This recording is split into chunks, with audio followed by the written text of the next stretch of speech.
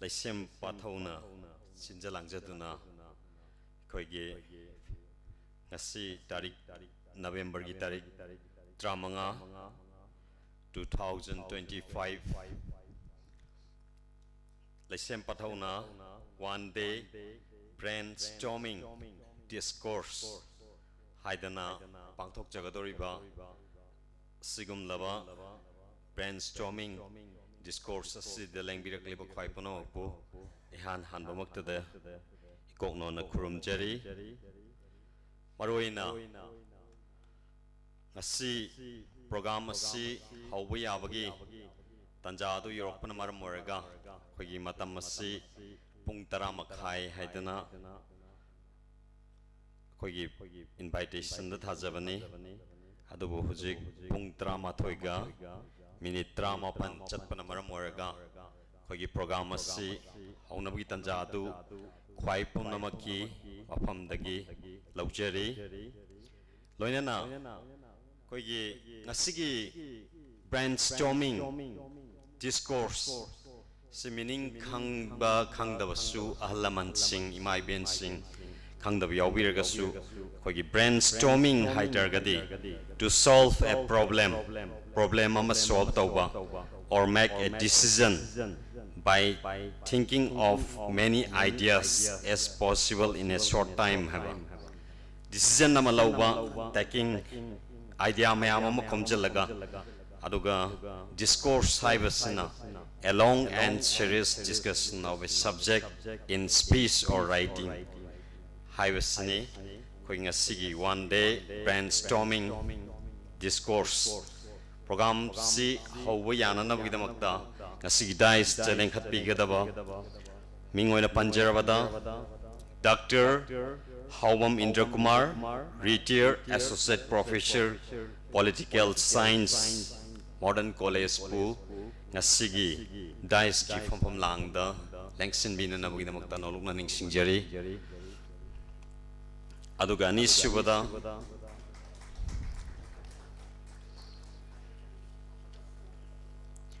adugani subada mingoina panjarabada koigi tamo Hemant Kumar Ningomba editor Whale Kati gi editor obiriba tamo Hemant Kumar Ningomba basu dais challenge khat pina nabagi damakta ningsingjari aduga hum subada Asang Kasar social activist hogjimak mahak lambi da lakle habagi pau organizing committee da pau pibirei aduga makha tarakpada Hijam Chandra Kumar advocate busu ngasigi dais ki phom lang da lengsin bina nabinam tanoruk na ningsingjari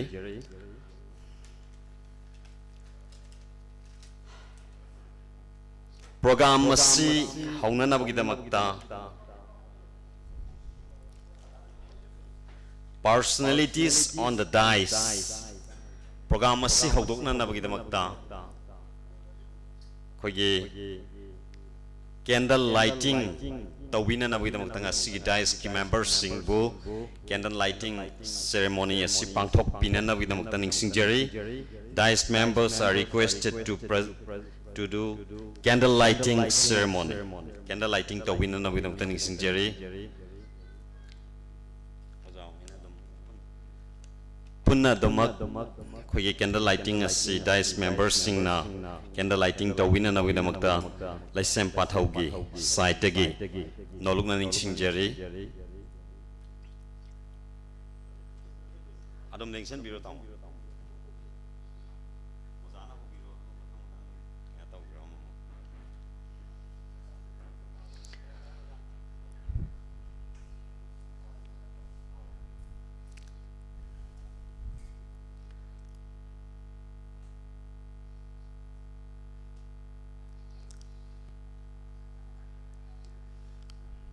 mayam hauba kubak amamam tang kubi nabgidamakta nolukna ningsingjari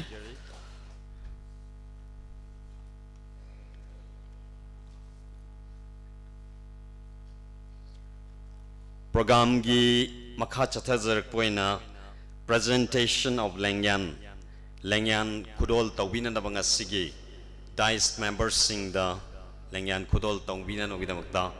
Kogi Lesem Pathogi Tomi Singh na Loinana Kogi Lengbirak Liba Tomi Singh na Lengyan Pikudol Tambina no Vidamakta Ningsing Jerry Adugo Marak Tatna Kogi Ngasigi Mingo na Panjarabada DICE member Asanka Sir social activist Pusu Asigi Lesem Patho na Sinjeri Batrom Asigi DICE member Oina Langsin Bina no Vidamakta Ningsing Jerry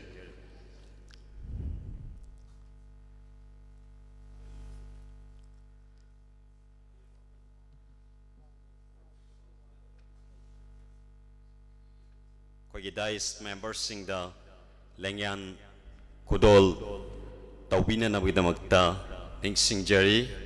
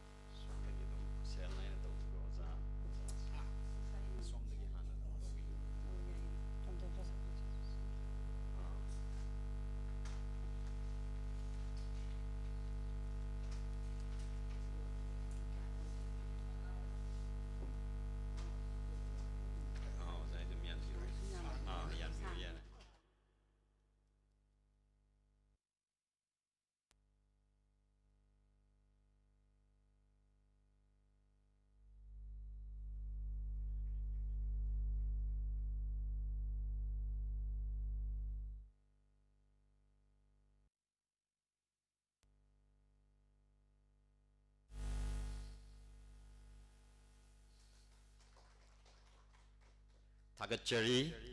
Kogi Lesem Pathogi Tomi Singh Loina na Hojik Lengyan P Kudol na Vidamakta welcome address Bibina na Vidamakta Taram no Pugi Wafam Tambina Vidamakta Yamba Athokpam Lanthaba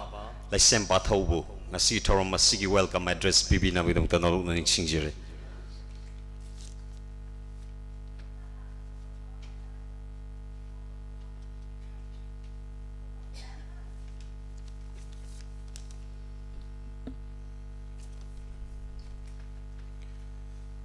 Ahan Bamaktada Lamdam Sibu Kunbiriba Ibudo Ibendo Anibo Iko no Kurumjari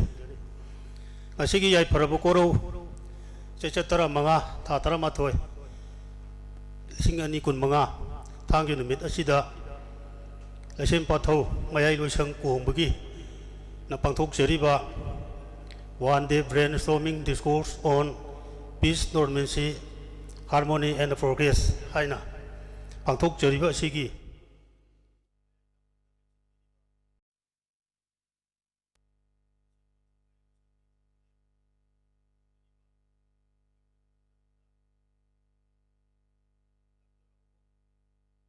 Kumar, Editor, Associate Professor, Political Science, Modern College Bu, Taram no Oksiri. Matangda, Hemantu Kumar Ningomba, Editor, Wail Katibusu, Taram no Oksiri. Matangda, Oyasan Kasar, Social Activist Busu, Taram no Oksiri. Luinana, Hijam Chandra Kumar, Advocate Busu, Taram no Oksiri. Luinana, Mark the Lixin Biriba, Tuan Basi, so sing the killing Birk Pussing, Amade, Morumapang, Ichinino, Selisi Kutimapu, Taram no Oksiri, Luinana, Electronic Amasung, Print Mediagi, Ichinino Sing Spu, Taram no Oksiri, Punamupu, Kurumjere. Tagachiri, Ayamba, Lanthava, na welcome address Tambikrabi Matungda, program in Makachatu Poina, keynote address Nungyo Warol, Tambina Vidamta Yamba, Rakesh Moirang Tem, Sinalemba, Laisem Pataubu, Asigi Toromasigi, keynote address Tambina Vidamta no Nishinjeri.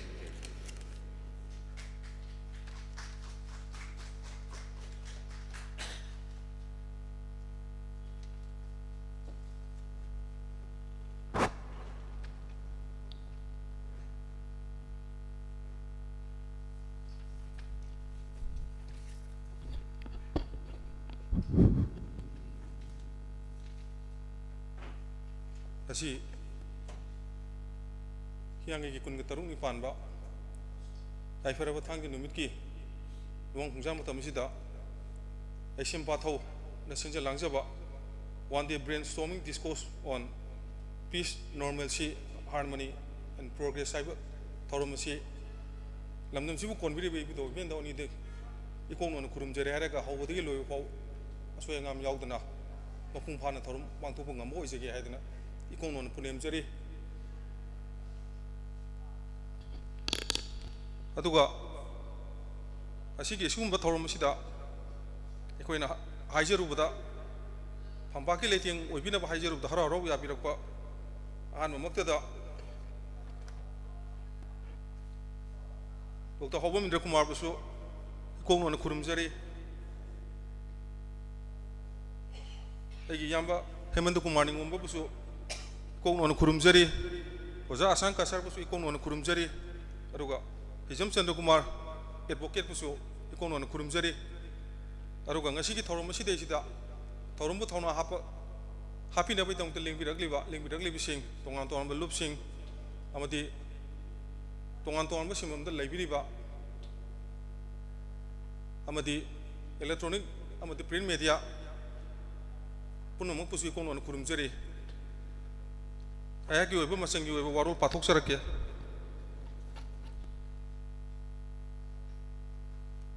Malingai matam dagi tayhau furup oiriba itai gi topa saktam amagi puwari leirami nation growth ki mami saung na taba ingthau pan bagi saktam ga loinana chalam luptin siam duna leipak miambo nungai yaifana ingna tabna Leiram bagi mami saung na tay. Tarani pan suba sahi sagi mayai chan bada Hindu ka samnaram badagi say thiang phang ba hauki. Sangom noni peti shot nganu sari ibema. Laining lambi thugai rak pagi thorum chathaki. Lairik puya sing mai thadok tuna manghan ki. Samna hairabada pokpa siba luhongba tabak thorum punamakta Hindu gi sanabida namduna tahon ki ito mian sasing mari atat akham leitana sangsil lakpa horki thangna ba mikupta British ka samnaru badagi lengak longi ning tamba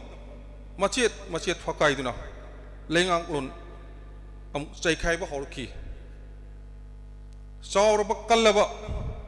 matam amagi British na yok tuna thamlamba saur ba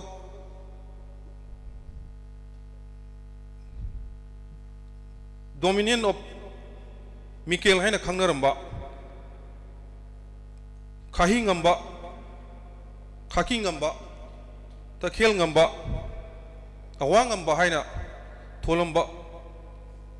adu sanglaba British thoksilgi makhada pak chawhraba lamsing mathang mangtharakiduna asi ori saktam si oiki tengtha na khangduna lerbu singbo hena nungaitaba pangal lausing thongamdana taksi sonduna khangki haujik tak khwaidagi maru oiba paukhum ngairiba wahang singdi karamna kamdongna kaidangwai ing tapa maisa langdaba leitaba apunbagi saktam amagi punsirol siama ngamgadage globalization matam sida laikut lairai da lairingai gi matogum akhuba mithiang da homeland greaterland dreamland fantasia haiba sidi ingna punna hingmina ba haiba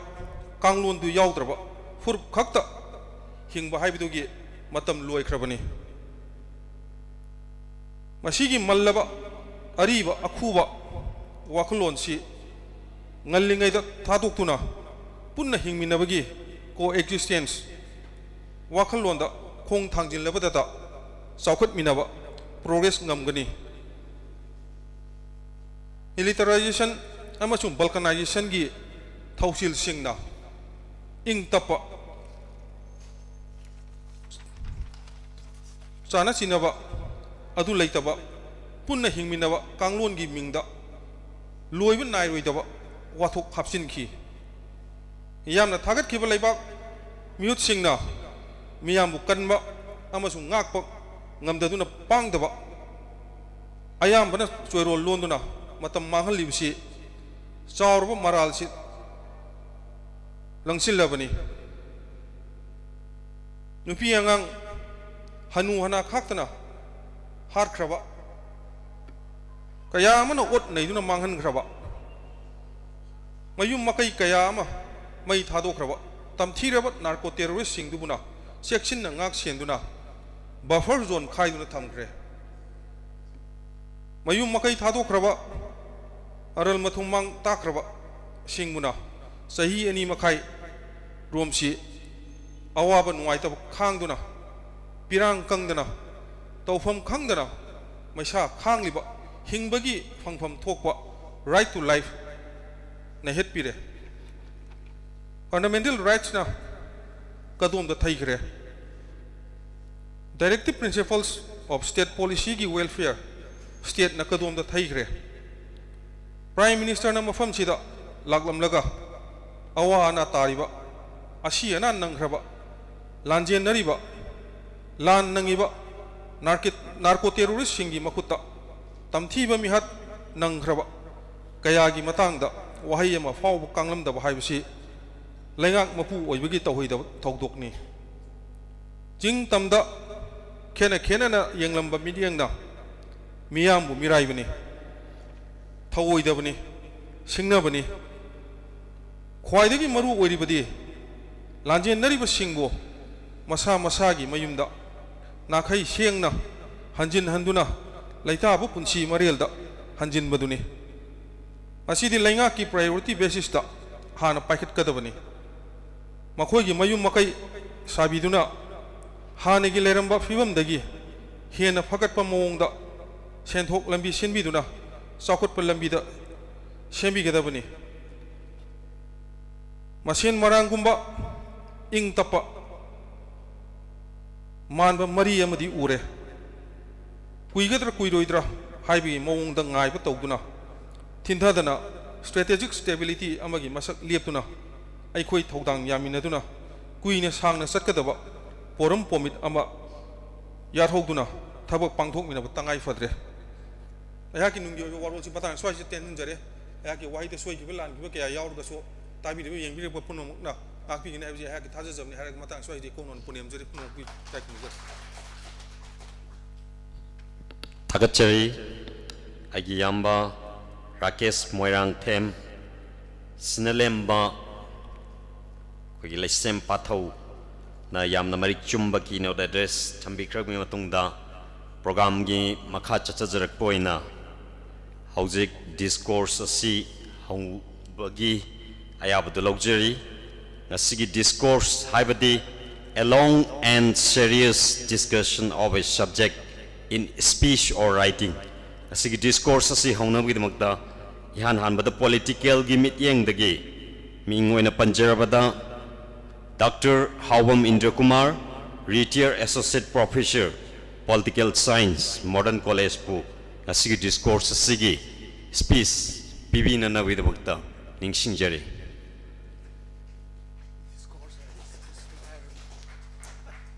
discourse this speech to her no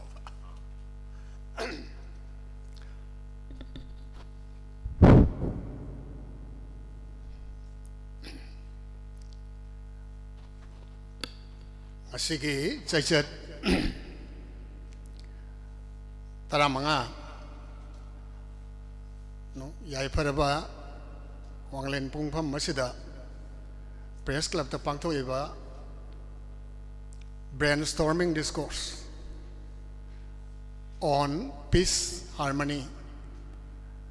normalcy and progress. Progress haibama maningda iroi loibagi process ta thamisi masi yauna maru oiba mani adunani progress si aikoina nainaba matamda yariba makai masi yauna naina haudragadi progress ebasima yaudragadi mamangda leiriba peace, normalcy and harmony ebase kedawaidasu magi practical point of view dagi phangmanga moi miyoibena pami basi progress ni aduna matang asida ngasigi koigi discourse asida mapungoina wangang bigeda bai batare dais da pambiriba aigi oi thangmade leiriba ngomba Hemanta Kumar senior journalist yamna experience leiraba journalist amani well katigisu editor ni mathangda asang kasar yamna popular oiba miyamna masa khangnaba leibak sigi haiba tare ko state sigi yamna maru oiba social activist amani thawai yamna yaujaba apun magi saktam si mangdana bo honabada thawai yamna yaujaba mathangda now advocate oiriba koigi yamna su participation tawkraba discussion award karida contribution yam tawkraba low point of view dagi adugumba now koigi Chandra Kumar haibra ai kaw Chandra Kumar mari makpusu ahum makpusu ai nangasigi koigi pampakta lengsen biriba ahum makpusu ai nekai kumna butchari loina namangda lengsen biriba silinau marumapang ichisan civil society singi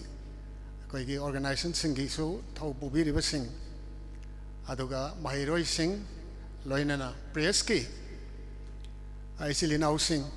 ngasigi thauramasi damakta maruoina koigi YouTube ta thadok kadagi damakta koina live oina lobiriba komai gi isili nausing puna mapuso aina no long nei kai khomna bochari hauzik si yamna nungaita ba haigadra amarom dana mo masi nungaita bagi expression ne mathang dai koina yana nokning ba haigadra comic oiba sina lenga kiniko political point of view dagi masi loyane khang khang na raba wani akhang hai taba angang no bi loyna mak TV watch story ba khuding mak newspaper pari ba khuding mak hairu de na kanade masi chinna ma pali haibagi pangangang ba na kongo pali na pangta ta ba pangyeng yeng ba adugo rom da koina satki bagi wani madu natabi da koina yamna kopna minutely discussion to yaba naina ba yaba political gi oisano rajniti oisano social oisano economic oisano saukhat lon gi matang da ko yamna kopna naina ba yarba matam amana ba kari gi no hari gadi sahi ani makhai rom chawrak na sumaina sum namzan dana thamba sigi hujiki leiriba mongse namzan dana thamba kawi ko aigi interpretation ne masina namzan ba di namzan basida toleration taw haidana khango namzan lise no yadum khango sel wale sen pini mioi ba se sel ngaktan hingba ya de oni hingbagi maha moral sense changada bani moral sense yaudraba society amada namzal laga suppress tawraga thambado sina political view dani ko aina hujik puthok sari isina madugi miyeng da yeng gadi sum naina rakpa matamda masigi wakhal si pop tare khango wa dabadum khango sel pirkani sini ko hujik lairiba ai koi gi miyeng se picture se हौजिक की picture से सिनेब Maggi 23 दगी Maggi 3 दगी तौरेब फिबम से हौजिक सही अनि मखाइरोम फाजलबस मसी अखोइना नैनबददी मालेमगी यामना साथीरे हारिबा मियोट मिने याम कल्ले हारिबा Africa से Africa दगा तौरंगद्रा अदुदी अखोइना कुपना नैनरगा अमुक खंगबा ताबनी अदुबो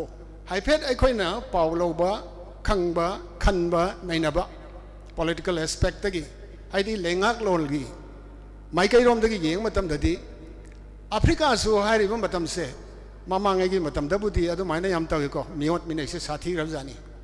पूरा डिक्टेटर ने आइना हारिसी फैमिली की ओइरसनो नुपी अंगांगी ओइरसनो मदुना अतोप सादम the सख्रेको Madhu भावदा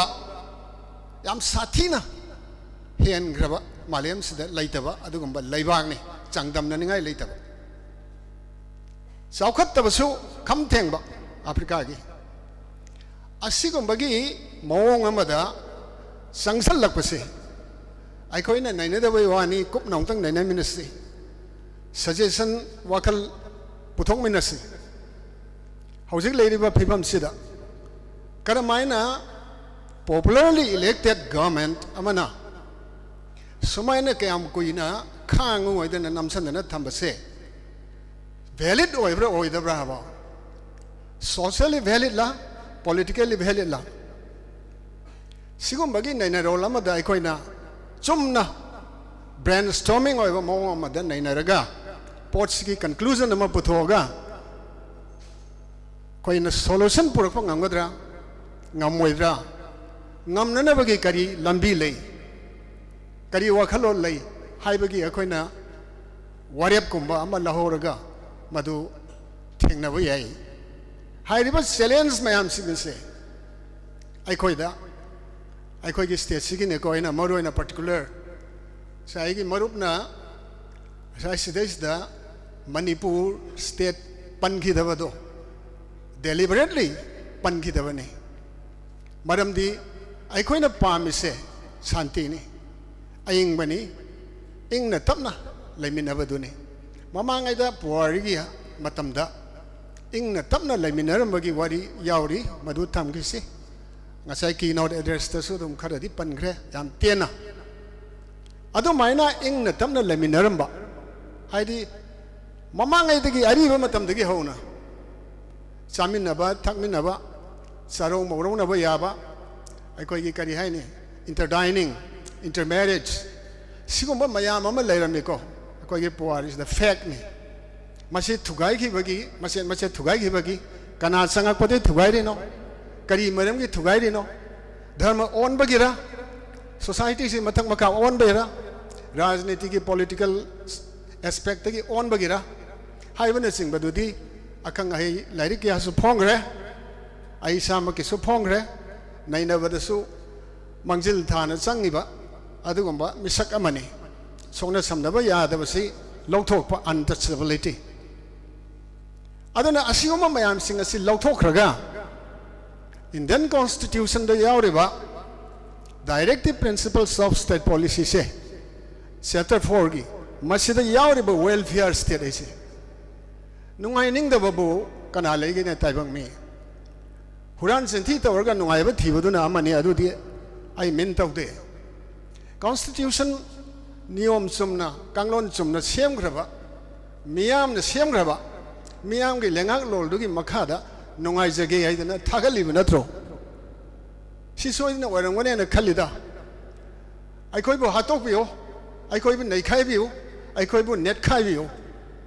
haidana thagat padi oira moya ba mihutsi aya ma matamda objective se election gi haigara mayamna hojik yam toy haina reba miyam gi lengak lol democracy hairisi democracy sida demos khakta ngaire status yaudre crazy yaude ko adugi maram soi loino horen matam phangagadi explanation tawjarake aduna masigi hojik oiriba फिबम से सही है नहीं मकाई सुचलाव से मस्जिदी tolerate तो उंगा मोयवानी का नाम तना कना न खांगम दो इनो नत्ती ने नसाई की आमत तो ले Riba upper most layer the ले Riba decision making process ตยาวริบะก็ไอ้น่ะปันนิ่งเดินส่วนได้ไอ้กิตามลงได้พุทโธปนิโกแต่เชียงบดีมวยกิมามิงมาท่ากันด้วยสุปันปันนิ่งเดียวะสิกิ democracy เซ่ก็ไอ้ที่ largest democracy นี่ in the world เลยนะ claim ตรงสิริบมาคอยดูไอ้มามิงปันนิ่งเดียวในเรื่องก็ดียามน่ะมวยกิพัดแต่ว่าไม่ยามมาปีบ้าพัมตินัดตีพัดแต่ว่าไม่ยามมาทรกันเนี่ยวะสิ่งในดีบันนี้นิวเดลีเดอร์การีเดอร์พัมมีบ้า professor สิงเซ่ Indian politics ยามก้มในดีบันนี้คุยสิดีมาดูขังเดียในนับเรื่องในดับเรื่องขังเดียไอ้เนี่ยคิดตั้งในรูปกีมามีคิดตั้งตาบัดนี้มายามกีมามังสได้นะทำสิ่งนี้สิมาดูการีกุมบ้าค่อยน่ะล็อกชันบ้าขังเส้นบ้างอะมากดี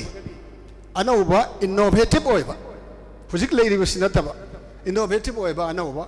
ว่าขึ้นโลละมาทอดมาทอดไปใหญ่นะขันบัดกี้ค่อยน่ะสิกีมาทักแต่ปีรีบัด topic สิ peace normalcy harmony and progress progress है बस ना कोई की मनिंग ने था मिसी कहीं ना peace से इंग दुर्गति सामने आ रहा है कोई ना मशायाम ना लांगा गति कनाम तो सुवकल इंग ना तब ना लारिक पागे पाओ इमंग युम पान बगी लंबी ओगे ओयो सेन तान बगी ओरो मशा लांगा दी इंग दुर्गति तब दुर्गति कई दंग ऐसे थबक पांग बंगा मोया बस सिदी फेक निको हाई दर सुधु मैं हम लोई ना खंग नरबंग आगता नहीं फैमिली लोई ना पान नरबंग आगता नहीं मसीना इसम चंबा सोसाइटी की सोशल बीइंग अमो ओरबगी याम ना मथौ ताबा दो पीस से पीस याव दरगदी औजे अतोपदा लमसंजरोय इजराइल की अरब की तौरिबा को मिडल ईस्ट तौरिबा इंटरनेशनल एरिया दा तौरिबा से मसीदी होय अखोई की सिबुदी मधुग येंगनरुगबुदी यामना हेन चावरबा proportionally yam thina चावरबा पोसक अमा ओइरगसु अवाबा अनाबा असीबा मिहान मिपुन हाइबसिदी सोइदन मकी अदम वर्ल्ड सिदा चप मानबा माइ डिग्री दम लेगनेबा angang ama makok pik ibanga ama makok ta nungthang na thom da hatpaga asona sana na ba leite na sana na ba law la iba Palestinian kangbu sing do hatpaga attack tawt na hatpaga manai ba sa manai ba adubo ai khoina khangada badi adugumba tamthiba haiba tare ko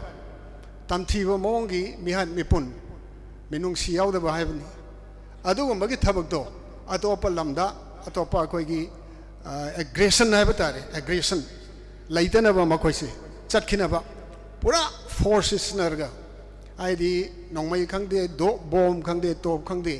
arai ba khulai means kuting mak sinarga moibu tanthokina na ba moi gi area do gi tanthokina ba honar ba bese ai khoi sida su tawri bese siga cha manaya ba degree khene bai wadani substance ti cha mane machang du kaino mitai yamsi tanthokharga makoina pami ba khuting mak to sing du do ro ma do ro tawri sine ne hoji ngasi ngarang da su nan dagi hona thokhi ba nati ngarang dagi ngasi dagi su dum thoi bani masi tanthok na ba hona risi aduna pangan ba phu ba hore aduna mitai dagi hendok tana sigum bagi yamna highly 100% communal oibase masi kari dagi thora ke habadu aikoi na nei ne chumme aba hana leram de nongda laran pakhang bagi matam first edi de leram de sigum ba mioi singse Myanmar rom dagi sanga iba kangbu si puari paba puari nei na ba mi dadi yamna laina khangani makhoi leram de aba makhoi de huchal laga phaujal laga in truth tawraga changsal lakpa and crosser hai sine ko changsal lakpa kangbu ne aba Myanmar rom dagi aduga narcoterrorism gi narcotics waiba adugamba mayai ka ba pot sing sinaba de yamna hai sing ba expert oiba hoji atai atopa yam lai ridana moi siguma narcotics tam ta sinade aba ching mai tha de yamna kari hai ni lairik hairam ba yai hairam da ba yai laisu di yam khang ya adugamba marum apang sing su yam lai moyon mon sang oi sunu tara oi sunu tangkhol loi sunu koi gi marum am su yawri ko ngasi phau sida adugamba gi ching mai thar ga popi thai ka kaisi ngasi phau da koi ta adri aba masida yamna indulge story se มณิปุรทุกายกันนะอินเดียทุกายกันนะมาดูดีมาคุยกับว่าเขาล้อลำเลยกันนี่หุราลักก็พาวส์ลักก็จังสลักก็สุดเลยเลยรำแต่ว่าพอโตเลยเนี่ยนะว่านารักพวกที่ process มาคุยได้เลยดีว่าเขา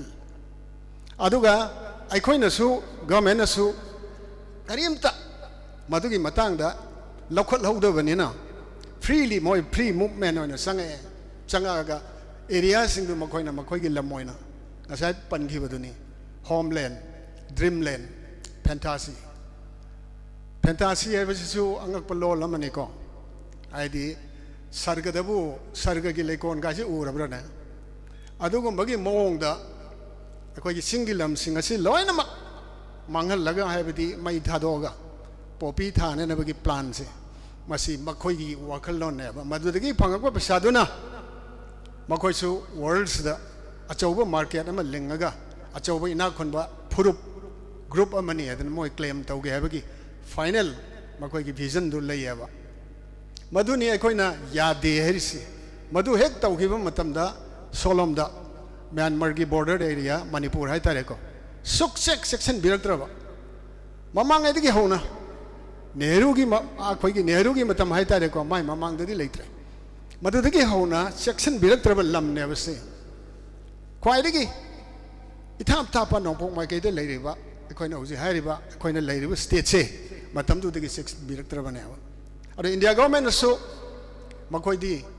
มาไทยได้ตาบะคุย tribal groups นี่ไอ้ตัวน่ะแกอากันน่าสู้ interest เราวิเดียบมาดูกี่ขุดมยามเลยคือก็เสียนฉันหลักปะเมียนมารอมตะกี้เมียนมาร์ดี military จนตานี่นะมาคุยตะกี้มีวัดมีในดูซีนีมาดูตะกี้ยังบะขังบะตาบะสุยองวันนี้เนี่ยขัดเลยมวยกี้เจลนี่ก็การตัวรีดูไอ้คุยกี้คุย police กี้บิดก็การนั่นเลยนะอาดูกี้มาพัมดูได้เลยหรือว่า area ดูแต่มาซาเซ่เลี้ยงบ่าวสันเดาพัมมาตัวนี้มากี้อามังก็ใช้ตกสันบ่อามังไม่ตกสันบ่ร้อยน้ำมักมาดูมันนุ่งเดินทำมาก็พาร์ก็ทำนี่อาดูได้เซนเซลูบะก็แกมาคุยกี่เสียสังเกตตัวนี้เซนเซลูบะพารูบะกังบุตรดีนรกจับมันนะมวย treatment ตัวเองมีไว้บ่ไม่ได้ตัวก็ได้บ่ treatment ตัวเดียวมีได้ชาได้ตัวก็ได้บ่ treatment ตัวเองmilitary จนตานะเมียนมาร์กี้สิวบ่ต้องนะยังให้เดบ่ตาให้เดบ่อันต้องเนี่ยตุกสักครั้งให้ไปตาเด็กก็ despicable เลยบ่ปอดสิ่งสิมาคุยสิเนี่ยบ่อาดูข้างบังอันเดบ่ตะกี้ตรงงานบ่คุไลไปนะคุไลเลยนะเสียมักตันก็การินกีกัสเซียนกีกัจฉินกีเลยดีบ่ไม่ยามสิ่งตัวเลยนะคุไลไปอะไรก็ military จนตากี้ไม่ออกแต่ลาลาหูฮีบันนี่ดูบ่มาทำมาได้ไม่คุไลเลยท้าดอกตันนะงามข้างบังอันเดนะเลยนะมัก surrender ตัวตันนะ 10,000 เห็นบ่มาคุยกี่ revolutionary army สิ่งตัว surrender ตัวตันนะเมียนมา military จนตาได้อะดูไม่ตัวฮีบันนี่มาดูกี่คุไลสิ่งตัวขนาดกงบ่หุ่นกี่ group สิ่งนั้น procure ตัวมันใหญ่มาดูดีไอ้ปันนึงดี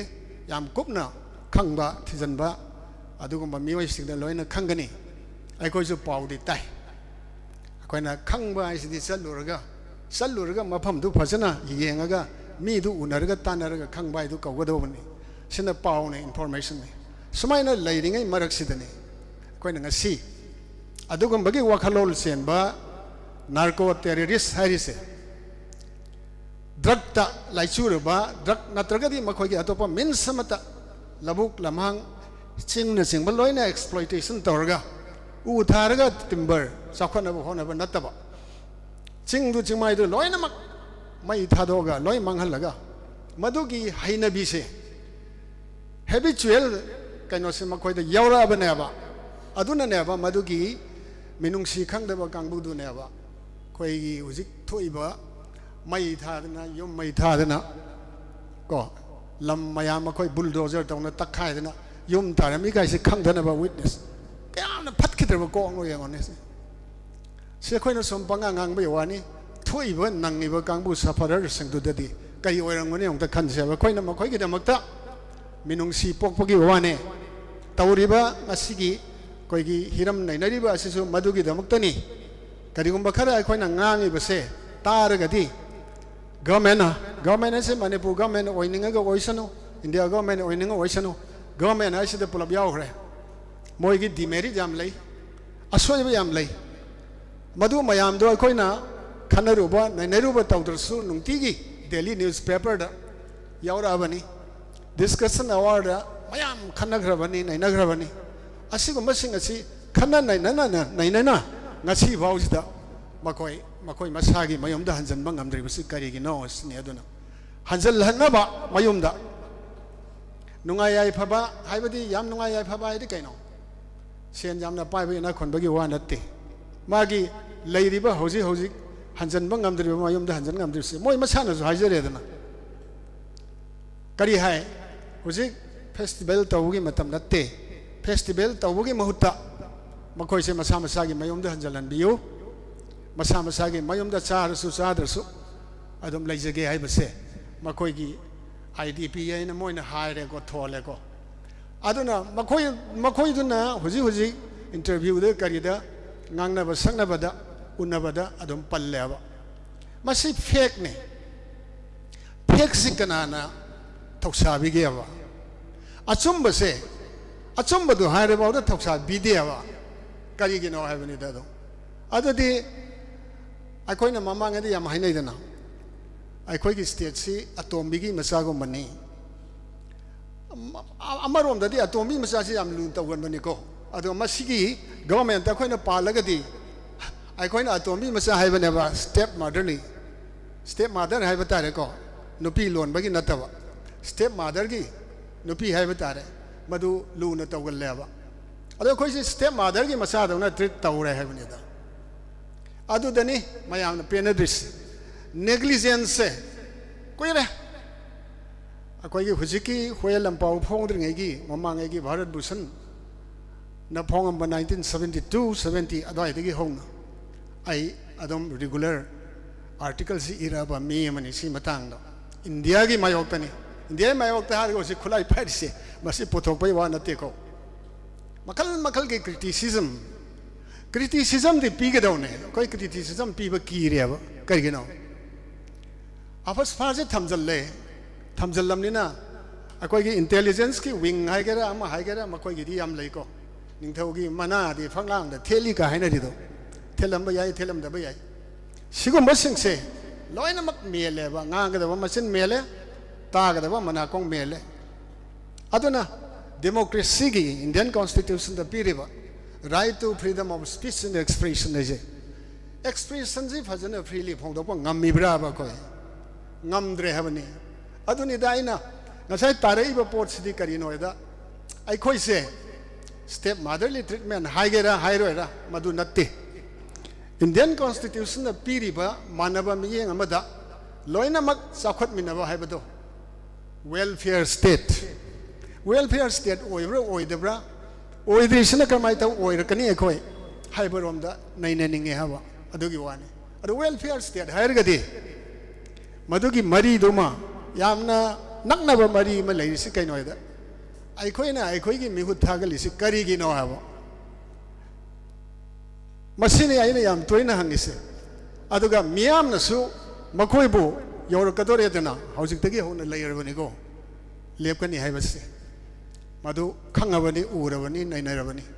मधु मयाम सिंह दो मधु की मनुंगदा अफबसु दुम यावरबनी फत्तबसु दुम यावरबनी लेप कदोरी से हाने लेप खति नत्तब Senior Indian politics ki quite demerit is Karino, Adukanana Thongi, Moina Natti Aduga, Sina Nakalam the Naktang Tangisi Adugi Maraksida, I am mentioning is Kanagi the Muktanova Akoina, Bot Karyaga, Miamgi the Muktan, I have a Togani Hedena, Kalaga, Songtorini Dena Adu that Tadarini Dena, when Wasak Pado. अकोई की platform the car का वांगांगी promise मयाम मंगांगे वासक पर मयाम high हौसी वासक पर मयाम तो काइस खरगे नुंगसित त lion तिन grey microphone नगांग बदगी नुंगसित त lion मांग रे करी तवरगे बा मोय वासक मयाम दो हौसी से दोम न्यूज़ पेपर पाबद लोइन खंगने दा आइना हाइदरगसु इराय लाइबंग आक्तने हानगी पेन पिक्चर दो अदुम पल्लगा सोईगिबा खोटगिबा मयामदु लोइने apology amta tawroi tainani kanada voter singda สิลาเลยให้บันยดาไอ้คนน่ะบทท่าเดริเซไอ้คนไล่บ้ากีอปุ่นบ่อยนะไอ้ยังขัดตั้งหนุ่งไงเกมีขัดตั้งหนุ่งไงเกไอ้ตัวนี้ไอ้คนน่ะบทท่าเดวันนัดเตี้ยวะ electoral politics ใช่ดิสิมาโดนตัวสังกัดวันนัดเตี้ยวะอะดูนั่นนี่ขนาดแต่ไหนก็ได้น้อยแต่ไหนด้วยเสียมวยแต่ไหนไปยารวยวะบทการีบะมันที่ไม่เลยสิ่งเสียมวยแต่ไหนไปยารวยวะการีกินเอามวยบุกขนาดนั้นทากัดเกี่ยวะดอกพัดตบมีสิ่งดูกันด้วยทากัดลินเอาสินี่ควายที่มาดูอะไรพอยน์ดีทากัดลิบดูขนาดเอาวะอะดูนี่หุ่นจิกสิแทงในรักขี้นี่ยามงังขี้บะยามอีขี้บะมายามสิ่งโตมวยยาวรำมาที่ไฟเย็นขัดลิมวยที่ยาวรำดับที่ใหญ่อะดูบุหุ่นจิกสัลลิบะไอ้ที่หุ่นจิกเทรนสิมาดูมาคอยได้ดินัดเทรวะอะตัวพ่อมารำได้ใหญ่เรียวะอะดูนะเป็นพอยน์ตัวบุตรอะไรวะเด้อสายกี้ข้างใบในนั่งสายมาปั่นขี้บะดูข้างงอนะให้ยังเบาข้างเอาหักสิเบาข้างเอามาเชื่อมได้ดีหุ่นจิกหายดูนี่นะอันนั้นอุปสรรคอะไรมันลานี่อันนั้นอุปสรรคอะไรดูลากะ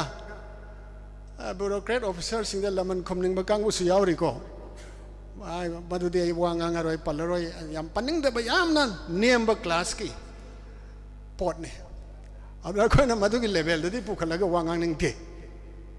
มันเดี๋ยวอิสุขนาดไหนรู้บ้านี่นะ political science เอาแต่ไอ้กี่ own theory มาสู้พูดไว้บ้านี่ value based political culture เลยนะกันน้ำตั้งแต่สเดชเดอินเดียเดี๋ยวพูดทุกข์ได้บ้าหลายเด็กตัวอย่างตั้งนะ politics of democracy in Manipur เลยบ้าลูกปาลิสิงห์มันก็จ้ามาปีบ้า article ไม่ยามยาวบ้า college ว่าจ้า university สิ่งที่มาดูได้ไอ้กี่ปอดตัวหุ่นจิกิโดยาวริวันนี้มาดูกันมาดูกันน้ำตับปานิงเดปาสุปาเดตันสุตัลลีไหนสุไหนนาเดหังสุหังเดการีโน่หุ่นจิปามิเซ่บอดไม่ยาวเลยอะตัวนั้นมาดูกี่ politics สมัตตะวะบ้าบอดไม่ยากี่ politics ที่ใครเนาะเซลอาดาอามาลามิโดน้องตับไตปูรกะระบุกลำหังลอยนะปุ่งทุ่มมันละกะคอยกี่พาวกาสิลอยนะมุนละบ่ไม่ยามลอยนะปัตนะปมตัวนั้นนำทีตัวนั้นเต่าตัวนั้นยามอุลิดูนี่คอยกี่มาดูกี่โพตุปุระมากลามีบ้ามีดูนั่นเนี่ยบ้าเซลไซริสิเซลตัวนั้นนำเธอก็ทำมาไม่งั้นใช่ suppression นะริสิมาสิบุไล่บ้าอามากี่ควายกี่สาวะเลงักอามากี่มาพูดมันน่ะตัวผมถกประหายบันนี่มาดูด้าอิเรียนนะนุ่งไงนะมาดูกี่ว่าเขานัดตะบัดนุ่งไงนะไล่ดีบ้ามากี่กรุ๊ปตัวมาดูสู้อังกป้ามันนี่สิ่งอังกป้างตัวนี้คอยกี่ democracy ตัวนี้ไอ้คอยกี่ไอ้ดิสเตียชิกี้ให้บันนี่ก็อัตยี่ดีไอ้ขังดีอาสมัยนั้นคอยนะเลงักโลลราชนิติในนวายเวสไอ้คอยหุ่นจิมาทำจับจาระบันนี่การีโน่27ตัวนี้ลากตัว elections เขาจุดเด็กเขาในอิหร่านเขาระบันนี่อิหร่านตัวไอ้สามหักแทงนั่นนะแทงนั่นระบันนี่ยาวระบันนี่อาสมัยนั้นตัวริบปอดเซ่มาสิไอ้คอยกุบนั่นในระกะการมาปารามไอ้คอยนั่นตั้มบิกเด็กให้บัดนี้มียามนั่นนี่ก็ไอ้คอยให้บัดนี้ไอ้คอยนั่นมาดูไประกะนุ่งไงนี่มาการอดีมาดูไอ้ระดีไอ้คอยนุ่งไงนี่ใหญ่ฟันนี่ซาบัดทับกับมารังไกนี่ไล่บักสิมาราตับนั่นเองนะปุรุษพงศ์วันนี้ให้ขัลลูร์ก็ปีรีเนี่ยว่ะมามังตัวสุดดูเนี่ยว่ะอดูบุงามเดะเขาจะส่งงามเดะไม่ยังกี่ดีไอ้คนสิบอดอะไรกันนี่ไอ้คนเนี่ยบอดท่าเดินก็ก้าวขึ้นไปเนี่ยไอ้คนบอดท่าเดินไอ้คนสิบอดอะไรคนสิมาสินะอวาวตาร์อวาวตาร์มาทำได้ตัดปัดกี่มองได้เชียงคดีเยียงบะเย็นบะอินช่างนาปีคดีเย็นบะพิโรนคดีเย็นบะตัวก็ไม่น่าตัวเรียหายก็ที่ละนายอังกฤษมาสิงห์ตัวแต่ใครดีมาดูมาเตียงปังมันนี่เนี่ยเราเสียวไอ้คนน่ะปามีดีดูนัดเตียวนี่ดูที่บัลค์นัดเตียวอัตโตปะขระขระกี่อ้อยบะมานังอัมบะเอเรียดูดะปุถุกะมาเตียงปังเสียวันนี้มีอ้อยบะกี่มาเตียงปังใบภาษาเสบาตะวายภาษาลายมาคิดทับกนี่นะหายน่ะบะกี่วานี่ไอ้คนน่ะปามีดีมียังดูพิจารณามาดะลายรีบไอ้คนน่ะปามีดีกันเนาะลายบ้าตุกี้เลงักปะสุกลีไปหรือว่าสักทีไปหรือว่าตัวบังอัมบะให้บะตาเด็กก็มาคุยนะส่งทัวร์ก็มาพี่ตักขัดนะน้ำไม่ตักขัดนะกันนะเสียเลยก็งำนั่นนะบุหัวนักเดาเนี่ย ngamna ba hona ba di labuk to ko mo hai banati politics ki ni aina panjari ba pot politics ki damak ta makhoi da nam han tawrise nam hawai di kai na khoi na amarom da hairaga hang ngai ba tare hang koi hang lai na sanabam lai bane ba mela ga makhut masa hai do mathwai di yaw da ba soulless ai khoi ki kari hai tare sanapot angangi adu maina tawdo madudi yam thina democracy ki meaning leitre hai bane wani ai khoi na puthoi sidi ana democracy natre ba sine ana ai gi concept tadi democracy natte mase ai khoi ki kari hai tare senjau pai ba mi mabuk phabadi yam sawa mabuk di super phataba madugumba koi oligarchy yebedo oligarchs singna pai ba shakti se yengune uzik ai khod bam pisege lala lali adum haibiro chumma chumi ena adum khoba khobiro hauzik se oligarchs singna pala bana ba college ki oja amatang phole pro university oja amatang phole pro ukilam tang le pro judge am tang le pro kanano le pi se vote aduda adum akoi khangna se wani aduni oligarch ai se bad intention wangang badadi good intention man ba thorkane ba mabuk manung da yauri ba intention tu kaino yam bad ta gi hello worse intention never makoi da leis bot ka da kasno ai tau ge yengo sinem aduga machin da na fazna hai gi na promise mayam ama paithor ka ne ba si aina hai ba natin India ki wanga ba university JNU ki Delhi ki laiba university mayam sing da lairamba professor social scientist ko shwai ki social scientist natya ko aina hai se adu di lawbiruno political scientist social scientist mayam lairiba India ki aina ani hom de hen lai ponte ko moi mayam do na irami ba lairi pire iba mod wakalol do koi nai na se awani adu buni asyang ba society da India government ka say line criticize taw khrabjane adu gi mawong da koi na nai na bang ama ba madu gi mawong da koi na sangjin bang ama ba adu war ga di koi peace ka kai na hairis maisha lang da ba peace se di maisha lang ba ya roi santi ne law ga maisha lang le di ya roi sa ba phang dra ba set ba phang dra ba ningtham jan se tum ba pham dra samtu ki kambal lai dra ba khang na ba mod lai dra ba sup na ba phajop lai dra ba ma pham da kari no santi hai se bo masi kana na provide ta ga ge hawani nong ma ge khoi na phangi si India gi standard square mil lai da na ayuk ama nungdang ama sa ba phang ba sa khom am ta war su ke su kai de square miles masi phang ba ngam ba du ne ba khoi na standard of living da yauri ba point khara khoi na khungat pata ra ga di adu ba phang dra bane awani square mil ma ba phang dra bane ba sa ba ada athap khungang da lai ba mayam sing si sigi phibam si da ne ba hujik sei ani makhai rom namjal laga thamai se aina namjan ba hari se suppress tor ga masi pheng ni ko pheng sida de mari yapa argument tor pa natraga kana to ba gi mathau ki su ta dre sianga bani masa na hari ba akoi na interview da karida ama mada haire ba potu ne ba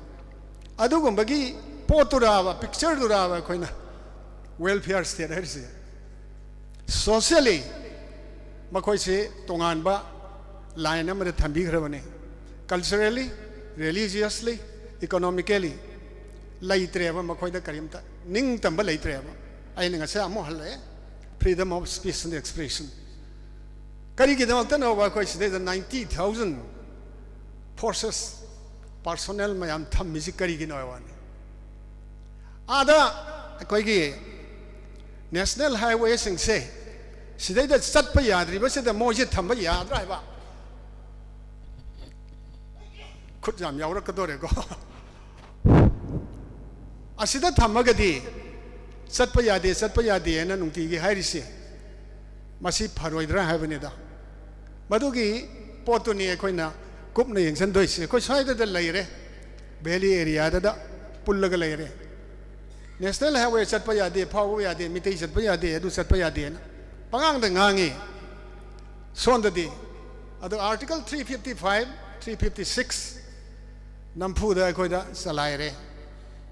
adu gi article tu gi matung inna ai khoi se central government na yamna ludaba hai batare ko aigi londa amada dayar ki harisi makoi na budi pande nainari ba mi sing na su pande dayar ki harisi lenga ani gi luchingba ani laiba state sida ai singa ke nangna tamga o ai bisi yabro si yabra ba sigi liraba parochial loiba liraba matamgi yamna chakhatringai matamda dictator singna sanagadoba system do koi sidai da pusale hawani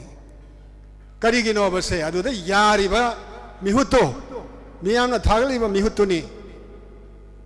ai khoina khangadorise khanthagadorisi kanano ba adu hain mada yariba kangbudo miyam ki mihut singdune aba du kanan thagat ke aba miyamna miyam ai se haibada yam nungai ba por amane bahut khomba yam nungai ba miyamna miyam ki damakta miyam ai se yam haiba microphone da miyam ki thabak te sok tau tau da kamai tau doi no election tu da kariba mi du di lising kun laibada lising manga kak phang mana ka bane wani majority ai se lising kun laiba constituency amada lising manga kak phang maduna ka bane wate duna yena khraga sibu kamai majority oi rino sigi system ga se loina tu gair ga mangal laga ai gi hojiki political thought amaina puthai se masi political culture ma koi innovative oina puthok tragadi yararoi haidana aigi wakal degi puthoki bane ba sigi value based political culture non issue based issue the based already state se ma a sahi lising kaya sal so adum issue di adum lairane ba si naina de ba amta argument amta pukalakte ba value the based of se ba value idi kaino freedom akhoi ge freedom right hojik tawrisi right manghan banine right manghan bane abas kana goma sumoto case lokhat pa supreme court na high court na tawba yai tawbi de kari no akhoi ga mari le na daba pot man ba makoi na atopa state ga or mari sumoto case lokhat kharna ba mi hali ba siri ba tawri ba yamna adu lokhat pa ya ba gi maram sa ba yam le ya ba adu lokhat te ba akhoi rom da gi su tha de ba akhoi na madu gi case file taw de ba aduna charge semba khot pa aduna mokoi koi gi ukil gi kari gi judge gi thabang aktani ko ai khoi na as a layman citizen na moina pami bse mi gi du khoi na paru re naina ru re haipet idea du loksal matung da sigum ma tawraga di ai khoi gi miyam gi favor da mi hujik wari ba nangi ba sufferer sing sigi favor da kari gum ba khara high court na supreme court na wari up lower kadra haibagi bhardi ga ma tar kadra haibagi wakal lorni adubu madusu akoi state sida di thoktre atopa state ka de di adum toramba yae nei khalle gi wakal asumaina ai koi na hojik thengnari se just now aying bai basma sulai leitre masi ai koi na karmai tawdana aying me porkata ge haibani adagi normal si haibasisu aying bodaga loina na normal si oina sang amada samudragi maya dedi ithak hoi ithak epom hoi adugumba ithak epom leitaba phataba hauthiba mihat pa mipunba adugumba singi ipom naidaba ipom leitaba adugumba normal oiba normalization of relationship purakpa mathang the harmony adu ani du leragadi peace and normalcy leragadi akoina harmony oigani haibane tinaba yadribasi tinaba yaba harmonious relationship adu leiragadi aroi bada lagto isi progress ne progress suklai leiraroi aina hojik haijari basine sigi train si sum leiraba ai koi gi singda hojik narco terrorist na injan bo oigara injan da bo oigara moi de amatani ko kuki hairo jo hairo loina mak amatane kaigina moi di asondagi lagpone Myanmar romdagi sigi original indigenous soiba nataba indigenization su to yaroi da homogenization su to yaroi da tongan ba top group amane ba makoidi aduna ne ba singi lam hangna leirisi sini ai koina ngasai politics ta nei narakpa matamda matamdugi lengak loi singna มาทำดูกี่ให้กันละหุ่นสิกี่ให้กันละเลี้ยงลอยสิงนะ neglect ตัวหัวเด็กลำเสียอีไรไรนะมาคอยนึกขุดมเส้นมังคับบันเนบกันอีกน่ะวะอะดูกันบ่เลี้ยงมาพูดเลยนะมาคอยนึกกระดูกกี่พอเรียนเด็กหลักว่ามีสิงนะกระดูกขุดมเส้นงำด้วยโน้สิบไอ้เนี่ยเลยเดี๋ยวอิงคนดูสมันขาดนะไอ้เนี่ยพัฒนาเซ็กชันงาก็ยุ่มล้นนะวันนั้นก็ไม่ต้องนั่นลันสันแล้วก็ตัวด้วยน่ะวะสิกี่ซ้ำๆบ่ประมาณขุดมาให้ตายเลยก็มาสิมาคอยนึกขังที่เดียว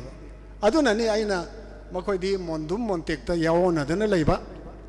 สิกุมบ่แพลตฟอร์มจะโทรกันแต่ไมโครโฟนจะว่างกันแต่มีอ่ะไม่ใช่แต่ปันบ่มายุ่มยอร์กันแต่มอนดุมมอนเต็กแต่โอ้เลยบ่มีอ่ะกี่เอาว่าไปที่ขังเดียวอะดูก็โทรก็มาทำต่างๆมาเดี๋ยวนั้นมีอ่ะไม่ใช่แต่ปันอะดูนี่ดิโมคราซีไอ้ภาษาควายที่โซลิบ่ควายที่ไอ้ปังมาที่ให้รอยก็กันว่ากี่ควายที่ political scientist ขนาดไหนนั่นเป็นสุดเลยไอ้ตัวก็มาเซ็งดูพจิตียามนี้ที่สานอะไรบ้าอะตัวก็ตาบัดที่ยามน้องไอ้ตาบ้า Fool's Paradise นี่ฮะสิdemocracy สิอะตัวก็บักกะดูมามังไอ้ตา 3rd century BC ตา Aristotle เลยบ้า Greek กี่พ่อบ้า political thinker ให้กันละ philosopher ให้กันละมานะให้รำบเลยบ้า democracy is the worst form of government democracy ยังไม่ใช่ควายที่กันนะฟัดตาบ้า worstควายที่กันเนี่ยฟัดตัวเลี้ยงอักลอลเนี่ยอะดูมาเนี่ย aristocracy บุควายที่กันเนี่ย best form of government เนี่ยเห็นไหมอ่ะสมัยนะ thinker philosopher สิ่งที่ตรงอันมาว่าเขาเลยเลยจะสู้ไอ้คนที่เป็น picture เสด็จพุทธละกันดะก็รำมาทำดันเอาไว้คนไอ้ยิงเวลาตัวริบะไล่ตาเวลาตัวริบะอะดูก็นุ่งสีจานันน่ะไล่มินาวยาด้วยสิก็รำมาทำดันเอาลำซีมีกี่หันเลยจะมีบะปุยาไล่ริกตาเจ้าเนี่ยเลยจะมีบะทางสิ่งไหนเป็นสิ่งที่ทางตินในโนเลยอะบะสิกรมายาด้วยโนไทเกอร์โรดก็การมวยเลยรำดาวนะมาพัมสิเดปอมดาวนะเมียนมาเดปอกมาค่อยนักการกิจมักตาสิกิลำมามิงสิ่งที่ทนไปกี่ฮักปีบราบะอะต้องมาค่อยที่ตาเลียบะ right ตาเลียบะสิจุ่มบราให้ปนิดาพนักงานพงเรียดูกันน้ำที่อิรักเตสิกิ against ตั้มแต่ยิงอันเดียว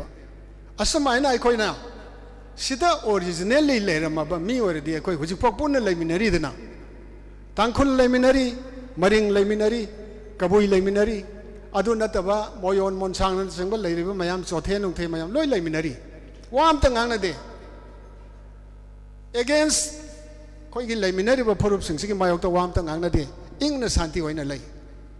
อาสมัยนั้นเลยมินนักเดบันนัดเทียบมวยดีมวยกี่ตรงานบะ separate ลำ homeland นะที่เสียนั่งก็ใช้ fantasia อะไรสิมังเดอุบะลำโด fantasia สิ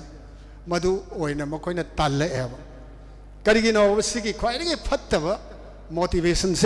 มาสิเนี่ยบะไอ้คุยน่ะยามนั้นตุกตจริสิ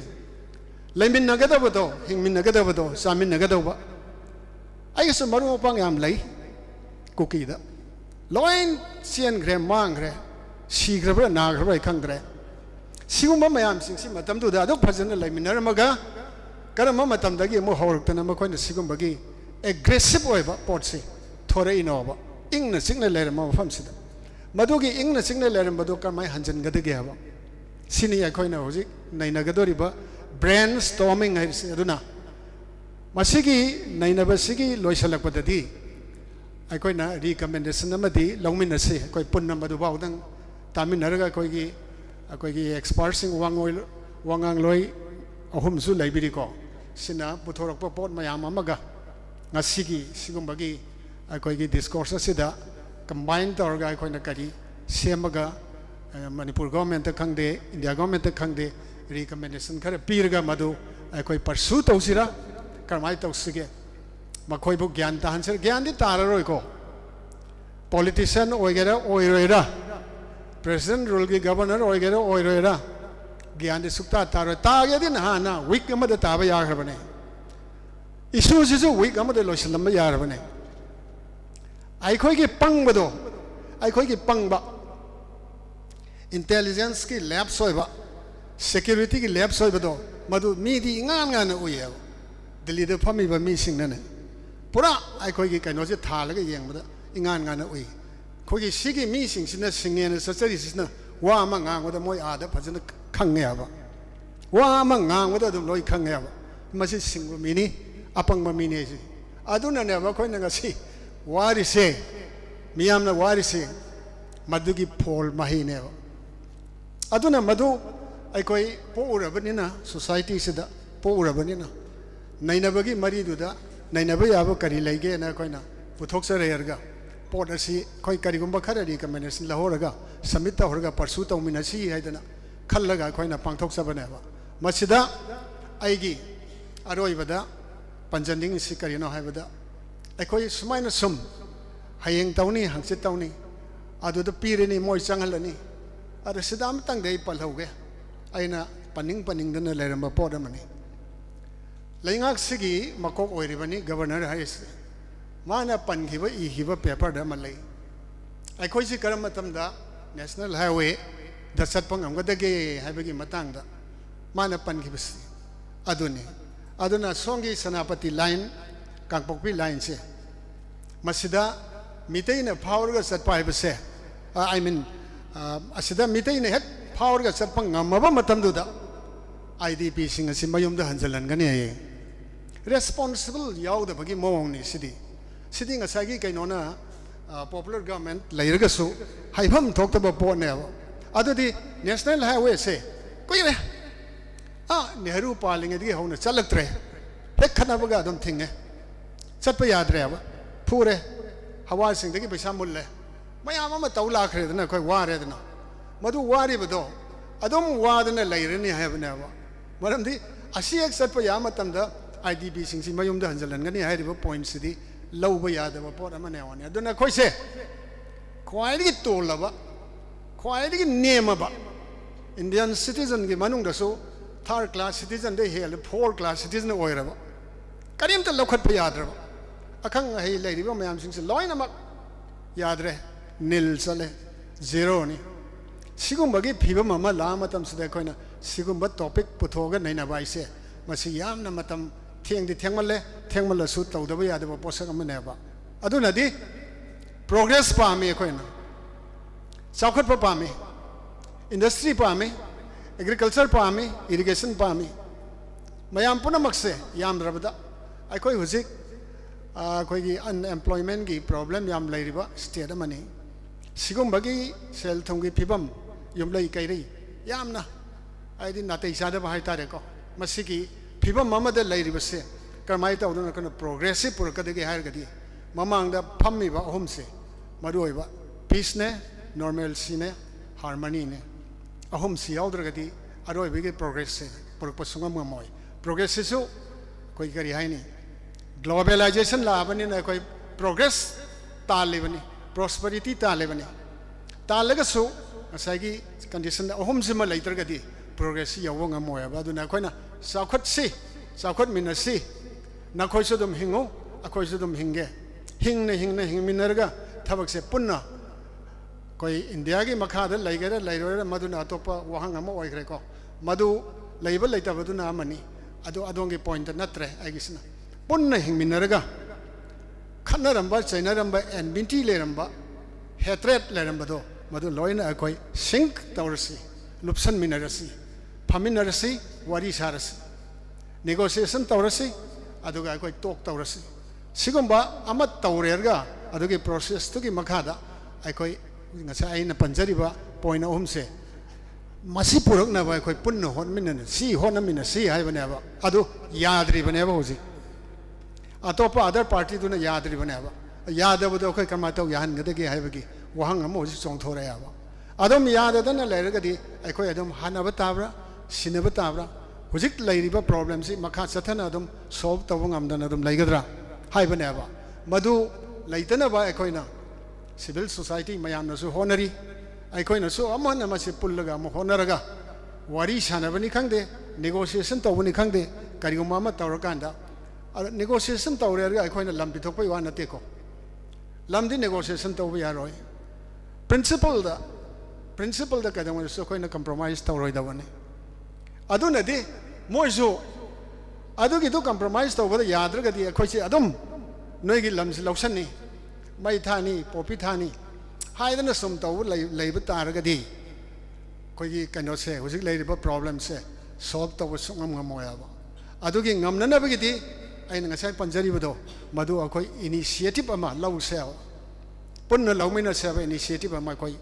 ngasigi phaminariba koi gi silenau marum mapangsing tenbiriba singi manungdagi so active role lawba ngamba songthokpirau aduga rajniti gi oigera hujiki makoi gi nakal namarom da lairiba yamna stubborn oibo kangbusi makoi bu stubborn oidanaba kari akoi wakal suggestion puthoga makoi ji wari saminarga tawbo ngamgadra natraga makoi se India government na pungloi loisanbara karino akoi suggestion amadi akoi puthoga masigi ingba tappa santi haise normalcy sana sinana laimina base hana ge dumaina laiba yana na base akoi khanamina si aduga sigi matong sida akoi na recommendation am laudorisi su akoi na paminarga masi yagadra yarodra oithokadra ibu khandaraga akoi government Center over yai, Manipur over yai, Masida Koina, submit Torga, pursue Tose, submit of Salamadena Tav, pursuit of Madugi, process Samagi Matungin, Madumina, Tomina Si, Hazaraga, I Matang Side Lotions again. What are setting?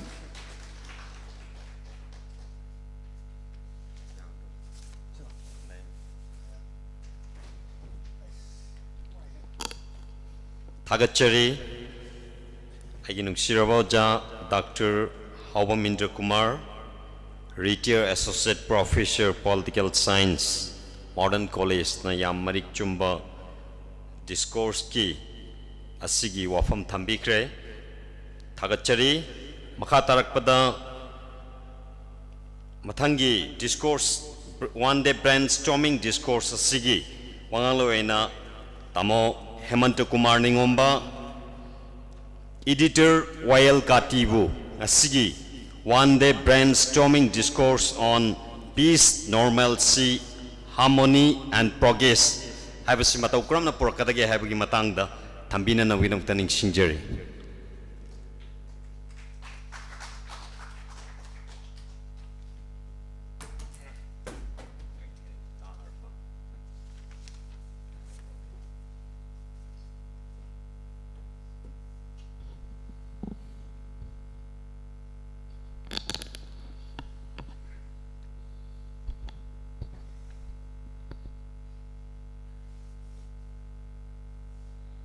Koigi Lesem Pato Kongba Infal Isna Sinbiduna Koigi peace,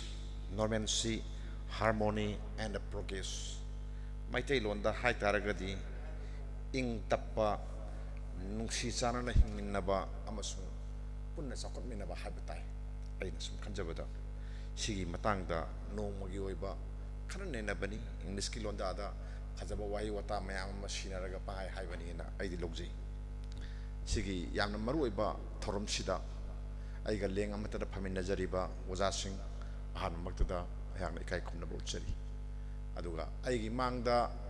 Linksin Biribi Palem Salabisu Yori Masap Maming Loinamuk Pandragasu Taina Queen of Palmi Aham Word Padagi Adam say Moisidum Sibodum Mayam with Tabak Toroga Labiri Wino Punsigo Ayahan Makada Isibu Kurumjari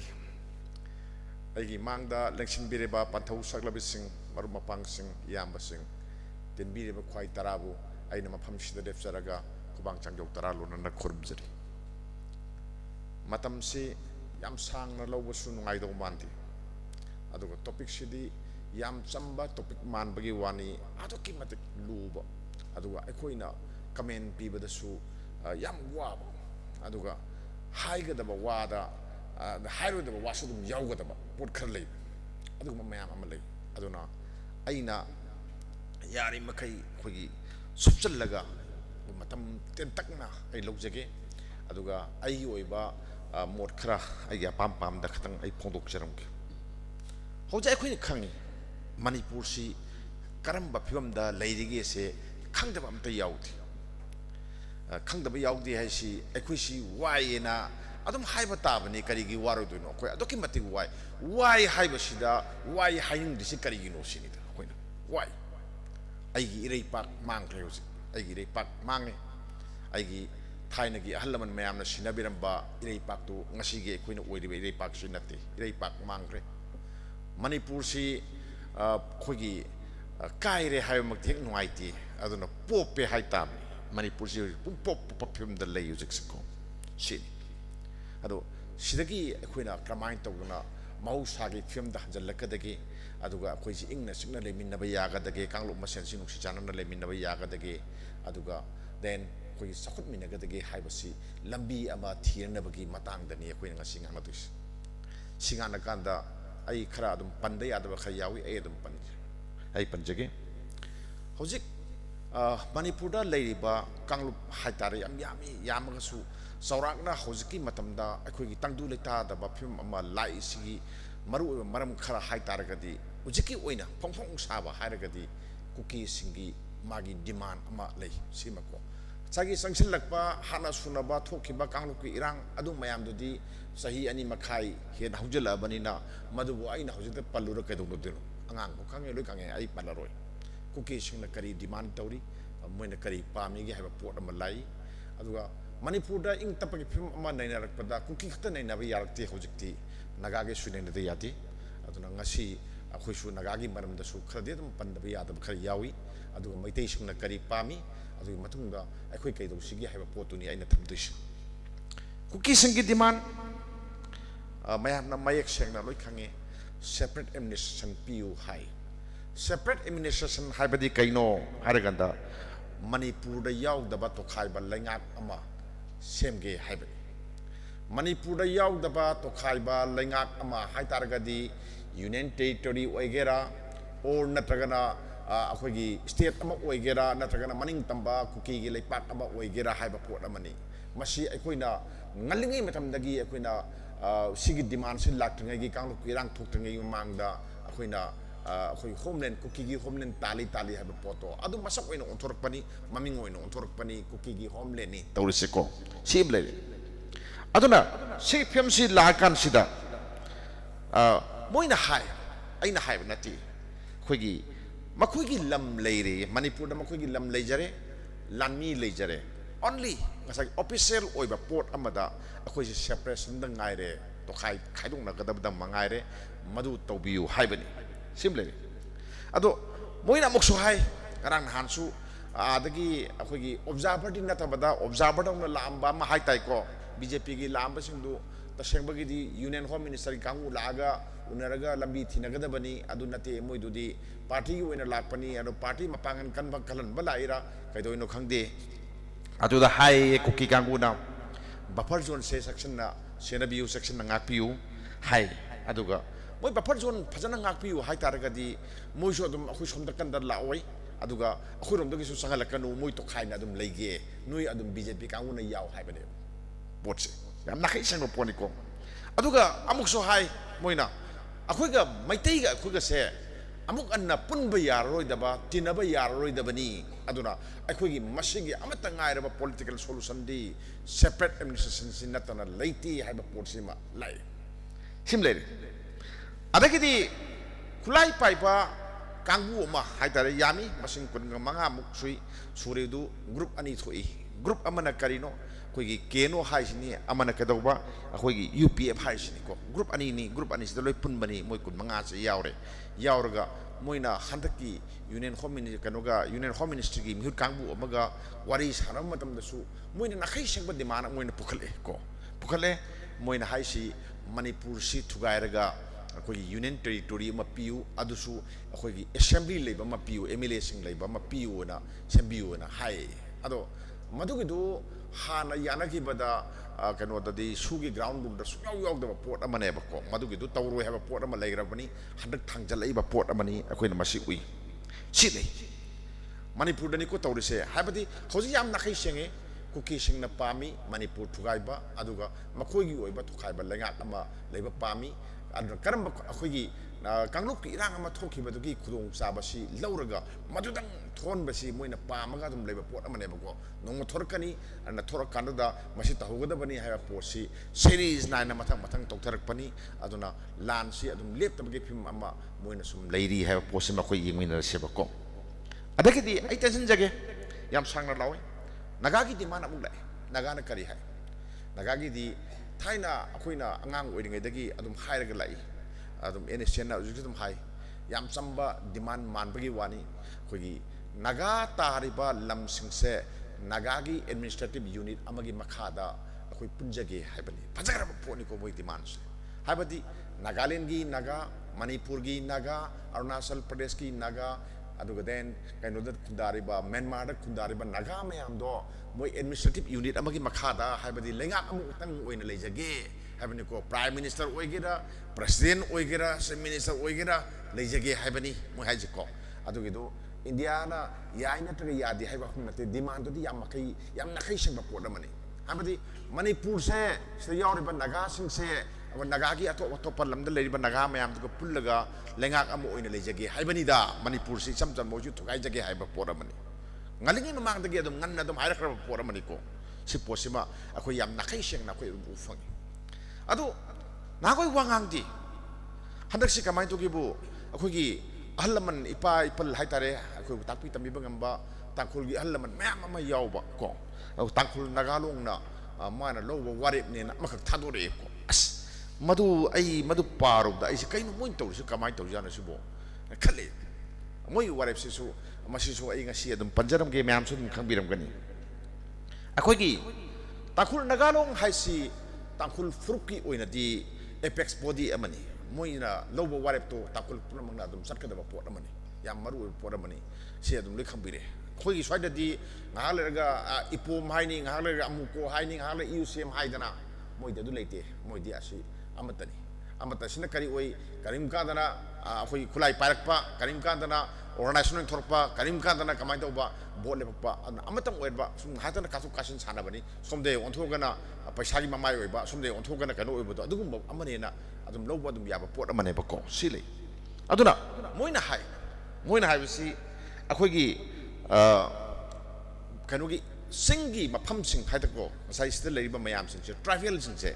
tribal sing sigi assembly hompu sit hompu MLA hompu sigi manungda kuntra mangadi tribal gi oigada bani sini ko moi lori warep se aduga lemhoriba kunga manga hompu gi manungda ni ko hainari se natra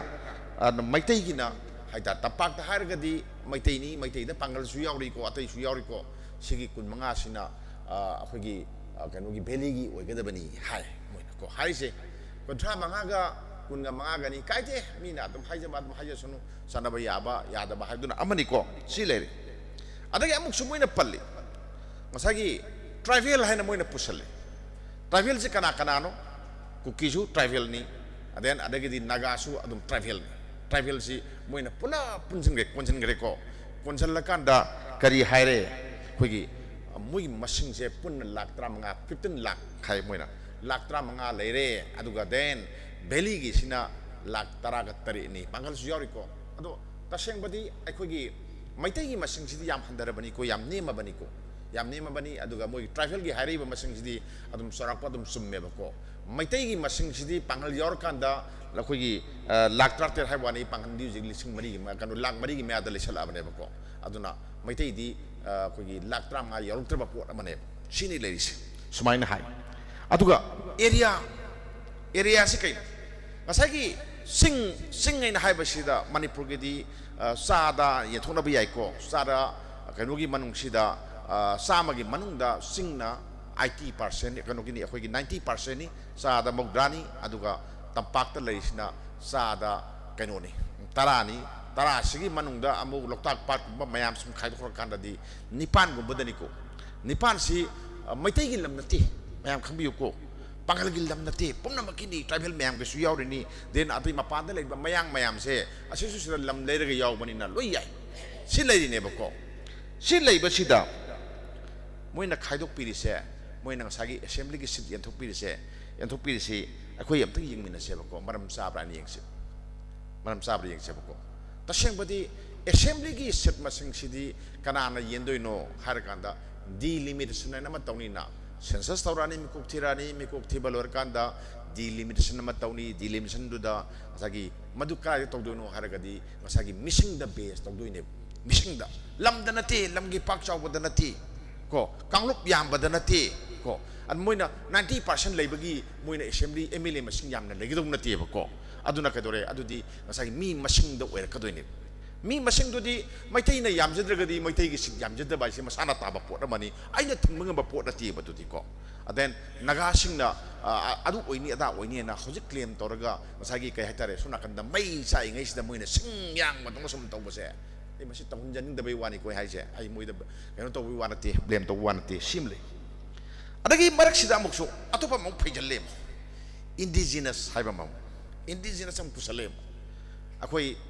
yamna kutna kanna sida nei na ba ai paphati indigenous ki matang num khangi indigenous ai kanano indigenous ai kanano loi khangak tan tro khoijibo loi khangak tani native haibam lei indigenous haibam lei indigenous ai di mage adum horok pa hominarak pa habani horok pa habani native ina matam kaya gi mamang tagi manipur da lei minarak pa haiba pot amani si loi khangap pot na tro alaina mam native tu talu ya godro tan ya ponti akoi gi lei minarak tu pai tan duino mai tan duino sini da haise ba bamun sibu akoi na kamai tan duino khoi gi lei minai chami nei tro samare bamun ga pang kari khena gi sini kem khena ponti sine ba ko aduna sida kai do ge wo kak tawduna amana ngang ga da basu ngang oi da basu sit to kadamni hojikti akoi yam luba phim amada mayok naraga leiba pot amani aduna hojikti nushina bagi wangak ta haisi ko saungna bagi wa toksi nagasu nushina bagi wa haisi kuki da su nushi bagi wangak ta haiba mam thau tai maramdi kuki se akoina hojikta native ni moise ko native be keno akoi da leiminara ba sangna leiminara ba kangu amani siam na khai sengi indigenous na ti hai siam na khai sengi aduda akoina laktoi ti kaino hakan sila kanda naga sungai kuki sungai akoi si leipak sigi lu amagi makha da leiri ko constitution gi makha da frame torga leiba pot amani frame torga leiba sida kuki sida akoi gi native oiriba manipur gi kuki sing haibam leigani then mapandagi sangaga swaida wahong matu thesalaga khosallaga kwaktur wahong matu chalaga tawi mongse masi chumde tawgunu haibani adu muina khangu haibani da khoina haibadi muina khangu hai akoi khudam moina example oina yengsiko hareidana akoi gi michael lamja thang thadaugi lusing bana hareidana an all kuki habi yaroi manipur da yaroi hareisine sumai tawdana mapandagi sangpa kuki aduga then akoi gi stagi ler kuki se ani du pungano ko tinau nungsino loi namana sani aina ga igi kasarda leiriba nungsi raba igi maitai singdu aina kamai do kodoino mugi awaba da aina mateng pangba si niom natro ma adagi muina sara hele kanda kedona khoi myam khaina roduno adu si thamugi wani sidi natra then aduga aigi leipak haiba sidadi magi leipak haibam leine somai tong naga ki su sapani nagalin gi naga do aduda akoi gi manipur da leiba naga myam se ka punna leisi haibada adum wangang badum yorkani ko maramdi kaino kanda akoi gi hingbada sangba masak mayam singdu akoi yenara kade pot amani na awaba mayam legado potu adu yenga kanda su misu wangang kane ko aduna hojikti adom da pusan bagi mathauti tadi na khali aduna hojik akoi na yenga si maitai se akoi gi masidi adum haina tabni karigino sagi kuki na separate administration piu manipur dagi to khaina lejerage hakanda akhoina maitai na yadu se karigi then nagagi administrative unit amagi makhada punge hakanda akhoina yadu se kai akhoina sep manipur na karigino akhoina sum laura akhoina sum nakanda mi shi se karigi manipur kanna bahona bada mi shi se karigino sina taidi lai oi khraba akhoigi ipa ipu mayam na piramba square kilometer lising kungani thoiga sahumga kayano sam kharado aigi ima ipa hatar ko lai oi khraba mayam duna akoi pun makta sinaramine sinabada nagagi lam yawi haram de da khoida kuki gi lam yawi haram de aduga nagaga no gadi national ni haram natro nu yeno haram de haibani da adugi manipur du ngak ya haibani khoina haidi adugi manipur du ngak ya haibani min sin haidi kaino nagasu maitai su nasin nauni then atai su leiminaba mayam do punna leimino na singna dum leimino lam sidi kai ga nu haramani sinram di nagagi de sinagro kuki gi yawbani ko haram de maitai gi yakanu gi nagagi yawbani haram de punna leimino nu sinana leimino punna maki mayum ni na thanami banatro adu sanga ba puari mayam ama nthau palingi da wa ba nang hiba mayam ama natra thawai kat khiba mayam ama ꯂꯥꯟꯖꯦꯟꯅꯈꯤꯕ ꯃꯌꯥꯝ ꯑꯃ ꯆꯍꯤ 7 ꯈꯨꯗꯥꯛꯄꯒꯤ ꯑꯋꯥꯕ ꯃꯌꯥꯝ ꯑꯃ ꯑꯗꯨꯒꯤ ꯃꯔꯛꯇꯨꯗ ꯀꯜꯂꯛꯈꯤꯕ ꯃꯅꯤꯄꯨꯔꯒꯤ ꯅꯤꯡꯇꯝꯕ ꯃꯅꯤꯄꯨꯔꯗꯣ ꯉꯁꯤ ꯑꯩꯈꯣꯏꯒꯤ ꯍꯤꯌꯥꯛ ꯊꯛꯁꯤꯗ ꯀꯟꯕ ꯉꯝꯗꯕꯁꯤ ꯅꯨꯡꯉꯥꯏꯇꯦ ꯀꯣ ꯃꯅꯤꯄꯨꯔ ꯄꯣꯛꯄꯁꯤ ꯅꯨꯡꯉꯥꯏꯇꯦ ꯍꯥꯏꯇꯥꯔꯦ ꯀꯣ ꯁꯝꯅ ꯍꯥꯏꯔꯕꯗ ꯑꯗꯨꯅ ꯉꯁꯤꯒꯤ ꯃꯅꯤꯄꯨꯔꯁꯦ ꯑꯩꯈꯣꯏ ꯊꯨꯛꯈꯤꯅꯤ ꯂꯣꯏꯅꯃꯛꯁꯤꯗ ꯂꯩꯔꯤꯁꯤꯡꯁꯤ ꯑꯍꯜ ꯂꯃꯟ ꯃꯌꯥꯝꯁꯨ ꯌꯥꯎꯔꯦ ꯀꯌꯥꯝ ꯀꯨꯏꯅ ꯍꯤꯡꯗꯣꯏꯅꯣ ꯑꯩꯈꯣꯏꯅ ꯇꯨꯡꯒꯤ ꯃꯤꯔꯣꯜꯗ ꯁꯤꯟꯅꯔꯝꯗꯣꯏꯅꯦꯕꯀꯣ ꯀꯔꯝꯍꯥꯏꯅ ꯁꯤꯟꯅꯔꯝꯗꯣꯏꯅꯣ ꯁꯤꯅꯤ ꯑꯋꯥꯕ ꯃꯌꯥꯝ ꯑꯃ ꯅꯣꯏ ꯃꯌꯥꯝꯁꯦ ꯍꯥꯠꯅꯔꯒ ꯁꯨꯅꯔꯒ ꯑꯗꯒꯤꯗꯤ ꯑꯃꯅ ꯃꯤꯇꯣꯞꯅꯤ ꯍꯥꯏ ꯑꯃꯅ ꯑꯗꯨꯅꯤ ꯍꯥꯏ ꯏꯟꯗꯤꯖꯤꯅꯁꯅꯤ ꯍꯥꯏ ꯑꯃꯅ ꯅꯥꯒꯥꯅ ꯑꯗꯨ ꯍꯥꯏ ꯀꯨꯀꯤꯅ ꯑꯗꯨ ꯍꯥꯏꯌꯦꯅ ꯑꯗꯨꯒꯤ ꯂꯥꯡ ꯊꯥꯛꯑꯒ ꯑꯩꯈꯣꯏꯒꯤ ꯑꯋꯥꯕ ꯃꯌꯥꯝꯗꯨ ꯇꯧꯔꯒ ꯑꯩꯈꯣꯏꯒꯤ ꯃꯤꯔꯣꯜꯗꯨꯗ ꯁꯤꯟꯅꯔꯝꯒꯗꯕ ꯅꯠꯇꯦꯕ ꯅꯥꯈꯩ ꯁꯦꯡꯕ ꯃꯅꯤꯄꯨꯔ ꯑꯃ ꯁꯤꯟꯅꯔꯝꯕ ꯄꯥꯝꯃꯦꯕ ꯑꯗꯨ ꯄꯥꯝꯃꯦꯕ ꯑꯗꯨꯒꯤ ꯋꯥꯈꯜꯂꯣꯟꯗꯨꯗ ꯑꯩꯈꯣꯏ ꯊꯕꯛ ꯇꯧꯃꯤꯟꯅꯕ ꯃꯇꯝ ꯆꯪꯉꯦꯕꯀꯣ ꯑꯗꯨ ꯃꯁꯤ ꯈꯟꯕ ꯉꯝꯕ ꯑꯃ ꯆꯪꯉꯦ ꯑꯗꯨ ꯑꯣꯏꯔꯒꯗꯤ ꯃꯩꯇꯩꯅ ꯉꯁꯤ then ꯑꯩꯈꯣꯏꯒꯤ ꯄꯥꯡꯒꯜ ꯏꯆꯤꯜ ꯏꯅꯥꯎꯁꯤꯡꯅ ꯁꯦꯞ ꯃꯅꯤꯄꯨꯔꯅ ꯁꯨꯝ ꯍꯥꯏꯕꯁꯦ ꯑꯩꯈꯣꯏ ꯍꯥꯏꯔꯤꯁꯤ ꯀꯨꯏꯔꯦ ꯀꯣ ꯑꯩꯈꯣꯏ ꯃꯁꯤ ꯄꯨꯟꯁꯤꯒꯤ ꯑꯣꯏꯅ ꯍꯥꯏꯇꯥꯔꯦꯀꯣ ꯃꯅꯤꯄꯨꯔꯁꯤꯗ ꯁꯦꯞ ꯃꯅꯤꯄꯨꯔꯁꯦ ꯑꯃꯨꯛ ꯍꯟꯅ ꯍꯥꯏꯗꯅꯕ ꯀꯩꯗꯧꯕ ꯌꯥꯒꯦ ꯁꯤꯅꯤ ꯌꯦꯡꯕꯤꯔꯣ ꯃꯇꯝꯗꯗꯤ ꯃꯩꯇꯩꯅ ꯀꯜꯂꯝꯃꯤ ꯃꯄꯥꯡꯒꯜ ꯌꯥꯝ ꯀꯜꯂꯝꯃꯤ ꯃꯩꯇꯩꯅ ꯀꯜꯂꯤꯉꯩꯗꯗꯤ ꯀꯩꯗꯧꯔꯦ ꯅꯥꯒꯥꯁꯨ ꯀꯩꯝ ꯍꯥꯏ ꯉꯝꯗꯦ ꯀꯩꯝ ꯇꯧ ꯉꯝꯗꯦ ꯅꯠꯇ꯭ꯔꯥ ꯗꯦꯟ ꯃꯇꯝꯗꯗꯤ ꯂꯣꯁꯨ ꯂꯩꯇꯦ ꯅꯠꯇ꯭ꯔꯣ ꯂꯣ ꯂꯩꯇꯕꯅꯤꯅ ꯀꯩꯗꯧꯔꯦ ꯍꯥꯠꯅꯔꯨꯅꯤ ꯑꯃ ꯇꯧꯔꯨꯅꯤ ꯍꯥꯠꯂꯨꯅꯤ ꯃꯣꯏꯅ ꯉꯝꯃ ꯍꯥꯠꯈ꯭ꯔꯦ ꯑꯩꯈꯣꯏꯅ ꯉꯝꯃ ꯍꯥꯠꯂꯦ ꯀꯣ ꯉꯁꯥꯏꯒꯤ ꯅꯥꯒꯥ ꯃꯌꯥꯝꯅꯁꯨ ꯃꯩꯇꯩꯅ ꯇꯧ ꯍꯥꯠꯂꯤꯗꯨꯗꯤ ꯆꯞ ꯃꯥꯟꯅ ꯍꯥꯠꯂꯤꯕꯅꯤ ꯀꯣ ꯑꯗꯨꯝ ꯑꯗꯨꯝ ꯍꯥꯠꯅꯩ ꯅꯠꯇ꯭ꯔꯣ ꯖꯪꯒꯜꯒꯤ ꯀꯩꯅꯣꯅꯤ ꯔꯥꯖꯅꯦꯕ ꯖꯪꯒꯜꯒꯤ ꯂꯩꯉꯥꯛꯅꯦꯕ ꯖꯪꯒꯜ ꯔꯥꯖꯗꯨ ꯀꯩꯅꯣ ꯉꯁꯥꯏꯒꯤ ꯅꯨꯡꯁꯥꯗꯨꯅ ꯁꯖꯤ ꯑꯃ ꯐꯥꯔ ꯆꯥꯕꯗꯣ ꯃꯗꯨ ꯃꯣꯏꯒꯤ ꯂꯣꯅꯦꯕ ꯑꯀꯟꯕꯅ ꯑꯆꯨꯝꯕ ꯍꯥꯏꯗꯣ ꯑꯗꯨ ꯂꯣꯅꯦꯕ ꯅꯠꯇ꯭ꯔꯣ ꯍꯧꯖꯤꯛꯇꯤ ꯑꯗꯨ ꯌꯥꯗꯦ ꯍꯧꯖꯤꯛꯇꯤ ꯑꯁꯣꯟꯕ ꯂꯩꯇꯦ ꯂꯩꯄꯥꯛꯁꯤꯒꯤ ꯏꯟꯗꯤꯌꯥꯒꯤ ꯀꯟꯁꯇꯤꯇ꯭ꯌꯨꯁꯟꯗ ꯑꯩꯈꯣꯏꯒꯤ ꯑꯇꯣꯟꯕꯒꯤꯁꯨ ꯃꯥꯒꯤ ꯂꯣ ꯂꯩ ꯑꯀꯟꯕꯒꯤꯁꯨ ꯂꯣ ꯂꯩ ꯅꯠꯇ꯭ꯔꯥ ꯑꯁꯣꯟꯕꯒꯤꯁꯨ ꯂꯣ ꯂꯩ ꯑꯩꯈꯣꯏꯒꯤꯁꯨ ꯂꯣ ꯂꯩ ꯅꯥꯒꯥꯒꯤꯁꯨ ꯂꯣ ꯂꯩ ꯀꯨꯀꯤꯒꯤꯁꯨ ꯂꯣ ꯂꯩ ꯑꯗꯨꯅ ꯃꯣꯏꯅ ꯑꯥꯗ AK ꯈꯔ ꯄꯥꯏꯔꯒ ꯄꯝꯄꯤ ꯀꯥꯏꯅ ꯕꯣꯝ ꯈꯔ ꯀꯥꯞꯅꯕ ꯗ꯭ꯔꯣꯟꯈꯔ ꯄꯥꯏꯔꯒ ꯃꯩꯇꯩ 100 ꯍꯥꯠꯀꯅꯤ ꯌꯥꯄꯣꯟꯇꯦꯕ ꯑꯗꯨꯒ ꯁꯦꯄꯔꯦꯠ ꯃꯤꯁꯟ ꯂꯧꯅꯤ ꯌꯥꯄꯣꯟꯇꯦꯕꯀꯣ ꯁꯤ ꯌꯥꯔꯣꯏ ꯌꯥꯗꯕ ꯄꯣꯠ ꯑꯃꯅꯤ ꯁꯤꯅꯤ ꯑꯗꯨꯅ ꯑꯩꯒꯤ ꯃꯅꯤꯄꯨꯔꯁꯦ ꯍꯥꯟꯅ ꯃꯅꯤꯡ ꯃꯈꯥ ꯇꯝꯕ ꯂꯩꯄꯥꯛ ꯑꯣꯏꯅ ꯂꯩꯔꯤꯉꯩꯗꯗꯤ ꯑꯩꯈꯣꯏꯒꯤꯁꯨ ꯂꯥꯟꯃꯤ ꯇꯣꯈꯥꯏꯕ ꯂꯥꯟꯃꯤ ꯂꯩꯔꯝꯒꯅꯤ ꯑꯗꯨꯒ ꯗꯦꯟ ꯑꯩꯒꯤ ꯉꯝꯈꯩ ꯉꯥꯛꯄꯒꯤ ꯑꯩꯒꯤ ꯂꯩꯄꯥꯛ ꯉꯥꯛꯄꯒꯤ ꯊꯧꯗꯥꯡꯁꯦ ꯑꯩꯈꯣꯏꯗ ꯂꯣꯏ ꯂꯩꯔꯝꯃꯦꯕ ꯑꯗꯣ ꯍꯧꯖꯤꯛꯇꯤ ꯀꯩꯗꯧꯔꯦ ꯑꯩꯈꯣꯏꯒꯤ ꯅꯤꯡꯇꯝꯕꯁꯨ ꯌꯥꯎꯅ ꯁꯦꯄꯥꯛꯇ ꯍꯥꯞꯄꯒ ꯏꯟꯗꯤꯌꯥꯗ ꯀꯠꯈ꯭ꯔꯕꯅꯦꯕ ꯑꯗꯨꯅ ꯑꯩꯒꯤ ꯕꯥꯎꯟꯗꯔꯤ ꯑꯩꯒꯤ ꯉꯝꯈꯩ ꯄꯨꯝꯅꯃꯛꯁꯤꯡꯁꯦ ꯀꯅꯥꯒꯤ ꯑꯣꯏꯔꯦ ꯍꯧꯖꯤꯛꯇꯤ ꯏꯟꯗꯤꯌꯥꯒꯤ ꯑꯣꯏꯔꯦ ꯅꯠꯇ꯭ꯔꯣ ꯑꯗꯨꯅ ꯏꯟꯗꯤꯌా ꯀꯥꯍꯟꯕꯒꯤꯗꯃꯛꯇꯗꯤ ꯏꯟꯗꯤꯌꯥ ꯊꯨꯒꯥꯏꯁꯤ ꯍꯥꯏꯔꯒꯗꯤ ꯑꯩ ꯐꯥꯔꯛꯀꯅꯤ ꯃꯅꯤꯄꯨꯔ ꯊꯨꯒꯥꯏꯁꯤ ꯍꯥꯏꯕꯒꯤꯗꯤ ꯏꯟꯗꯤꯌꯥꯅ ꯑꯩꯈꯣꯏꯕꯨ ꯐꯥꯔꯣꯏꯕꯀꯣ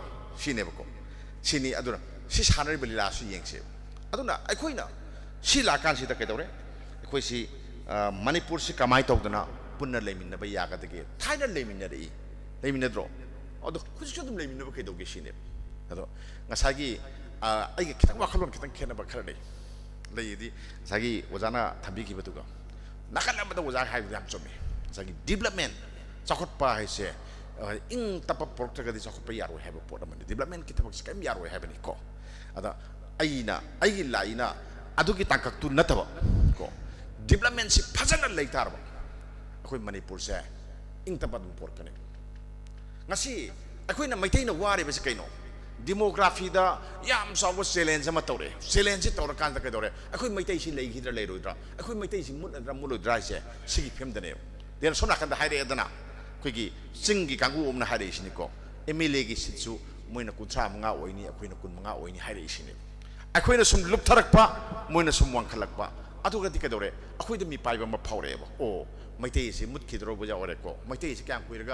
ꯀꯨꯏꯐꯥꯎ ꯂꯩꯗꯣꯏꯅꯣ ꯍꯥꯏꯕꯒꯤ ꯋꯥꯍꯪ ꯑꯃ ꯂꯥꯛꯄꯁꯤꯅ ꯀꯩꯗꯧꯔꯦ ꯑꯩꯈꯣꯏꯗ ꯈꯣꯏꯔꯥꯡ ꯈꯣꯏꯆꯥꯎꯅꯕ ꯑꯃ ꯐꯥꯎꯍꯜꯂꯤ ꯅꯠꯇ꯭ꯔꯣ ꯁꯤꯅꯦꯕ ꯑꯩꯈꯣꯏꯅ ꯈꯟꯅꯒꯗꯕꯗꯤ ꯁꯤꯅꯦꯕ ꯅꯩꯅꯒꯗꯕꯗꯤ ꯑꯗꯨꯅ ꯁꯤꯒꯨꯝꯕ ꯄꯣꯠ ꯃꯌꯥꯝꯁꯤꯃ ꯑꯩꯈꯣꯏꯒꯤ ꯃꯥꯡꯗ ꯅꯜꯂꯤꯕꯅꯤꯅ ꯑꯗꯨꯅ ꯑꯩꯈꯣꯏꯅ ꯆꯥꯎꯈꯠꯂꯒꯗꯤ ꯀꯩꯗꯧꯔꯦ ꯑꯩꯈꯣꯏꯗ ꯂꯩꯔꯤꯕ ꯅꯨꯡꯉꯥꯏꯅꯗꯕꯗꯣ ꯀꯩꯁꯨ ꯅꯨꯡꯉꯥꯏꯅꯗꯕ ꯂꯩꯔꯣꯏꯕ ꯎꯈ꯭ꯔꯨꯜꯁꯨ ꯉꯥꯏꯔꯦ ꯌꯦꯡꯕꯤꯌꯨ ꯎꯈ꯭ꯔꯨꯜꯁꯤ ꯌꯦꯡꯁꯤ ꯁꯤꯗꯒꯤ ꯆꯠꯄꯗ ꯀꯤꯂꯣꯃꯤꯇꯔ ꯀꯌꯥꯝ ꯁꯥꯡꯒꯦ ꯄꯨꯡ 1.5 ꯌꯧ ꯂꯝꯕꯤ ꯐꯖꯅ ꯅꯥꯟꯅ ꯑꯗꯨꯒ ꯗꯦꯟ ꯑꯀꯤ ꯇꯨꯖꯨꯡꯕ ꯑꯃꯠꯇ ꯌꯥꯎꯗꯅ ꯂꯝꯕꯤꯁꯤ ꯑꯍꯤꯡ ꯑꯣꯏꯒꯦꯔꯥ ꯅꯨꯡꯊꯤꯟ ꯑꯣꯏꯒꯦꯔꯥ ꯅꯨꯃꯤꯗꯥꯡ ꯑꯣꯏꯒꯦꯔꯥ 4 ꯂꯦꯟ ꯇꯧꯔ ꯃꯣꯏꯁꯨ ꯂꯥꯛꯆꯁꯅꯨ ꯑꯩꯈꯣꯏꯁꯨ ꯂꯥꯛꯆꯅꯤ ꯅꯠꯇ꯭ꯔꯥ ꯆꯠꯀꯅꯤ ꯑꯗꯨꯔꯗꯤ ꯀꯩꯗꯧꯔꯦ ꯑꯩꯅ ꯎꯈ꯭ꯔꯨꯜꯗ ꯌꯨꯝ ꯁꯥꯔꯒ ꯂꯩꯔꯨꯕ ꯌꯥꯏ ꯅꯠꯇ꯭ꯔꯒ ꯚꯔꯥꯗ ꯂꯩꯔꯨꯕ ꯌꯥꯏ ꯑꯣꯐꯤꯁ ꯀꯥꯔꯨꯕ ꯌꯥꯏ ꯄꯨꯡ 1.5 ꯊꯧꯔꯒ ꯑꯣꯐꯤꯁ ꯀꯥ ꯌꯥꯔꯒꯗꯤ ꯍꯜꯂꯛꯄꯁꯨ ꯑꯗꯨꯝ ꯌꯥꯏꯅ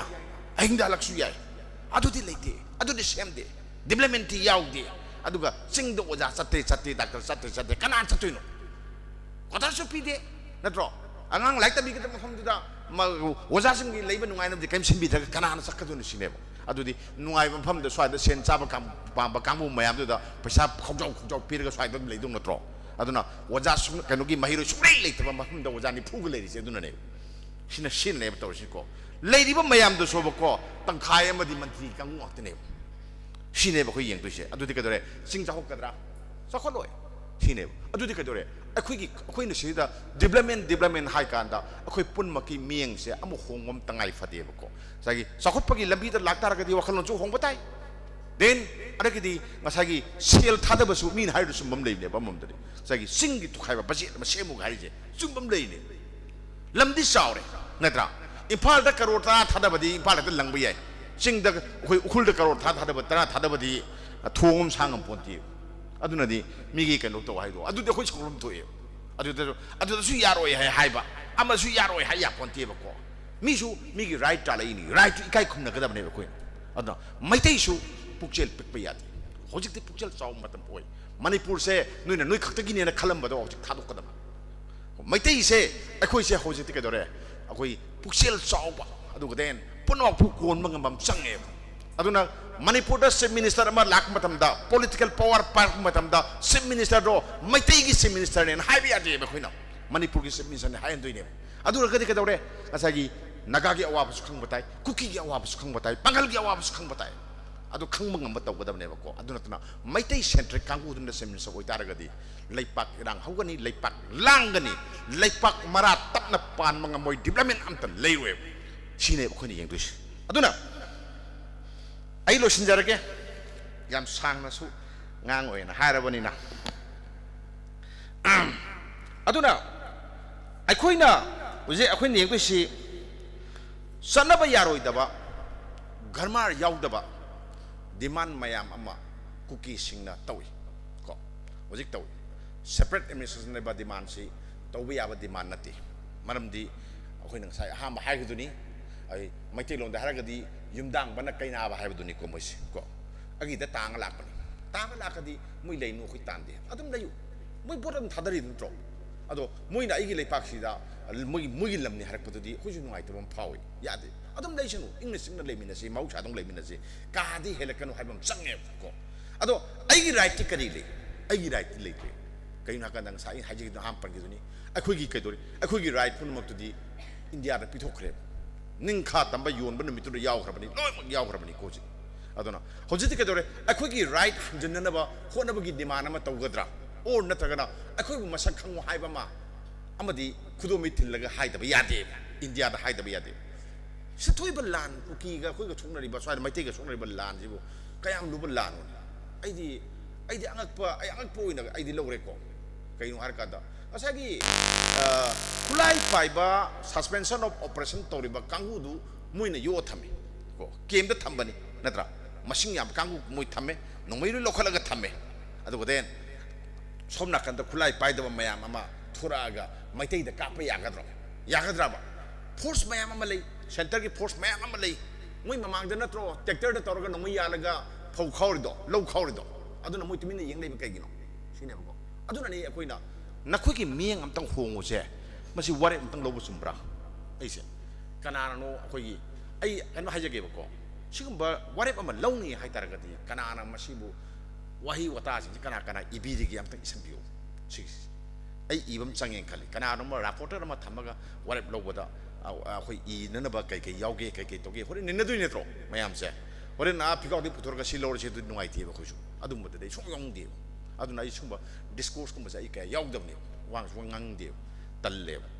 an riksam sawi aina kan ngang ni aina kan ngang ba khudingi ai ngonda kan ba saina mayam phangi se mayam khabi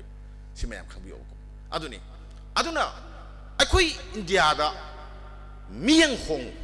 akhoi di yeng ba miang se noi hong hai ba po da ma sang akhoi noi khangi kari ru yeng sing se masagi mapanda sielaga lan toriba mayam ama maitai na horiba lan mayam do lal horiba mayam do lotion na bagi damakta akhoi do olaga phagadro do akhoi na moida lan horu so haibro adugi damakta moina lang jan thak pada lang thak pada henjan gi banatro soi banatro hu sai bada มีแต่กระสุนเดียดามาได้เห็นเครมีมาสิไอ้คนนึงสิเอาว่าบันนังเอาเลยนะครับอีเด็กปากไก่แบบพิมพ์เดลีสิอุเรตันเสียอะตัวน่ะไอ้คนกี่อินเดียกี่ไม่โอนเสียหงบุกิตั้งไงฟัดบ้ามันเลยดูกันเด่นงั้นใช่กี่ดาไอ้หนังใช่ให้เจ้าตัวนี้ไม่ที่ไอ้คนกี่ว่าขลุ่นสุหงบอมสักไอ้คนปุ่นน่ะนุชินันนั่นเลยมินนักเกย์ให้ตาระกันดีไอ้คนสิกันตัวเลยปุ่นนั่นเลยมินนักบุกิว่าขลุ่นตรามละนุชิบะอะดูกันเด่นไอ้คนเซลฟิสปุ่นมักทัดอกปะตาบเนี่ยสิมาสู้มาทุกได้อะดูกันเด่นควายนั่งเห็นน่ะไม่ได้สินะคุยน่ะพวกเชลจอดทุกกันนี่ให้ไปสินะก็ไม่จอดดูให้แบบปวดมันหลักกันนี่กูหลักตัวจีกัน national highway บอกที่ห่างมึงกันไปยัยน่ะก็นี่ห่างกันเดิมโนสิโกกิโลเมตรกายาโนสินะกายามสังเกตสินี่10 กิโลเมตรคุณไล่ไปแบบนี้กายานักกันดูโนสินี่ดาอะตัวมึงน่ะสมทัดสมทับก็ไอ้คุยปุ่นลำบีสมถึงจะแล้วก็ไอ้คุยปุ่นซีโร่เทนเซลันบ้าว่าขันลนเทนเซลันบ้าไอ้คุยเซปิลนเทนเซลันบ้าไม่ยามตัวนี้สิกายกินโนสินี่ดาชีบอกที่อินเดียน่ะมาสิเอาคุยซ้ำๆนั่นถ้าให้เจอเกสันบีดูนะไอ้คุยสิอินเดียเรื่องฮอนบีระบันนี่นะสิว่าพอดีอินเดียกิสิทธิ์เจนน้ำโอ้ยน้ำตลกทุกผิวสิอากักน้ำมันทับผิวลกทุกผิวก็อะดูก็นู่นสันบีระรู้ให้ระกันดีไอ้คุยหานะกิตาต้องพันจันบีระทำบีระมั้งไอ้คุยเลยจะหัวเกสิเนี่ยก็ไอ้คุยจักรตะไปใหญ่ไอ้คุยก็สันยังไงเลยตะไปใหญ่ไอ้คุยสังกัดปังกับกี่ปวารเลยใช่กายานะไอ้คุยเนี่ยมีข้าปนแต่นะไอ้คุยอีนี่ปักอีน้ำดำกันเดินบุคคลรักแม่มาคุยลุยงับบังอักเตนี่คุยชนะเฮลอยคุยงับปวดเอบุคคลเขาจะได้กันตัวเร่นุ้ยไอ้คุยลิมเนี่ยปีบเสียงดูซาโรบุตรกี้สมนักกันได้กันตัวเร่คุยทำชุรก็ซากกันตัวน่าห้ามแม่มาทำชุยาดเร่นุ้ยเนี่ยปีบุตรกี้อันนั้นกันตัวเร่มาชากิสิทำลุยมังเอวสินั่นแหละบุกตะโลอุบินามิเลชเล็กเร่บ้ากันนุ้ยอะไรยังบเสียงปีบุตรกี้นั่นแหละอะไรยังบเสียงปีบุตรจักรบุตรคุยเสียงกี่มันลวกขัดไว้ไหมคุยชูนั่นนะวะทำชุนมีเลยนะทำชุนเลยนะทำปีนะsi hai ninge bako si port simle ada kidi tina si hai taragadi lemin na si hai taragadi akoi maitai dana hobiyati ko kisu hai batai akoi lemin na bapami hingmin na bapami naga so hai batai akoi hingmin na gani punna hingmin na gani akoi na sum santi ingtam na porksi nuksi sana na lemin na si sum hai ba mina nawanok de akoi di separate administration aku di nuai sung cang jaroi, nuai di tina bayar, nuai di kamu maktani, nuai tokai na leja kro, aku di ningkatam na leja horage, aku di Indian lagi, sini tro, adu ki marum tu dah kanal lagi, adu ki marum tu kanal lagi, kulai pai bakamu amal lagi, tu kali ni nungang ting cap terjauh tu bawa Indiana, adu sab kayu, adu sab kayu di bawa, mai tay kan si sana na ing na lemin na si yaroi, sim, then sige lambi si hang abi yaroi. Masai misam miam de injil liba kami ba nungi pai ba mayam do pau ne swai dadi loi de swai dadi kari har ni nungi phangna bu hona bada police personnel bau ta ba ko lut to bu yora bani he kamai to ki bu hana gi record le ki myam ko khal le dana ko khal laga khoi gi thadok mun piu ha ga la bane nang thadu har ga di case pan har ga di lising kuntha piro ya khai piro na madu da maira pa bi bu yo khale chat laga pasha thun ba sap da kadong na pha de no chiniไม่น่าไปมีกันอยู่ಅದು की role रूपไม่น่าไปมีकी रोलละหานะดิไม่น่าไปมีนะกันไม่ให้เรามีพาไปยารวยให้เรามีเขาจะกันไปกี่บุถ้าดอกปิวให้นะประชาชนบัดจัดเลยไม่น่าไปมีมึงดูตะกี้เล่าเลยสิ่งซิสเต็มจะรู้คุยทางขันตรีนั่นตรอพาไปยารวยต้องตรอคุณไล่ดิมึงน่ะไปเห็นละกันคุณไล่มึงไปเห็นนั่นตรอมึงน่ะไปเห็นแล้วคุณไล่นี่คุณน่ะไปบล็อกคุณไล่แกมไปหรอกกี่ท้ายนั่นเลยคุณไล่ไปเนี่ยบอกแต่ลุยตรงนั้นทำมันตรงนั้นมันตรอมุ้ยน่ะเลยปังงักปังงำเดบัดกี้มุ้ยน่ะคุยปุ่นสิกันปังงำเดบัดกี้คุยกี่น้าวนี่มันไม่เอามันโอ้ยหนุ่ยไปให้เลยดูกับมุ้ยน่ะจริงน่ะพาเลยนี่ปุ่นลีเนี่ยนะนี่ไอ้หิ่งตุ้มเบียดีมาปั้มจับปุ่นละพามาตัวบ้าดูแต่ไม่น่าไปมีแมวดูนะอะดูมันจะทิ้งเงี้ยให้ดูนะไอ้มุ้งนั่งกระบไอ้มุ้งตะกี้ลูกป้าเลยสิอยากให้ปุ่นทิ้งลูกแกดูไม่ทะลุจระกันนี่ชิงบัดสันมีแมวมันลักษณะมันจะทิ้งบิวมันจะตบบิวก็อะดูมาไม่น่าไปมีแมวสักนั้นจะทิ้งบิวขันบิวไอ้หนังเสียของทุกชาติมันจะขันบิวบุกก็อะดูนะไอ้คุยนั่งสิพิสโอยสิอิงน่ะสิ่งนั้นเลยมีน่ะสิให้ตาระกันดีอิงน่ะสิ่งนั้นเลยมีน่ะสิให้บุคคลเอาดูอาจจะลาวบังมันมาสิ่งมีเลยบางครั้งมันมาสิ่งที่ท้าดูฮัลโหลมาสิ่งที่ท้าดูน้ำสังเกมีเลยบางครั้งมันดูขนาดที่ดูอะดูที่ดูถึงใครเดียวคุยมุ้ยปุ่นไปยารอยบุกก็มุ้งสิจานันยารอยบุกก็อะดูน่ะเนี่ยเห็นมารู้เว้ย national highway หักดูฮัลโหลมาสิ่งมีเลยบาง kuki sing masin meli ba misam miabu santi porok pa yaroi habi yaroi tampak ta saningi habi yaroi na meli ba puri ba yei ba kulai pa miam do adu sugayo India ki lona adu ngam daga di akoi dum hana tam na tro adu no na pa mi se adu dani ai nga sai do adu gadi akoi hanin ham han jarage se kari hai ki kari kai ge sin simulai akon bada development natra setuk lambi am semte kari semi ge kwen isa isu umta hoji ka dore thong thongti private ki sul leiti government ki sul leiti lambi da port yole lebi ngai leiti natra palap akoi hat pane adu de ka dore akoi gi sendok lambi semu akoi gi sendok lambi sem da sumya yati ko miam se thabak piu government ki thabak tu ngak thabak na te ko ai hai se government ki thabak dari pi bangam da bi ai adu masagi marom dom lep chab ngam na ba thabak mayam ma pi badi na khoi na ngam ko government aduni government hai se aduna thabak piu thabak pian na ba tau se se ai masi mak na hai ningi kon bada miam sibu lusim bangam ba ko masagi oijaba thadok pa ko aduna akhoi gi lusim ba ma thau tai lusim ba do akhoi khamina si aina khanmana yade ima bi miam su khanbiu kanana lusim bo oigadage saki sahi ama ne gi tat pa si to khje ba ko mathang lak ko da di akhoi ama howum changne ba ko khanabiro ko adu den akhoi na matik chaba mi ama manipur se magi makhada ma lusim ba phobam leiter na khoi wari ni ne lusim ba phobam leiter ka da khoi ngai dong na tro sin tro akhoi ne ka dong na si da khabar ma pairaga or na protest ne thar protest taro khoi na nusa mar ku da ndam da gi ingar mak si da khoi na phun marak si da khoi na protest taw dro adu ka dore akhoi gi ihun du khangba lusingmam leitar ga di akhoi adu leite ba ko adu ne ba masagi lepa khar dana kamai tawi miam gi wakat amata lak ta ba gamen na masalai akhoi gi manipur gum badana ka dore no met khuding wakat mi pham natro sumai na salai heli kani ding thori lusingba matik cha da ba India ki makhong ko laga moi na haiba do tol leiba akhoi gi miam gi wa ta da ba mayam na lepak nga ga lei masigi akhoi gi culture se ma namtek matam oire si wa ma ta sang haijaraga ai mayam ya thang kai na thang ni jari ai se upai le te kitang na da ya da bam leire yum da su isa ni yau ba isa ni makse moi na ji dengi positive oidana hidak khori ba se ai tangai phadra is jarab ni mayam dagi ai kai na ya thang tang ni jari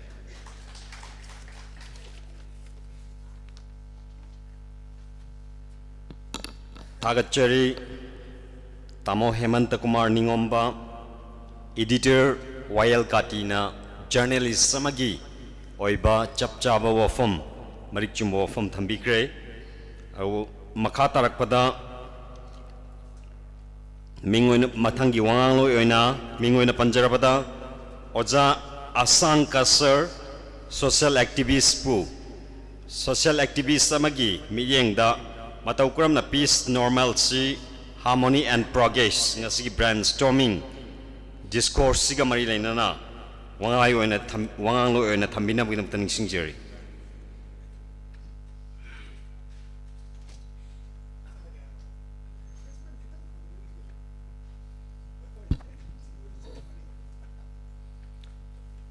ngasi yamna yai phairaba numigasida bagi leisem Patho Sina Sinbiduna one day brainstorming discourse on peace, normalcy, harmony and progress haibagi matangda khangna nainabagi ama sigumba sinbiriba sigi ahanbagda bagi leisem Patho hairiba president oigera chairman oigera magi colleagues mayambu kai khumnabu uchari loinana Tais the Pambiriba, by Mamanga, by Nangbi Kiba, Mingwina Panjabada, Dr. Hobam Indra Kumar, Adoga Hojik, Agi Hek Mamanga, Agi Hemanta Kumar, Ningombam, Aduga, Kogi Evoket, Hinjam Chandra Kumar. Mayambu Kai Kunaba Uchari, Luinana, Mangda, Lenshin Biriba, Lup Tuan Badigi. Leader Oibiriba, Doga Iramda Manipur Gunung Shibidona Shankat Sakataba Yade, Haibagi Wakalomda, Todang Lauraga, Madugi Tamakta, Masigi program say, Yaubalak Jabani, Habese, Aina Tajay, matam se kitang chakre aisu meeting macha ma koi Saturday oibagi lepkhibani hoji matam tarabani to ngasai khoi gi mamang kaino singsin matam khara di kuina lawrup male khara aduna ai di point khakta khara thamlam laga ngasi de dumaina ai tokcharage yamna kaina su haining de aduga sigumba akhoi gi discourse sida oi loina mak section loina ma suba suda oirosu life to thari aduga akhoi na khara na phap taminaraga sum tause haibagi pressure ama akhoi gi mobilization ama tawba taradi punamakta dum phaba yaba leigani aduna hoje akhoi na one day aduga akhoi mi khara na loina mak manipur gi issue loina mak puthораga naina gani ngana gani haibasu ngasi numikna akhoi loigadabasu nati aduga mase manipur gi issue je naina se hairadi akhoi loina mak chu mu koba targa lei kadai oigera ma oigera manipur da laiminariba thado oigera pangan oigera ama naga oigera loina suraga amu ngangba tai sum punamaki hairaga akhoi aibudi tangkhul oina yaure naga oina yaure hairase atopo yaudri sum moina dia mu tadaba moin dia mu yaudaba moigi opinion su phonthokpagi platform ama akhoi targa le biba moi yauna akhoi gakta sum khara laraga adum nganda ngang khara tarade moina kari khalib noi do akhoi na di khande akhoi gi aningba dum pungphong phonthораga aduna solution su mu laoi aduna sigumase yamna complicated way but akhoi khara intellectual sing leiba singchina kitang karamaina tawradi phagadra akhoi di si tohoninge asi tawbuna pharoidra haibagi step to madugi basic haibatare madugi lokhatpa yaba amati lambidu hutsira haibagi tamakta discourse tawbra haina lawe aduna ngasai agi mamangda ngangba aduga ja huji mamangda ngangba ju madu naina ninga yamna lei mana haibadu achumba mayam adum yawe yawrusu madu kumna naina ba maram amadi lei aduna mina demand tawriba mina khalibudu karino haiba ama hana ekhoina understanding ama leitringaida sum direct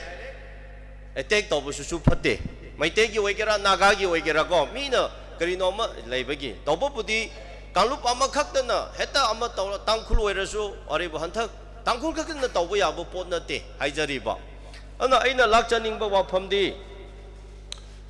aina point khara thamge mayam masi akhoi homework tomina ba yaba hojikti adu ada haina mayam nganglasu yagadabasu khara luwe adubu ngasai akhoi na ngasi focus story basidi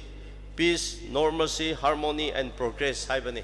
hojik manipur da yamna thuna yamna athubada yamna targa leiba haibadi akhoi peace sini adubu kari ki tamakta peace leitabno haibado ai example ama khak pi ke akhoi aduna loina maktu black su white su amu bu su angau bu su akhoi hana naina ba ma changi khangba ma changi ado aina angau bu tu khak to uraga sum madu da chalaga manipur semgani haidi yaroi amu bu su ubatai amu bu gi maram su ai phap ta batai angau bu gi maram su ai phap ta bataga le aduna kuki da punchai chairaga kuki gi history kuki karmaina lakpano kadong kari tawbano kari shopta kari 19 da changlakpano kari document leibno khangdana pulau da kuki heta yade haibo mi su yauri maite pangal aduki history su khangdaba naga sing su naga gi political movement karmaina lae naga gi political history karmaina la haibagi history du di padaba sum naga na du tawre hairaga pakhalaga heta khoi ngang pungang ngang su yauri adumaina lepak palade akhoi leader oiradi hingminaradi suya yaroi hojikte ai example ai amakhak pi ge ba ai example amakhak pi ge highway government ama manipur maite naga kuki puna yauna shemina ba government ama leina government ama leibagi atopo mayang sina laraga semba government nataba akhoi iramdam degi chawkhatjaba miwaising iramdam asigi igi mi oiriba iramdam gi mina lengak sing ngakani wasak lawraga ngakpa lengak ama leina highway sida manipur state ki manungda highway singda chatho chasing yadre ไม่เตสิงจะหันเดรไม่เตสิงจะปังงามเดรไอ้บิกิตมักตาเฟบรุยกิตังเตรานิถอยดา government ดู dissolve ต่อทอเรหายระกะ animation suspension ดูทำเลหายระกะ PR ทำละนี่ให้ดูนะ PR ทำเครียบ PR ทำมาเจ้าจะท่านิปานสูเรียบเห็นจะเรียบนัตราจะเฮียมาพักตัวเรียบอันนี้ก็ใช่ government อามันเลยว่าการด่าไอ้คนกี่ลำบีสิจับไปยาเดให้ไปกี่ตมักตา PR ทำมันนัตรอบอันนี้อยู่ที่ PR ทำแล้วก็จะเฮียมาพักตัวเรียบเสร็จกรีกี่ตมักไฮเวย์จับปงามเด็กหางดับโนจัดตรีบโนจัดหันตรีบโนไอ้บ่คุยสันเดียคุยเต่าเรียบgovernment ดูนะงามหันเดียไปกี่ตมักตัวมุทัลละก็ PR ลักบันนัตรอดูที่ PR มันนุ่งเด็ดจัดหันก็ดับบันนัตรอจัดหันบังงามเดียวอันนั้นตักพอดีมณีปูร์สเตทเช่มณีปูร์กีประชากีขุดเลยเตะให้เป็นยังมาสิเดียคุยพับตาเดียพับตาบิโอบ่เช่เล็บปักเช่คุยน่ะมุนเดรียบคุยน่ะไปเดรียให้เป็นยังมีกี่อัตโตปลัมกีมีน่ะไปเรื่องเลยเร่ให้เป็นเช่อาศัยใน example นี่ครับอัดูรวมได้คุยหันในนั่นเสียบ่ก็อัดูรวมได้คุยหันในนั่นเสียบ่อามาอันนั้นก็ใช่พอจิกที่พระเอกgovernment ดูเลยเตะพิอาเลยเรื่องอะไรดีจะหันไปยากแต่ปนี่จะหันไปยากเลยอันนั้นที่พอจิกที่พระมันนี่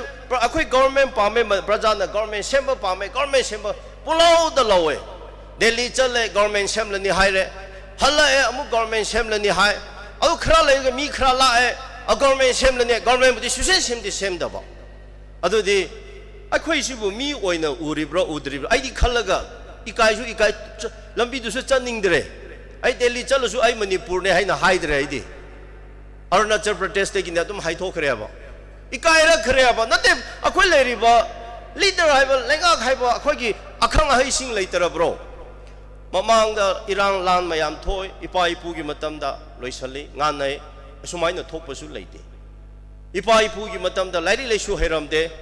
อดูพยายามดงสินเลยอิรังทกเตทกละสูมาทำจานน่ะลอยสเลยกรีกิตมักไล่เลยสูให้ตระสูอักขังให้เลยตระสูทำไมเสียงน่ะหิมินะบ่ corruption เลยตบ่มีมาปังกี influence ตัวตบ่ดูนะมาดูนะงามเนี่ยอดูคุยกี่คุยเนี่ยบ่มาดูคุยก่อทั่วบ่งั้นสิดีไล่อักขังให้สิ่งยามน่ะทกกันนี่ไปชาเห็นน่ะไปบ่ไม่ยามเลยก็เห็นคุยขนาดริบสิกรีกิโนบ่มารำดี corruption น่ะอดูก็มาปังกีหูสิกำสันบ่ได้กี่คุยสิขนาดบ่เนี่ยบ่อีมาสิงห์นุปีสิงห์เนี่ยขังกันนี่อีมุงอามาปานประกันดา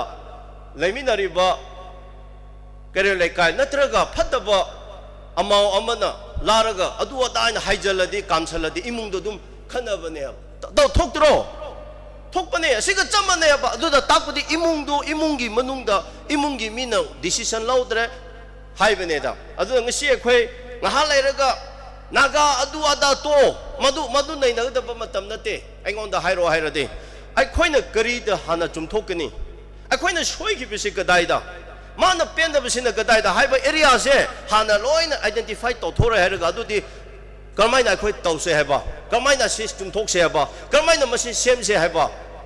ลำบีเสียมบีเดทงเสียมบีเดน่ะไฮบะดูบุนักพัฒน์ให้บ่อยากจะรอ example นี่ก็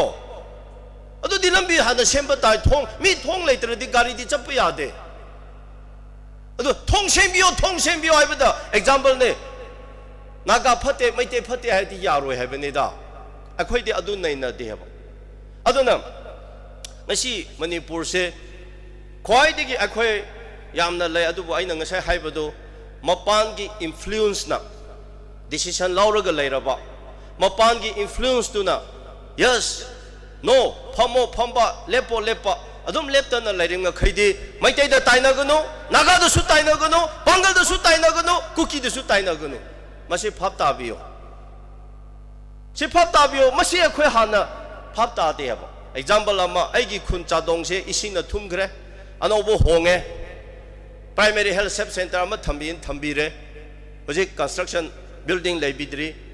government กี่ order ด่า community health officer ให้นะ CHO ให้นะมันเลย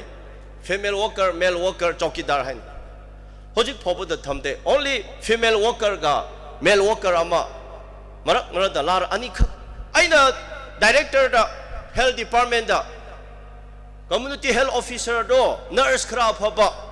akhoi wa yamna wai hitaka piba mi leite pibi adu ada hanji hai do na thambio hai bese last year de application thara ga chele amu mang amu chal musi phobu da thambi de tham transfer to bungam de kari gi no hai ga nurse leite hai manipur da nurse atop lebe do nurse leite hai ri ade kamai na akhoi kamai chokha ka da ga nung sina ga da bano hai bane asumai na to bu tar de akhoi wai bi gi khang bo wa ne ba inang na ba si gi chadong da nurse ama thambio primary health sub center lere hai ba da ngasi phob da nurse thamba ngam da bo adung ba state tu na kamai na chokha ga da bano kamai nung sina ga da bano ne example pi bo wa ne ukhur da paisa mayam tha de lambi gi highway nda chat piro suja chat ta bane ai di lambi tan ba gi go upun na paisa tha de hai ya ba lambi di sem de ba ngarang ai dimapur de gi halak pani si lambi se thai na 94 da 95 da khoi na Delhi da lari tamba chalinge da bus chat pa du da aduna 94 95 ki matam lambi do aduna thina hujik lambi si da phai sana hai ge mauke de gi senapati lakpa do para lambi nate semu kampo pi chal lan lambi nate ba 94 95 ki matam du na hujiki lambi se me highway gro adu thadari NSCIPD sel adu ada hari bado zero chakhre ba 94 95 du na hena lambi phaya ba chahi kya matung du no mi gi di chokhat pa akhoi gi na nem thaba da chatle ba ukhru lambi da ai 91 92 se ukhru da lari tam lami bus tong ga chatle ba gari matta pon ba lambi pi hera so college tharaga khara kham mel gari matta lambi uphun thokte ba yam nungai 91 92 da hojik chat piro upun na ko si manipur chokhat pro ne madu akhoi mi sing leadership afaba leitaba aduna maitai sing aina request tawning bade leader afaba ma khap puthopio mayam control tawba yaba leader ma puthopio leader leite akhoi na apex body habisi maram lei aduna apex body ama maitai distarga le aduga control tawba ama changi natradi akhoi hoji akhoi na sita naina rasu ayin gi law gi matungina ek tawga da badudi nupa dudi responsible lawga da badudi ai nate heba akhoi nate responsible lawga da badudi MLA hampu leri baduni heba law sembo werasu adu tobo werasu moida matam da piri heba aduna akhoi na numi ahum naina raga phajana phap ta na rasu akhoi gi MLA hampu leri baduna phap ta da leiradi karimat ka na ro heba khambra tampak ta apex body achauba ma leiba tarade MLA hampu du control tobo ya heba kawbo ya aduna akhoi sida soiba ma leire ada hakum inau ichinaw aram 80 singna kangla da kaurag kawbudu amarom da phai adubu maitai khakta mu kawre adudi wasak lobagi pot ne heba adudi akhoina pambadi adu nate ba MLA loina magdu kausalaga maphamada akhoi yauraga manipur si karmaina chathasra tausara hojik leiriba problem solve tausara haibisi naina se haibani ba akhoi din naina bagi platform de di phangde ba ada aina tawgani haye asonda mi amana tawgani MLA sing de di yauroi MLA sing na kyan tadar di kari tawgada ba akhoi yamna lui aduna aina haining badi responsibility haiba responsible person haiba laye moida hana akoina phap ta hanba ma change aduna aidi hana degi hai maya tamphak ta leiriba organization maya amana phajana sinbiro MLA hampu 50 do 60 do hoje moi 10 lakh pa ya der su naga yauna MLA mayam duga manipur gi issue the discourse ama tause haibani natadana akhoi di issue di lere lambi di chap ya dre adu sem gni tawraga sonda government sem gni semlo have the drama tawraga lere sonda na congress na adu da haina ngang la sonda na BJP adu ngang na lere aina haijaning badi lepak nung siba tarade lepak kan se harade manipur ki tamak ni peace purak se chokha han se akhoi nung sina se haiba tarade madu da BJP ki congress ki issue lakte akhoi di madu chokhat ningai puningai honaba mahuta congress BJP ada haina party do oina chakhre ba ngasai aina haibdo adu mapan gi hu kangsan ba gi ne adu aina mu hairi sini lepa kanse hairade manipur sem se haiba tarade manipur gi issue da manipur gi common cause da ko MLA loina pun batai issue da haibne ko adu hoje issue lairi peace purak se hairi masidi pullaga decision ama lauge haibadi haibangam taubangam dadana sonda politics tonaraga nganaraga leibado aikoina yengba kanda yamna nemna uwe mina haraugani hojiksi yare kuki na moigi demand ama taubagi kuki na taukhre yare leiribo MLA 49 do pulap punsalaga asigi issue da di kari khena ningai legene amata natro wahaidu amakhakta natro wahaidu amakhakta ni adu eradi MLA 59 do sik taraduna ada laikhrasu punsalaga president da prime minister da amata oina karigi manipur issue da high government semda bududi to maduna to ana thamse piale aduna topic amada adu lambi highway se akhoi handok bangamdaba manipur da hojiki irang tokhan bangamdaba nomai khulai paira tawning tawba sing da control tawba ngamdaba hai sidi asida congress BJP haino hunagal laigadro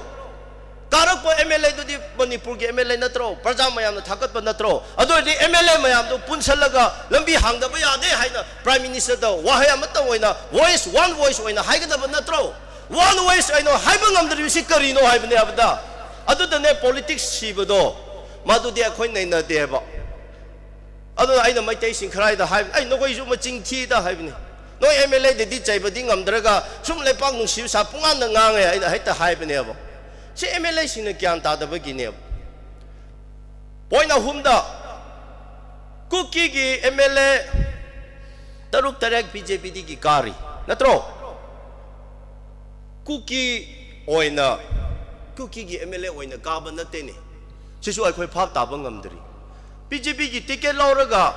BJP di gi MLA ka ba natro adu di party de di ma BJP natro congress natro adu natro sonda di BJP gi ticket pairaga ka ba du di kauthoroga hojik di kuki MLA haina chakhre ne se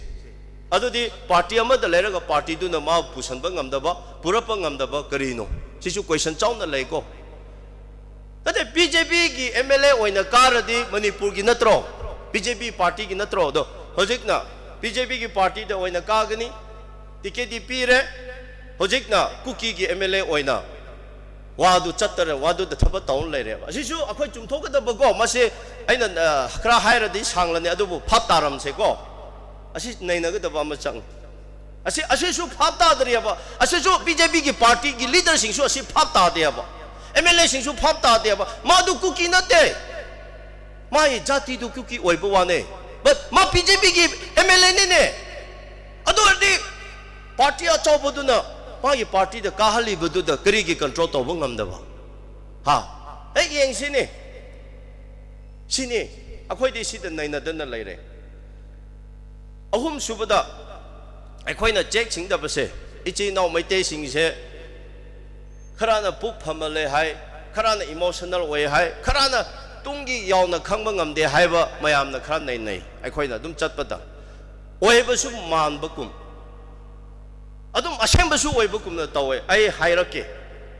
future ki plan tawraga politics tawba tarade congress da yawba khangde BJP da yawba khangde majority di maiteni leader maiteni hoji congress ki president kana na oige maiteni BJP kana na oige maiteni ato to bom ayam se hoi NPF ki du de naga na oi yare kuki ki sukuki na oi yare aina haining badi lepa ki khalaga tungi khalaga politics to tarade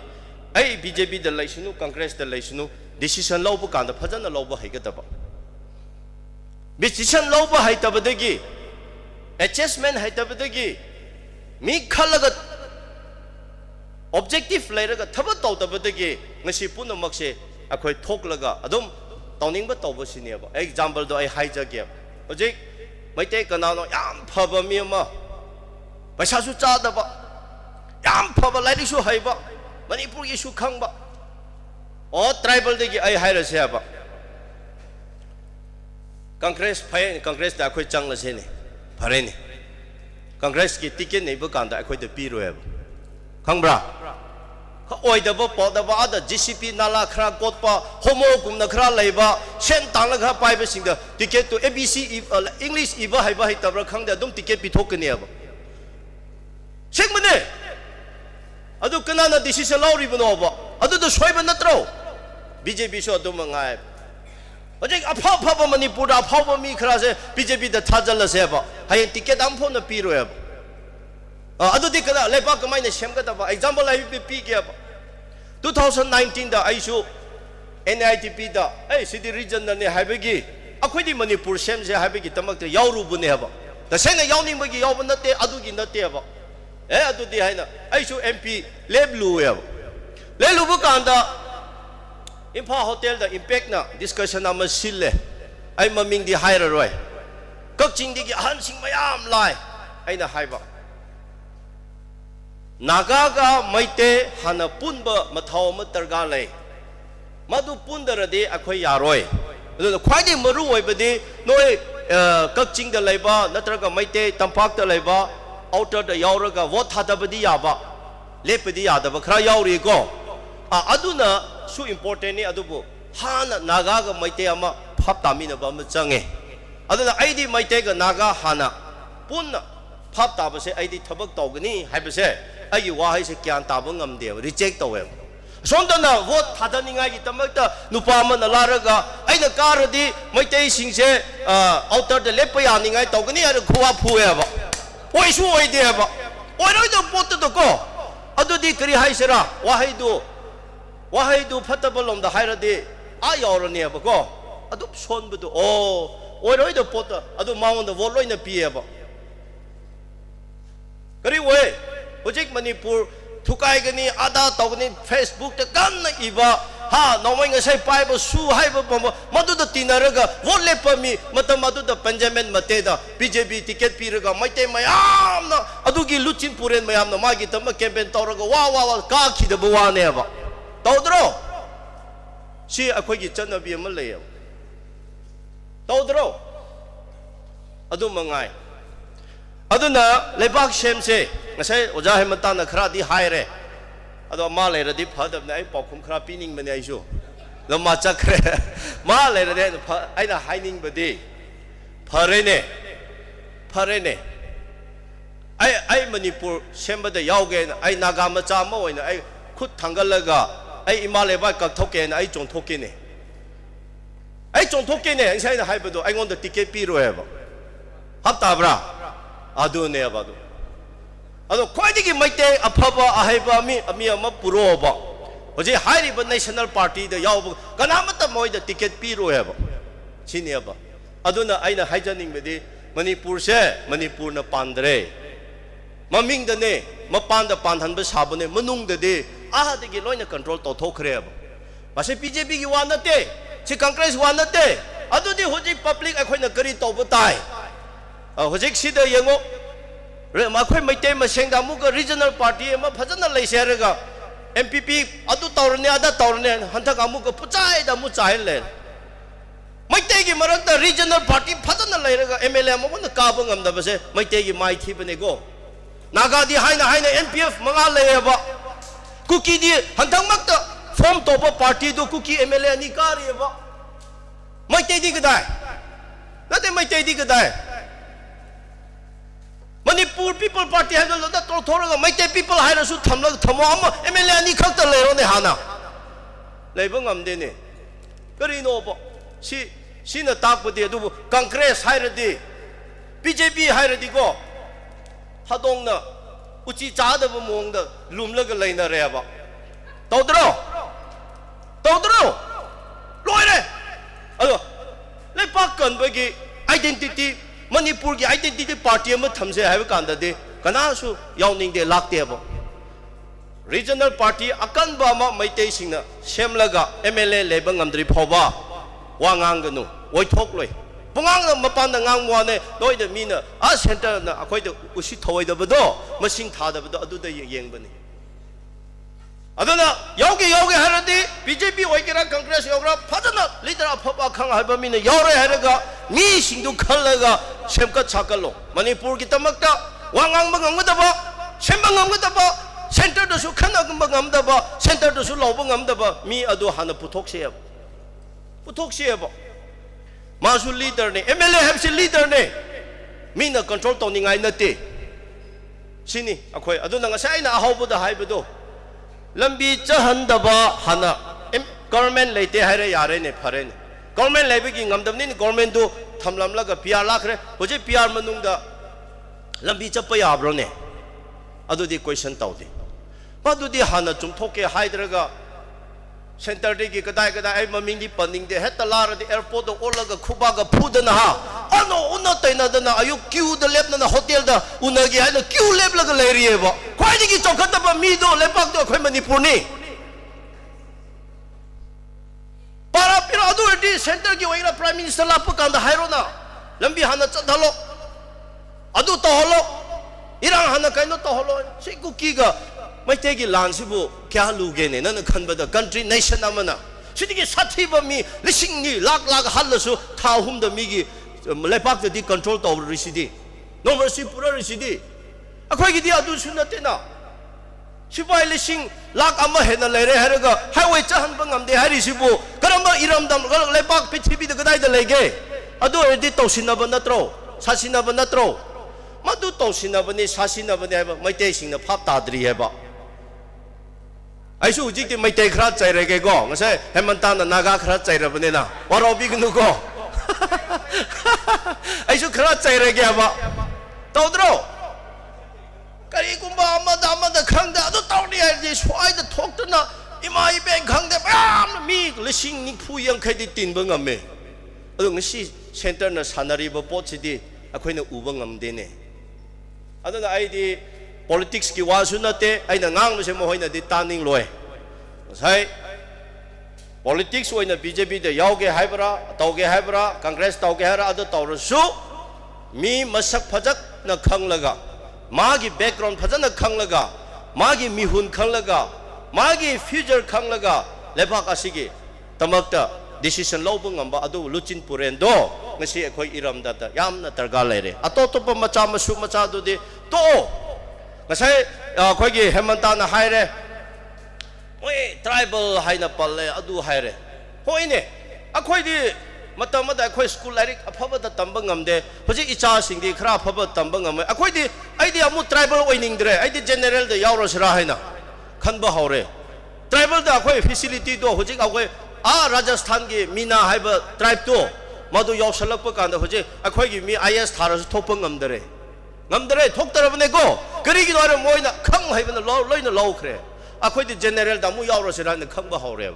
amana di tribal hai sonda na mu maite singna akhoi su tribal oiga da bane haina tawrib du na mu gadai da chakata ba adudi chi akhoi da yamna controversy le ya ba aduna tribal oigani haradi phajana decision lobio oibe yaro haradi ani thokanu haibani aduna ngasai adu ada tawe adubu adumaina maite singa mu phap ta da bam le ani subada ngasai indigenous ki controversy yamna chale kanana controversy chahan ba ngasai haibudu chume indigenous haibdi thaina digi lerak pa native haiba ma kona changla pa haibal leijabani adu indigenous ki mi indigenous oina dum lai jasunu laibe yaro haiba nate oidaba yadaba mi du su odum oi halaba oirodaba oiba adum tawrade indigenous mi du mu indigenous te hair lerade ai huji haige kanana si controversial lehan bano manipur na government na order thopodigi natra noi order du loina khangba natro madu order thopa kandadi maite singkari tawraga le muthap adudi adu topa yade haina kanadu andalon tawdena protest tawdena government na di masu indigenous na identify to thopi khra hojik ti amun na ti haire di kri tawgada akhoi praja kadai da yengo adu ara di hojik order do mu thokra bne na mi di akhoi su indigenous ne hairu re do natra order do paira bne na adu di kana gi mara adu na aina haining bedi chinau mai te sing da chaibe yuana te iti nau mai te sing se vision khra le re thabat ta honinge vision le laga decision lo honinge ngasi phawada aina aina research tawraga experience phangma aina thaba taw tinarak palak pasida maitei na decision mi aphaba ahibadi mayam lai ko ai phatte ado dai de ai de haining de maitei hairaga loina manaba na te aphaba mi megam lai mateng paneng ba mayam lai kya nungsina cha ta jingi mi na su nungsina ba nungsiba maitei leader kya su lai do maitei sing je decision lobada future gi khalaga lobo ngamde masidi chaibane haina loro ko sidi maitei na decision lobo ganda tungi khalaga lobo ngamde asidi gi soirak pane ko ngasi akhoina soirak pase adune ko adana indigenous sikanano who are the indigenous in Manipur, who are the indigenous people in Manipur hairadi phatana naina gada bane aba naina dringai the decision lo thoe law ek ama tawgani semgani naina dringai the pass to thoe aba adu MLA ticket pigini hairadi phatana naina raga ticket pi de aba khara khau chawna khara purapadu da dum ticket du phange pi aba soida Manipur da pi kada da Delhi da chalaga pi ri aba angak pa natro aduna lebak she ngasi kangkhon chairiba akhoida aki lairiba punamak se sidigi hena sathiba mayam lakhi gani praja akhoi mayam na leblaga akhoi gi lamdam do akhoi gi mina decision lawka bane akhoi gi ramdam gi chanam kalong punamak akhoi na sem ga bane ngasi di decision do ai Manipur machani haibuane decision na lawdre mina lawraga leire ko si asidigi soirak bane ai Manipur machane nang Manipur machane haibuane ek tu aina nang na tawdre a mi na tawdan na leire mi gi order da yathang da akhoi thabak taw na leire de kodongoi da su akhoi da nungsina bado purak pa sunga nga moi shanti leiroi chokhat pa su leiroi adu na ngasi kuki sing da separate administration pigini na mu thawjale adu moi di chumla pigadra hai bi tamba da kan no lan se tawsale hara leire ga mu pira roi mu hai kanana moi da su center na sijina bagine do moi da su mi na sijina bagine adu na maitei ama wardi maitei ama oina hingse naga wardi naga ama oina hingse Manipur macha wardi Manipur macha oina hingse indigenous people ne hardi indigenous people ama oina hingse go adu wardi chokhat pagi thorang nungsina bagi pun bagi asini asane jingda budget sumain hapse thong semse lambi semse ada tawse harje akhoina decision lawba ngamgadaba akhoina yengsan ba ngamgadaba lawriba tawriba mayam do ngasi highway chappa yade thong semba yade contractor thika do loina thibo kanda mapan gi loina mina oyaba songi mi di sub contractor oina leiba khakta ne asidi akhoi nei na dre aduna masina akhoi da chokhatpa punbada yadaba ngasai maitega aduga adaga chingmi gi tami punna chase harasu ada decision lawbu kanda khara chiknang ningai tonga chaningai mi di framework to semlaga loina thada khre yaba aduna potu akhoi da kairak pane asidi phap tabio aduna main oina hojai politics sida akhoi yamna danger lay masigi topic se phajai adu aina haining bade Manipur gi political parties sing Manipur gi politics kamaina lairibra haibase akhoi na hana naina ba ma change madu naina ba khangdarde akhoi mangumna dum laigani ngasi akhoi da laihaliba thokliba punamak Pandaba towning ngasai magi kaluk ya pamba town chali bese masi politics haitabade gi loina thokibani madu aduda adum answer do IP rage go aduna kari tobutai aphaba leader akhoi puthoksi aphaba leader akhoi thamsi Manipur gi issue da khangba ngamba ngang ngamba sapa ngamba mi du puthokle hairaga aduna ngasi lambi hangba ngamdaba normal si purak da basidi kana da fix tawgani akhoi MLA leri ba singsina amata oina punsan bi Congress ki BJP ki du toklamo hayang normal si lappa kanda election lappa kanda government lekhre kanda magi tawni mudu to project ki first lebak kan gadaba first mi kan gadaba first lebak sem gadaba lebak sem ningai ki tamakta MLA thakat pane Congress ki MLA wero Congress ki wangang haida ara hu kan thigi wangang lag leyo haida thakat pane te haijariba Amit Shah ki Modi ki tum thakalaga magi aphabudu shor tawraga wangang lag chalo haida MLA wehan bana te ba ha chaure ba naga ga maite kamaina nungsinagani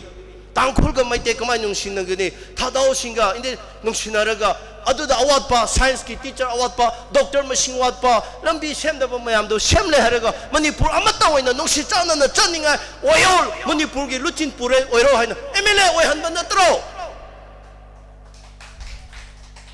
Delhi gi Rahul Gandhi gi Modi gi Amit Shah gi MLA oiraga leire अदुदि प्रजादि कायब ताबनिना प्रजादि Khanna चैनब ताबनिने अगी नुपी लेरगा नुसिचान मागी मपुरो को हाइना ओइरगा नुपी येंसंदना मीगी नुपी अमगी अगोंद कोइब्रा कोइद खंगदे मसा फजे हाबी मान हाइबा high इन चलदे नुपीदु सरोइद्रो इमुंगदु कायरोइद्रो Manipur the लेंगा ngakpado aduga chap manai swaida loisalage thank you Agachari koi oja sangka sarna social activist yamna marik chumba wafam sing thambiramagidamukta thagachhabadu phongdokchari makha tarakpada asigi discourse asigi aroiba wangang loi oina minguna panjarabada hijam Chandrakumar advocate na ain gi oiba mityeng dagi pataukuram na peace normalcy harmony and progress asi porakadagi having matang da thambina bugina taning singjari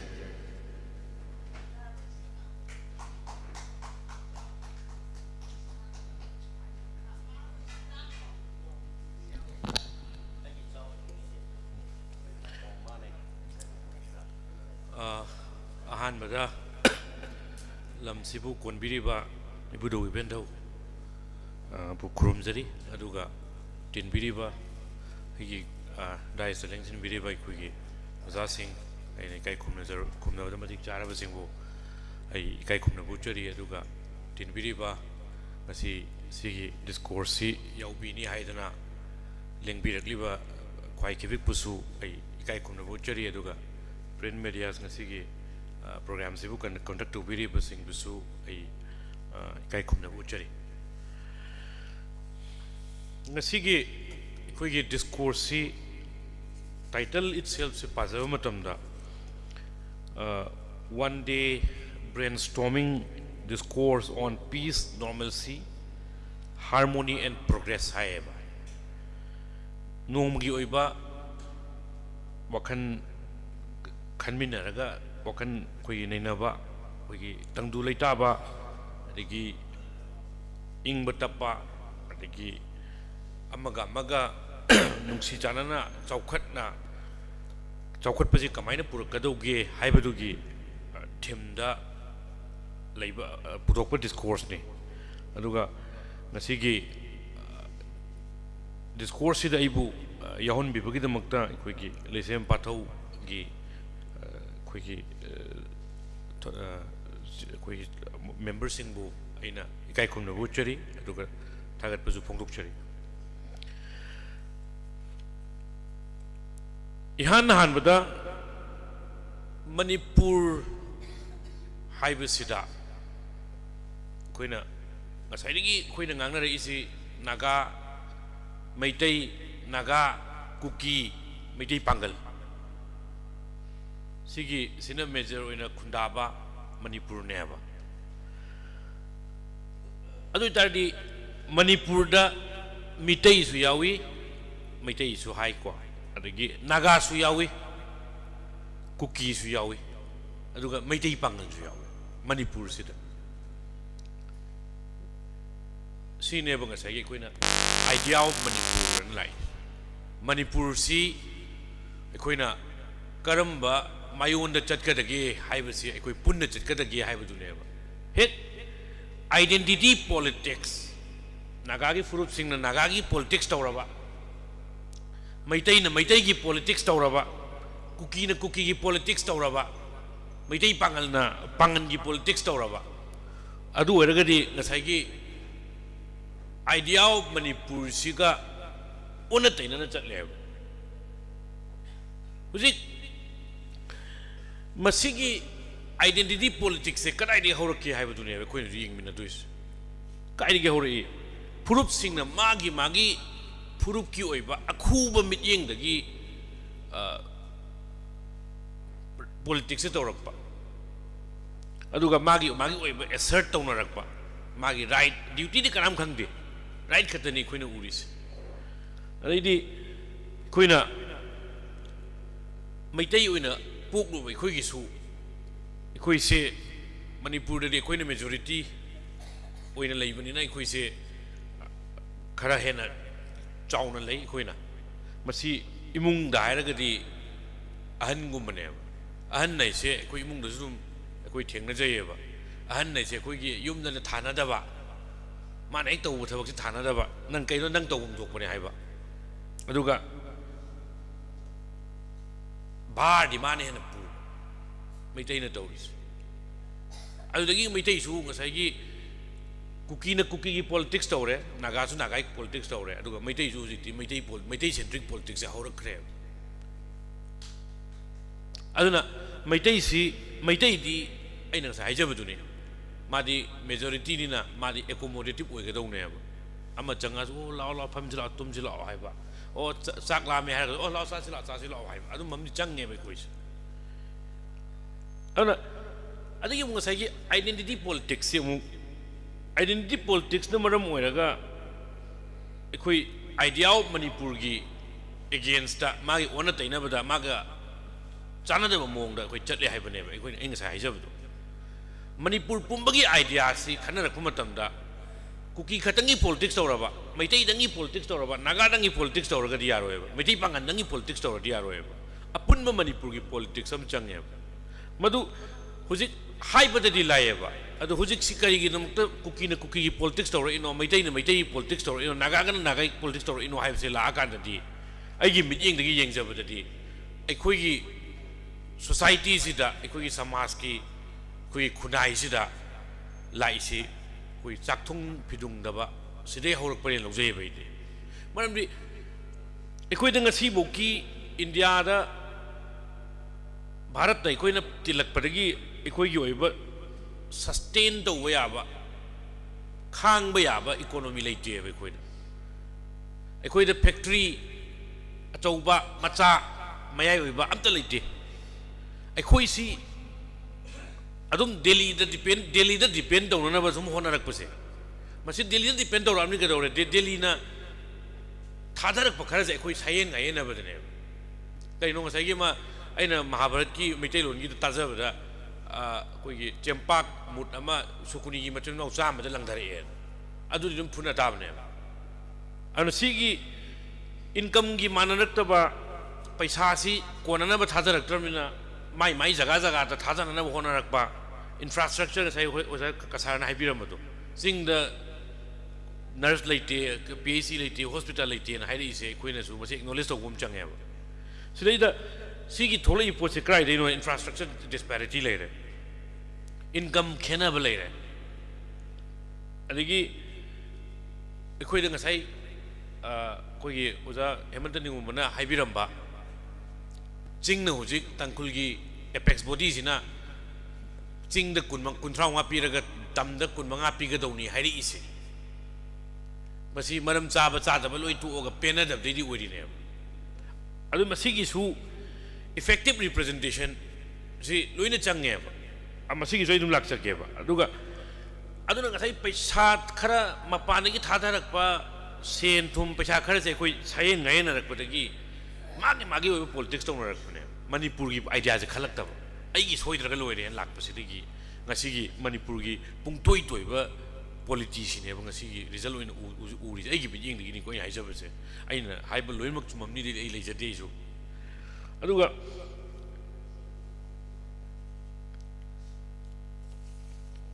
ari india gi ikoi na indian state se pasai oja ka sarna jo hai biramba adigi sigi indian state ki attitude ekhoi di yeng ba mit yeng se ekhoi di yeng ba mit yeng se hek congress bjp gi natabida lisang sit na makhoi na hek pairak padagi congress bjp gi wasung na natabida indian state ki mit yeng se ekhoi da dum ekhoi si namdhana bagi suppress tong na bagi oppress tong na ba ekhoi si chawkhat pa yadana ma mong am da dum leiram me ekhoi se dum khatna na ba launa na ba masi mayek laram khudam je kaino da pikraba square kilometer lising kuni thoi ga chahum ga kuntaret khak chawba manipur sida singi ainam lei tamgi ainam lei len lo sida tamdana kari tamda ya ma chanaba lo sina kari manipur land revenue and reforms act ana lei sine masi parliament na pass over ni ko state na pass over na state legislature na pass over na state assembly na pass over na te anima aduga tamdana village authority act ana 1956 ki Manipur Land Revenue Reforms Act 1960 Act ni ado animak legislation animak ain animak si Manipur State Assembly na pass to wa ain na teo Delhi da pass to wa ain ne ado itaragadi pick krabal lam sida uniform oiba oi magi lam du gi chana ba kitang semdok semjin tawuduna amani adu chungna natabida pick kraba Manipur gi huziki lising kuni thoiga chawumga kuntret muk chawba lam aduga UP gi district amne na chawba lam sida uniform land law leite land law ani chuye aduga mu sigi ꯑꯩꯈꯣꯏ ꯁꯤ ꯃꯣꯏꯅ ꯌꯦꯡꯕ ꯃꯤꯠꯌꯦꯡꯁꯤ ꯅꯍꯥꯟ ꯑꯩꯈꯣꯏꯅ ꯉꯁꯤ ꯍꯧꯖꯤꯛ ꯑꯩꯅ ꯉꯥꯡꯖꯔꯤꯕꯒꯤ ꯁꯤꯒꯤ ꯃꯔꯛꯁꯤꯗ ꯑꯩꯈꯣꯏꯅ ꯑꯗꯨꯝ ꯅꯤꯡꯁꯤꯡꯗꯅ ꯂꯩꯒꯗꯧꯕ ꯄꯣꯠꯁꯤꯗꯤ internally displaced persons ꯆꯤꯡ ꯑꯃꯁꯨꯡ ꯇꯝ ꯑꯅꯤꯃꯛꯀꯤ ꯄꯨꯜꯂꯒ ꯃꯤ 60,000 ꯍꯦꯟꯅ ꯔꯤꯂꯤꯐ ꯀꯦꯝꯗ ꯏꯖꯠ ꯂꯩꯇꯕ ꯄꯨꯟꯁꯤ ꯃꯔꯦꯟ ꯑꯃ ꯍꯤꯡꯉꯤ ꯍꯥꯏꯕꯁꯦ ꯑꯩꯈꯣꯏ ꯀꯥꯎꯐꯗꯦ ꯃꯁꯤꯁꯨ ꯅꯣꯔꯃꯦꯂꯥꯏꯖ ꯀꯃꯥꯏꯅ ꯑꯃꯨꯛ ꯇꯧꯔꯛꯏ ꯗꯦꯜꯂꯤꯒꯤ ꯃꯤꯠꯌꯦꯡꯗꯒꯤ 이랑세 로이션비로 이랑세 로이션비로 ꯑꯩꯈꯣꯏ ꯇꯪꯗꯨ ꯂꯩꯇꯥꯅ ꯅꯣꯔꯃꯦꯜ ꯁꯤꯗꯪꯇ ꯍꯟꯖꯟꯖꯒꯦ ꯑꯩꯈꯣꯏ ꯍꯦꯛꯇ ꯅꯨꯡꯉꯥꯏꯅ ꯂꯩꯖꯒꯦ ꯍꯥꯏꯕꯁꯤꯗ 이랑ꯁꯤ ꯂꯣꯏꯁꯟꯗꯕꯒꯤ ꯃꯔꯝꯁꯤ ꯀꯃꯥꯏꯅ ꯄꯤꯒꯦ ꯍꯥꯏꯕꯗ ꯅꯥꯒꯥꯒ ꯀꯨꯀꯤꯒ ꯍꯥꯠꯅꯈꯤꯕꯗꯣ ꯑꯗꯨꯒꯤ ꯀꯝꯃꯨꯅꯦꯜ ꯔꯥꯏꯠꯇꯨ ꯆꯍꯤ 10 ꯆꯪꯉꯤ ꯍꯥꯏꯔꯛꯑꯦ ꯑꯗꯤ ꯑꯩꯈꯣꯏꯁꯤ ꯈꯟꯅꯗꯅ ꯂꯩꯕ ꯖꯥꯇꯤ ꯈꯟꯅꯗꯅ ꯂꯩꯕ ꯈꯟꯅꯒꯟꯕ ꯐꯨꯔꯨꯞꯅꯦꯅ ꯄꯨꯊꯣꯛꯄ ꯖꯒꯥ ꯑꯃꯁꯨ ꯌꯥꯎꯔꯤꯌꯦ ꯅꯣꯏꯗꯤ ꯑꯗꯨꯝ ꯈꯟꯅꯗꯅ ꯂꯩꯔꯦ ꯑꯗꯨꯕꯨ ꯑꯗꯨ ꯅꯣꯏꯗꯤ ꯑꯗꯨꯝ ꯅꯣꯏꯅ ꯃꯁꯦꯟ ꯂꯣꯏꯁꯟꯅꯧꯁꯤꯅꯦꯕ ꯑꯩꯈꯣꯏ ꯌꯥꯎꯔꯣꯏꯁꯤꯅꯦꯕ ꯏꯟꯗꯤꯌꯥ ꯍꯥꯏꯕ ꯚꯥꯔꯠ ꯍꯥꯏꯕ ꯂꯝꯁꯤ ꯃꯥꯂꯦꯝꯗ ꯃꯤꯂꯤꯇꯔꯤꯗ ꯈ꯭ꯋꯥꯏꯗꯒꯤ ꯆꯥꯎꯕꯗ 3 ꯁꯨꯕ ꯂꯩꯕꯥꯛꯅꯦ ꯃꯤꯂꯤꯇꯔꯤꯂꯤ 3 ꯁꯨꯕ ꯂꯩꯕꯥꯛꯅꯤ ꯑꯗꯨꯒ ꯃꯅꯤꯄꯨꯔꯒꯤ ꯁꯤꯒꯤ ꯅꯣꯔꯠ ꯏꯁꯀꯤ ꯑꯋꯥꯡ ꯅꯣꯡꯄꯣꯛ ꯚꯥꯔꯠꯀꯤ ꯄꯥꯔꯇꯤꯀꯨꯂꯔꯂꯤ ꯑꯩꯈꯣꯏ ꯃꯅꯤꯄꯨꯔꯁꯤ highly militarized zone ne university campus manungda army military level lam ne sigi lam sida ngasigi irang se loisan mangamdri ne loisan mangamdaba natteba loisan daba ne kari hairaga noidi noi masen num to noidi dum hanai ju hanai du di haye ada handakki thoiba crisis siga hana naga kuki maitai pangangi crisis ka khenaba se ima hoy jurung khangbiramgani mayam tinbiru ju khangbiramgani ba matamduda government gi kaino ji khaidok te hoji kuki officer ma'am kuki gi jaga da maitai gi officer ma'am maitai gi jaga da police nongoi paiba police phau mai jaga leina khale government gi authority se stamp dau ngamak tabne lamen tumen besing ekoi ain leiri rule of law haijaba tare ain na lenga akada ni nei koina tangduli ta bam lak toisi ain na lenga toisi ain nei sina ngasai gi rule of law na miyam ji amatta oiba mityeng da yengaga achau macha awang anem nai da bida khai da bida yeng adugi miyeng da ain na lenga akada ne bai koina ngasi tangduli ta don le toisi adugi ain ja ekoi enforce tau ngamde nongoi kapam me asida nong mi mahala merang asi bong mi phade lambi da nongoi pairaga dum chali phade adu itaraga di masi engineer oiba khusengmi oiba irang amadi yawe lojei bai wakat kanana tawano di dum yam da thamjage ai ju panjaroi ai no establish taw moi hairuraga ju ada hujik si naga kuki hana gipaga hujiki maidai kuki sigir ga no siga comparison tawraga laithoi adi ekhoina yengba miyeng amgong yengbiyoba nahandagi delhi na kaure hairise delhi na kaubusida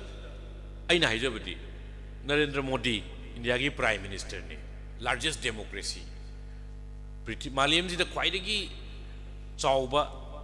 ganatantra chatpa leibak ne hairine masigi largest democracy ne na boast toriba country ji prime minister narendra modi se or home minister amit shah se bjp gi huji leiriba lengak paibiriba natraga moi member oibiriba singsina yamni ikai khumnan chatpa leader ne ching tam khaida bida adu oraga di मखोइना कौबा मतम दिल्ली दा कौबा मतम दा चिंगी दा सुमु नागागी तोंगाना कौनी cookie की तोंगाना कौनी अरे मु तमगी मैतई मु कौनी मसी मरम जाबरा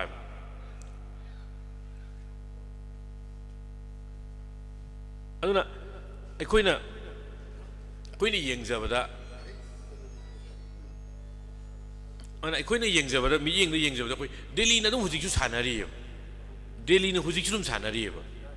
कयन पुन्ना मुक्तदा कौबियुने लोई लाइन दा लेफलगना नोई खतनबा यारोय अमतंग हाइबियो ngasibo haidabani aduna manipur gi hujuk issue si leader ngasai tamu ka akhoi gi tamu asang ka sarna jo haibiram baduni matik chaba miyam gi luching ba leitabani ekhoina thagat pasi matik chaba thagal udabagi ni haibi chumme maramdi manipur da majority mark leina masagi MLA BJP gi kontra ni thoi chongjalak pa yaura kontra taret aduga atopa mayam chawgalaga yankai ga manga laigidaba adu khaidokhaga yankai mari na support tauba government ne balairamise maduna leina majority si command tauna government sem ngamdre assembly si suspended animated suspension da thame aduga som da Bihar da BJP na paidore na ladu inaye angakpa akhoi culture ni ko mayum da majority leina sarkar sem ngamdre ba laingak se sem ngamdre aduga Bihar da BJP na laingak sem dore na ladu inaye adigi khoi gi ngasai haibiramba khoi bong haibi bo ramale khoi gi airport gi kumdara aga chingna mithana pairani tamdana ina pairani ado state ki chief minister ne federal polity दा नसाई भारत की संविधान दा India की constitution जिदा centre दंग न तौगदौबदिने union list हायेब अदुगा state दंग न तौगदौसिने स्टेट लिस्ट हायेब अदुगा स्टेट असु तौबो याबा सेंटर नसु तौबो याबा तौगदौ सेंटर न बुदी ओवरराइडिंग पावर लेबा सी कंकरेंट लिस्ट हायेब अनि मंग तौबो याबा मसिदा अंगपसी लॉ एंड ऑर्डर है बसे स्टेट की डोमेन ने स्टेट की फुल रेस्पॉन्सिबिलिटी लेबा मागी डोमेन ने लॉ एंड ऑर्डर है से अद लॉ एंड ऑर्डर सी चिंगदना अमित शाह ना अनि तमदना इना अनि हराव लाइने अदुसु मु आदगी हाइरा गसु स्वाइदा तमथोक्तरि फम अदुगी implications po khangdabida halaga swaida tamari ne adigi parliament house mayam ju tabirongani ahan bagi manipur gi irang si horakpada Narendra Modi di wa sungang da prime minister se sungang da sida aina ngasi sigi wa hawdok chari je kaimate aikoi gi ngasai leadership quality ngasai gi mani state si Maharashtra ga Manipur ga pakpa chawba pik missing khenaram badi ai but state ki oiba power di chap mane madugi power surrender to thobu ni koin haijari je adai jaga du ne Indian state na yengba mi yengda Maharashtra ri yengba mi yenga Manipur ri yengba mi yenga khenara is ada on the floor of the house parliament Amit Shah na haibam lai home minister Amit Shah na chief minister Sidhu ana opposition na demand to web aduda home minister na haibam nei ba kaido wi shin doino na ma di cooperate tawri hai ma phadana cooperate tawri hai kari kamaina ro cooperation no da DGP do ai khoina sin ya ha ma dum silale security advisor ai khoina hap ka hapale ari chief secretary do ai khoina hap ka hapale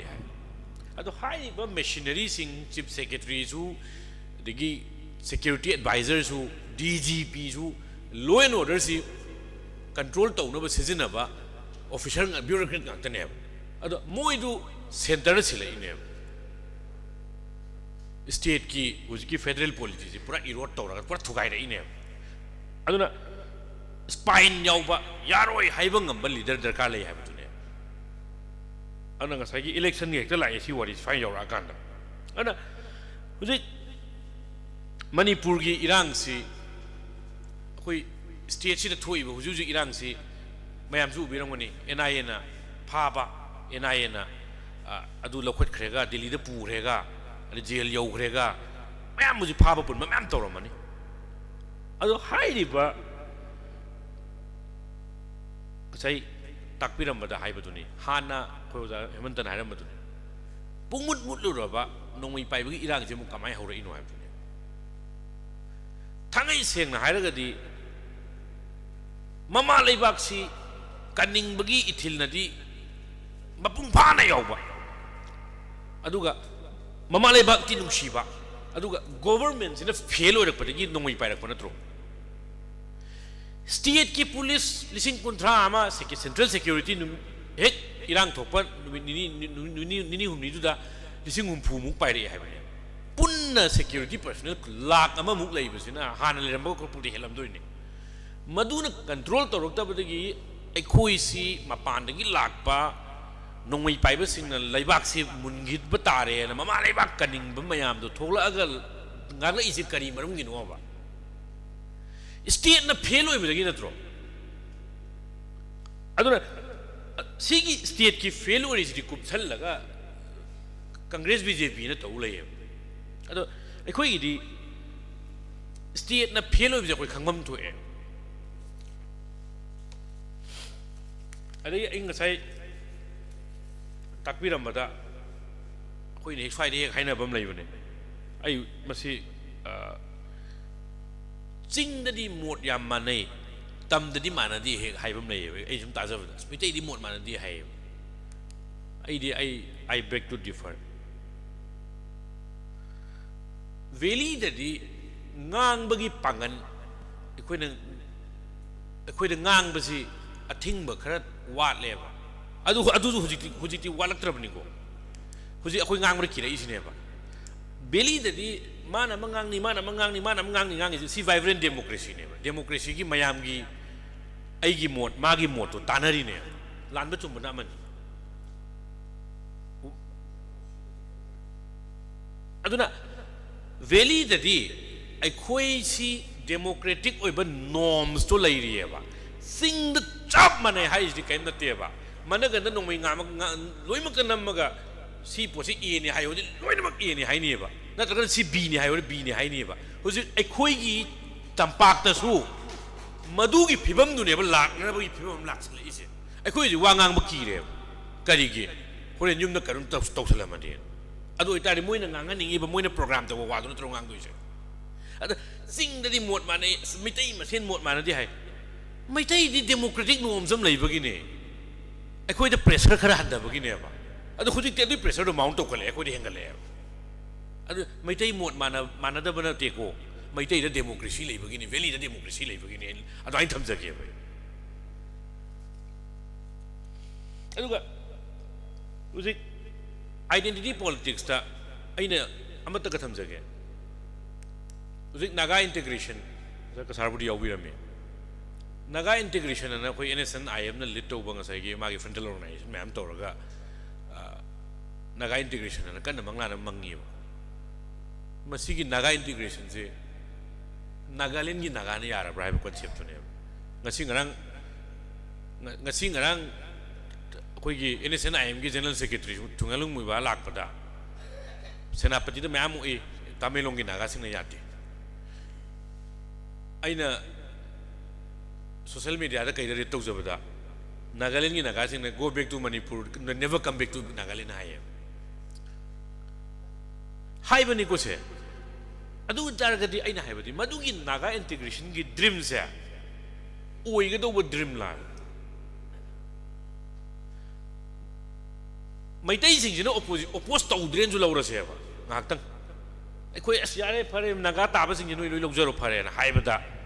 pun bangam dori bribe adigi mo ina hangjaring wa question ma lay ba ai khoi maitai di inclusive oi ga dong ne hai bu ne ma sai jabu do accommodative oi ba ai khoi na ngasi bo Tamenglong di sungchat chatta ba Jesami di sungyau yoru da ba Kachin di Barak Valley sungyau yoru da ba Barak ti khoi gi ne rim hai ba ꯖꯦꯁꯥꯃꯤ ꯗꯤ ꯌꯧꯗꯕ ꯖꯦꯁꯥꯃꯤ ꯑꯩꯈꯣꯏꯒꯤꯅꯦ ꯑꯗꯨꯝ ꯍꯥꯏꯕ ꯁꯤ ꯂꯥꯟꯂꯦ ꯁꯤ ꯂꯥꯟꯗꯕ꯭ꯔꯅꯦ ꯑꯩꯗꯤ ꯂꯥꯟꯂꯦ ꯂꯧꯖꯩꯕ ꯑꯩ ꯋꯥꯈꯜꯗ ꯂꯝꯗꯨꯗꯗꯤ ꯑꯩ ꯌꯧꯅꯤꯡꯗꯕ ꯉꯁꯥꯏ ꯑꯣꯖꯥꯗꯣ ꯉꯁꯥꯏ ꯑꯣꯖꯥ ꯀꯁꯥꯔꯅ ꯍꯥꯏꯕꯤꯔꯝꯕꯗꯣ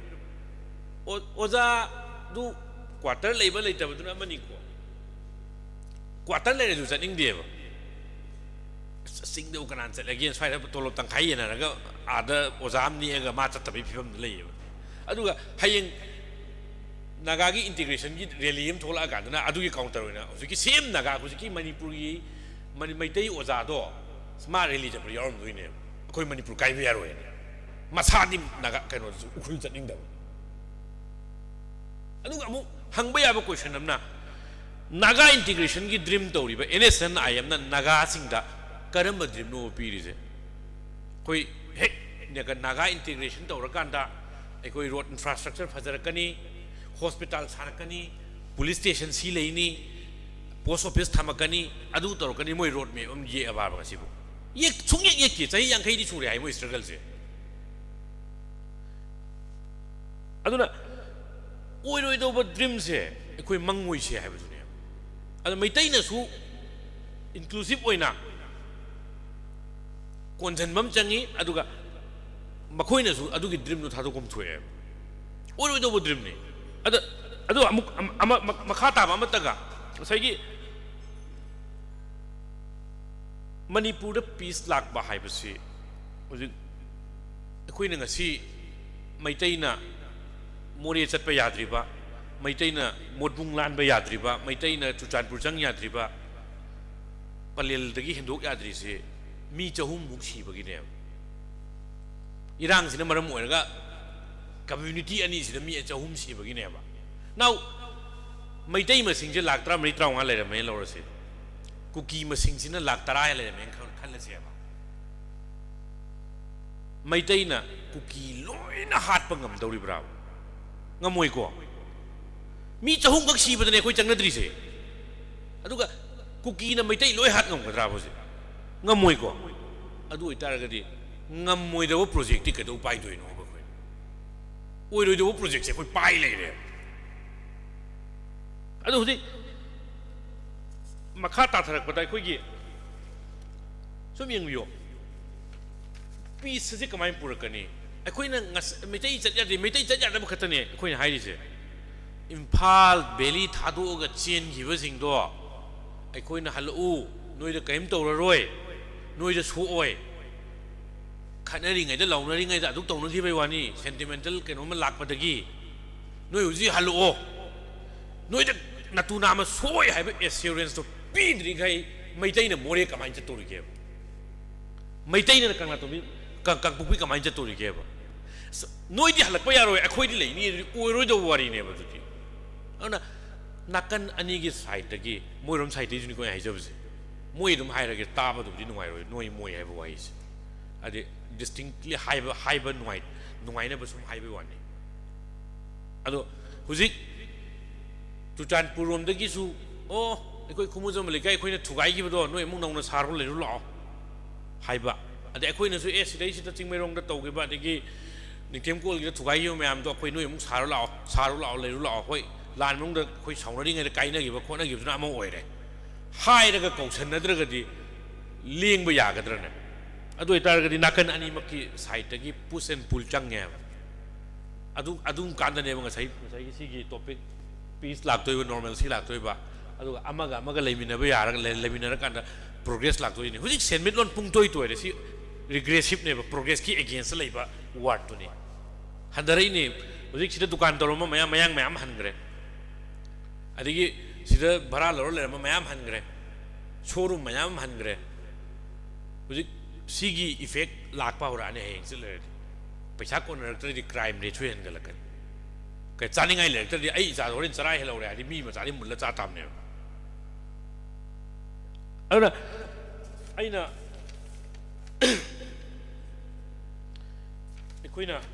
ꯑꯩꯅ ꯊꯝꯖꯅꯤꯡꯕꯁꯤ ꯉꯁꯥꯏ intellectual ꯁꯔꯀꯜꯁꯤ ꯄꯣꯂꯤꯇꯤꯛꯁꯇꯒꯤ ꯂꯥꯞꯊꯣꯔꯛꯄꯁꯦ ꯑꯩꯈꯣꯏ ꯃꯅꯤꯄꯨꯔꯒꯤꯁꯨ ꯌꯥꯝ ꯆꯥꯎꯕ ꯗꯣꯁꯥ ꯑꯃꯅꯦꯕ ꯀꯩꯒꯤ ꯑꯣꯂꯤꯒꯥꯔꯀꯤꯅ ꯉꯁꯥꯏ ꯄꯟꯕꯤꯔꯝꯕꯗꯣ ꯁꯦꯟꯖꯥꯎ ꯄꯥꯏꯕ machindi thumba aduga ठिकादार है कहीं कोयलास द प्रॉफिट वायरिंग द प्रॉफिट तो उब मी दुने कोई कहा ले कहीं द प्रॉफिट उब कहीं द खेत होरगा कहीं द लहोरग ये नहीं मी दुने बोट कहा लागा से कोई assembly the Famal इबा parliament the थारा इस अदुगी ngasi रिजल्ट कोई उरे द खुनाई कईम खंदबा माई मसा दंगे खनबा अदुगुम मयाम द कोई थागले अदु ngasi फिल्म द यौताबने अरुणा अइना अमतंगा सिदैदा यूनिवर्सिटी का रेजिम द लापनरकपसे अखोई आइदी लापथो हनिंगदेब इंटेलेक्चुअल सर्कल से सोंगझलगा मियाम द डिस्कोर्स अम खक्तो हनिंगे मसे आइदी कुइने खंजब अरुणा लारिक आइबे सिंगसी पॉलिटिक्स मु कना न्यावेगे ना अम लयेब मोयु बोट लेबो कासु कारोय दौदा कई की कारोय जोबा मियाम सि ममित माय पांगदबगी अदु यंगबियु को याउछंग यंगबियु एमएलए मिनिस्टर की मयुम द क्वार्टर दा पौनम गई पैसा नि चटनी को अदु इतारी अदु पिंगम न मोजुम करप्शन तौरता अदुना सीमा थादोक पिबा अदगी भोट अइना मसी हायरगा वारोबिनो भोट मै फू खरा पिरगा मैदान खरा पिरगा पॉलिटिक्स तौबगी चटनबी अदुदा मोय को एंडोर्स तौसनबा मसी थादोक पिबम चंगे अदुना इरोय लेबदा अइना ngसागी रिकमेंडेशन हाइबा पार्ट अमखक यावे इन येंगजबदा अदा मसीगी रिकमेंडेशन सिदा अइना लाक्सनिंगी सिना अखोइगे सेंटर गा स्टेट का इंडियन स्टेट हाइजब तारे इंडियन स्टेट का मणिपुर गी मरी से अखोइ अमुक हन नेगोशिएट तौबा म चंगरे हुजिकसे मोइ नोइ मीटिंग होंगो नत्रगदे अखोइ याररोय हानै टाइप ते अखोइ लेररोय हाइबम चंगरे मीटिंग दी सोंगों होंगदे सही कांग्रेस बीजेपी की नते से लिसांग से सोंगों होंगदे आर्म प्रोसेस स्पेशल पावर ए कांग्रेस ने थानमी बीजेपी ने कंटिन्यू तवे सु कांग्रेस ने चना हलमी बीजेपी ने कंटिन्यू तवे सब मानदर मीटिंग दे अदुन सीदी कांग्रेस बीजेपी की पार्टी पॉलिटिक्स की याम वांग रेबा इंडियन स्टेट की पॉलिसी से और अदु इतागरी नोई की पॉलिसी होंगो हाइबमा नेगोशिएट तौंगम लीडर थाब दरकार लेरे पार्लियामेंट मनुंगदा कोइना हंदक की पार्लियामेंट्री इलेक्शन की ममांग गई हंदक खतनी खरा सीरियसली मयाम जे खरा लान की चैथिंग सोक पे हेन बैर कइनो इशू जे खरा वांखलागा मयाम जे सेंटिमेंटली यामना चार्ज तौनर लई बैर कइनो हंदक की कितंग पॉलिटिकली मोटिवेटेड ओरगा वोट से तौबो माले एमपी की से ममांग ददी पार्लियामेंट थारी एमपी सिंग जे कांग्रेस बीजेपी की नते कोई हाइजरी से रिचुअल होइना थायेबा बोट थादरसु याबा ससा कनानम चनिंगमम चलसनु का हाइबगी कन्सेप्ट मै खोज लैयेब मसी याम सोयेब थांगै सेंगना एखोइना एखोइगी म्यू थाब मतमदा आगं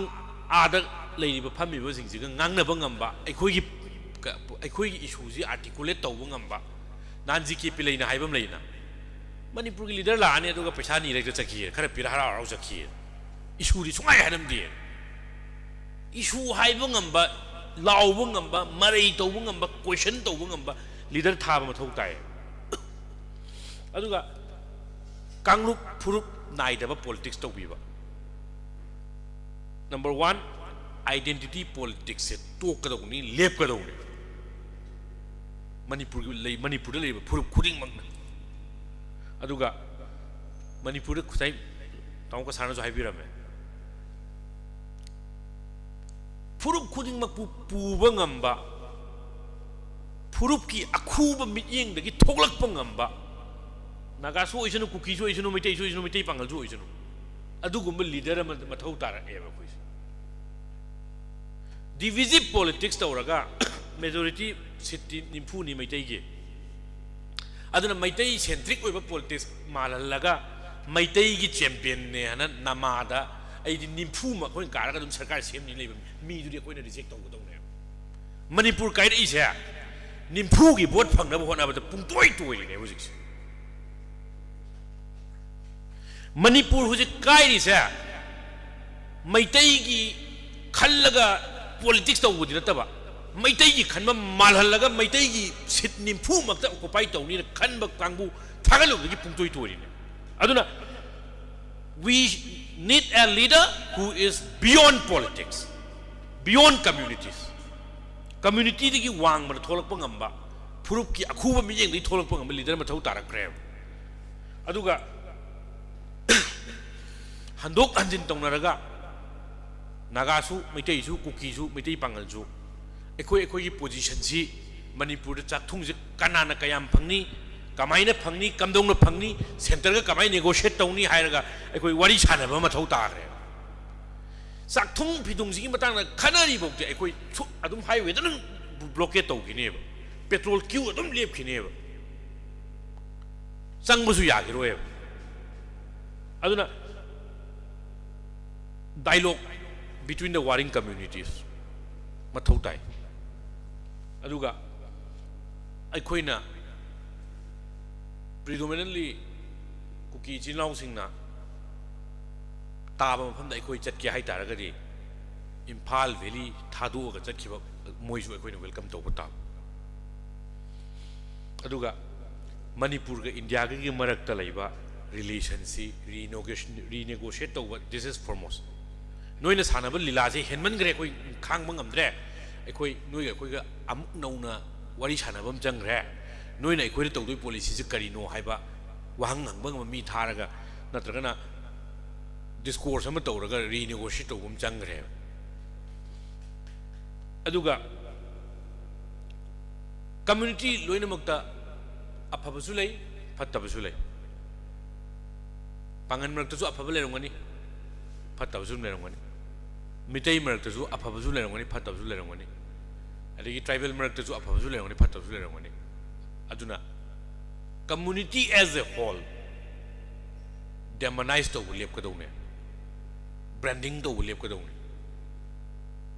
branding to tagging to demonize to lep kadone aduni aduga ujik Manipur ngarang ujik kasagi tangkhul gi apex body amana kunthra nga pi gadawni tribal gi adu mitai kun manga kai re je feasibility oi thokpa yaba yadabduna amani adu demand tawra ise pendabam di leibagine ma adu tar di masi address to go mathau tadrana e pen noi pen gi pe lo noi nawa lo de ha dum hena khanar tabne adu tar ga di noi na pen ri je kari gi no noi kamai pelan ni na hangnabam di changre ba ai khoi du sok tabita nangnabam changre ba adu ai gi oina masi gi pot si aina hek panjabani wakhanda khanbam lei Bihar da huzik JDU gi chief minister oiba Nitish Kumar je MLA na tiam MLC ne member of legislative council ko ye parliamentary Rajya Sabha letra aduga chap manana state ta su bicameral system mana upper house lower house an thamba ya yeba adu oraga di lower house na dum magi Vidhan Sabha ko gi assembly ju oirani natra adu miyam na khanba sing ju oirani aduga upper house ta na Rajya Sabha gi type nominated oiba adagi keno sing ju oidoi ne ba adu itaraga di Manipur gi state assembly da upper house ama thama aga di represent tawba ngam jadaba matik mathauna di leiba matik saba mi su leiba tawdabu moi gi number du na maram oiraga represent tawba ngam daba community mayam am leiri for example kom ji anywhere phole pat kar roi do kaino da khoi divisive politics to number 1 number 2 community politics to adum magi community to kom je pot suka kar roi do ne ba tawdabu kom du di MLA oina amupuk changoi do re Manipur lei bo moi pelam gadra manungda pen da badi moi pikpa furup oi bagi pen da badi phungdu pungam jada ba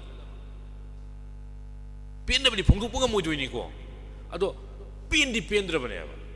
aduna o maga chaklak paduna nongmani bung nong kai ne aduna masigi post address to ge haitara gadi Manipur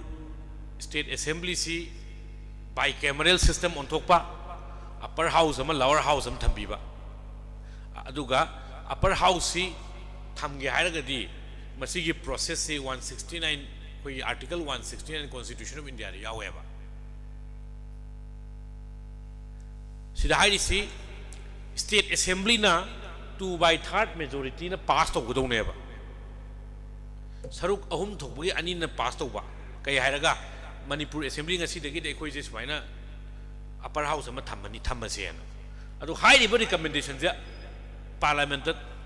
ꯊꯥꯔꯒ parliament ꯅ ꯑꯃꯨꯛ approve ꯇꯧꯕ ꯑꯗꯨꯒꯤ ꯐꯤꯕꯝꯁꯦ ꯂꯥꯛꯑꯀꯥꯟꯗꯗꯤ ꯉꯁꯥꯏꯒꯤ represent ꯇꯧꯗꯕ ꯃꯤ ꯑꯩꯈꯣꯏꯒꯤ ꯐꯨꯔꯨꯞꯁꯤꯡꯁꯤꯁꯨ ꯃꯆꯥꯁꯤꯡꯁꯤꯁꯨ ꯂꯣꯏꯅ represent ꯇꯧꯔꯛꯑꯒꯗꯤ ꯃꯣꯏ ꯄꯦꯟꯗꯕꯁꯨ ꯈꯔ ꯃꯈꯩꯗꯤ ꯍꯟꯊꯕ ꯉꯝꯅꯤꯅ ꯑꯩ ꯈꯟꯖꯩꯌꯦꯕ ꯑꯗꯨꯅ ꯁꯤꯒꯨꯝꯕ discourse ꯑꯃꯈꯛ ꯇꯧꯕꯤꯔꯒ ꯉꯁꯤꯒꯤ ꯁꯤꯟꯕꯤꯔꯒ ꯑꯩꯒꯤ ꯑꯣꯏꯕ ꯑꯩꯒꯤ ꯌꯥꯝ limited ꯑꯣꯏꯕ knowledge ꯑꯩ ꯌꯥꯝꯅ ꯈꯪ ꯍꯩꯗꯅ ꯉꯥꯡꯖꯕꯁꯨ ꯅꯠꯆꯗꯦ ꯑꯩꯅ ꯁꯨꯝ ꯆꯨꯝꯃꯦꯅ ꯈꯟꯖꯕ ꯋꯥꯈꯟꯗ ꯂꯩꯖꯕ ꯈꯔꯗꯨ ꯍꯣꯏ ꯑꯩꯅ ꯍꯥꯏꯁꯤꯃꯛꯅ ꯂꯣꯏꯅꯃꯛꯇꯤ ꯆꯨꯝꯃꯝꯅꯤ ꯑꯩꯁꯨ ꯑꯗꯨꯃꯛꯇꯤ ꯑꯩ ꯀ꯭ꯂꯦꯝ ꯇꯧꯖꯗꯦ ꯑꯗꯨꯒ ꯉꯁꯤꯒꯤ ꯑꯩꯒꯤ ꯁꯤꯒꯤ ꯔꯤꯀꯃꯦꯟꯗꯦꯁꯟꯁꯤꯡ ꯑꯃꯒꯤ identity politics ꯇꯣꯛꯄꯤꯕ ꯑꯗꯨꯒ communityꯒꯤ ꯃꯤꯠꯌꯦꯡꯗꯒꯤ ꯊꯣꯛꯂꯛꯄ ꯉꯝꯕ ꯑꯈꯨꯕ ꯃꯤꯠꯌꯦꯡꯗꯒꯤ ꯊꯣꯛꯂꯛꯄ ꯉꯝꯕ ꯂꯤꯗꯔ ꯈꯟꯕꯤꯕ ꯑꯗꯨꯒ extensive dialogue between the communities taubiba aduga Indian state ka Manipur le neighbor mari renegotiate taubu ngamba leader thabiba aduga pressure group sembiba aduga community amaje wholly hekta noi loi phatti hai bi topiba aduga saigi moigi oiba effective representation community khudi mun represent tauna na magi forum mama MLC gumba ama Manipur assembly da le biba ana ai my recommendation thamjaraga ai site nanjage Thagachari Nasigi Aroiba Wangangloi Oina Hijam Chandra Kumar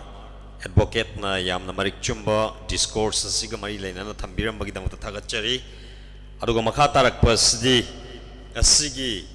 Lauriba Discourse Asigi Recommendation Sing Adu Kari Karino Hebadu Agiyamba Rakesh Moirang Them Sinalemba Laisem Pathona Pathok Pina Navidamagda Noluna Singeri Ayamba Rakesh Moirang Them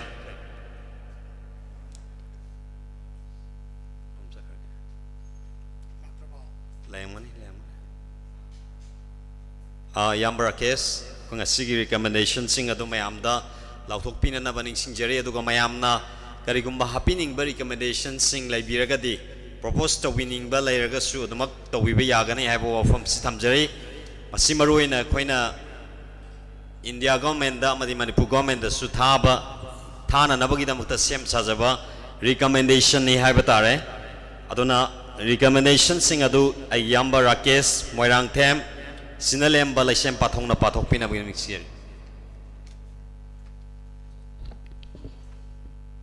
Mukazupuno Kuikapuno Wutsari. I recommendation English to any either when Kenoda Governor of the Home Minister Kagi Shumyahon Siena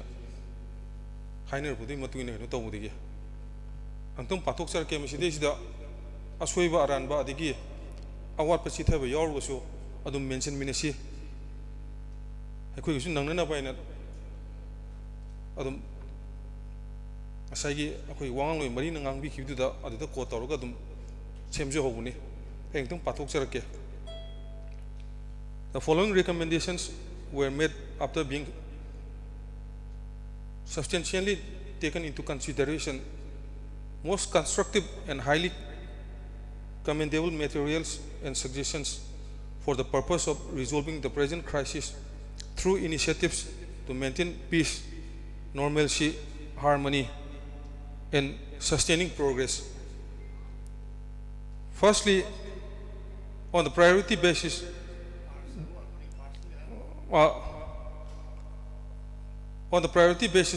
those victims, so-called IDPs, who had been still suffering for the last 2.5 years in the relief camps in schools, colleges, and community halls, etc., should be allowed to return in their original homes by taking up every possible step and action for speedy process of restoration of IDPs in their respective homes. Secondly, the victims should be appropriately compensated since they were victimized for no faults of theirs in view of bringing sustainable progress in these devastated village areas. Thirdly, the unity and integration of our state, which is naturally unbreakable and historically inviolable, should not be disturbed with greedy structure of homeland fever. Any attempt to divide our state into separate administration or union territory in connection with homeland fever must not be tolerated to the extent of outright rejection. Fourthly, wartime strategic zonal division into buffer zones, all the more aggravated enmity and hatred between the Meiteis and the Kukis, and as such hinder a speedy recovery towards progress. It must be kept free from all restrictions as well. Border fencing must be taken up at war footing to control infiltration and drug smuggling. Numerable security forces and personnel must be deployed at national highways to vigil along day and night, providing safe and secure passage for all. The hierarchical concept of the center is just outmoded. This will pull down the image of Indian democracy to the level of oligarchy, if not blackened democracy. Ay warip si mari khaktani recommendation si masida nungai taba adegi hamning ba awat pa leirega su adegi asida akhoi ge khangmada kaitang wat pa yaru so akhoi wangang we ani leiringai da anum tatok tasin tawraga awar pa dum mention minana ba adum ningsing jari masimang taroi ba mukti natri atang swai tension jari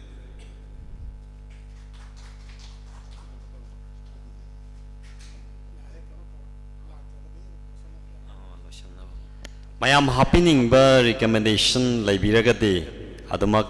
propose tawbirak pa yagani happening ba lairagadi adu mayam si yare haibagi akogi ngasi lauriba warep recommendation mari sina aroi boire hairagadi akogi program asi loishanabagi tanjado logjage Board of Thanks Bibi Nabagdamakta Agiyamba Yumnam Nauba Mitei Bu Nasigi Toram Masigi Board of Thanks Bibi Nabagdamakta Nologna Ningsingjeri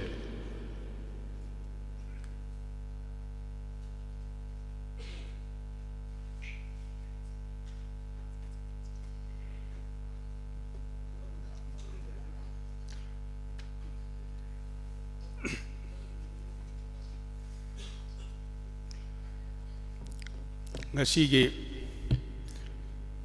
yamna maman yamaba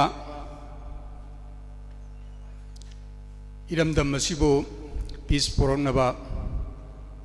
yelongi gi lejarakpa jing tamigi nungsinaba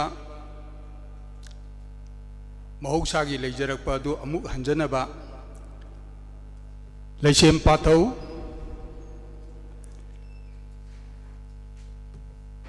Impal Eastna Ahan Boyna Hogdokpiba Thoram Masida Daishta Lengchen Biduna Ngasigi Thoram Masigi Maruiba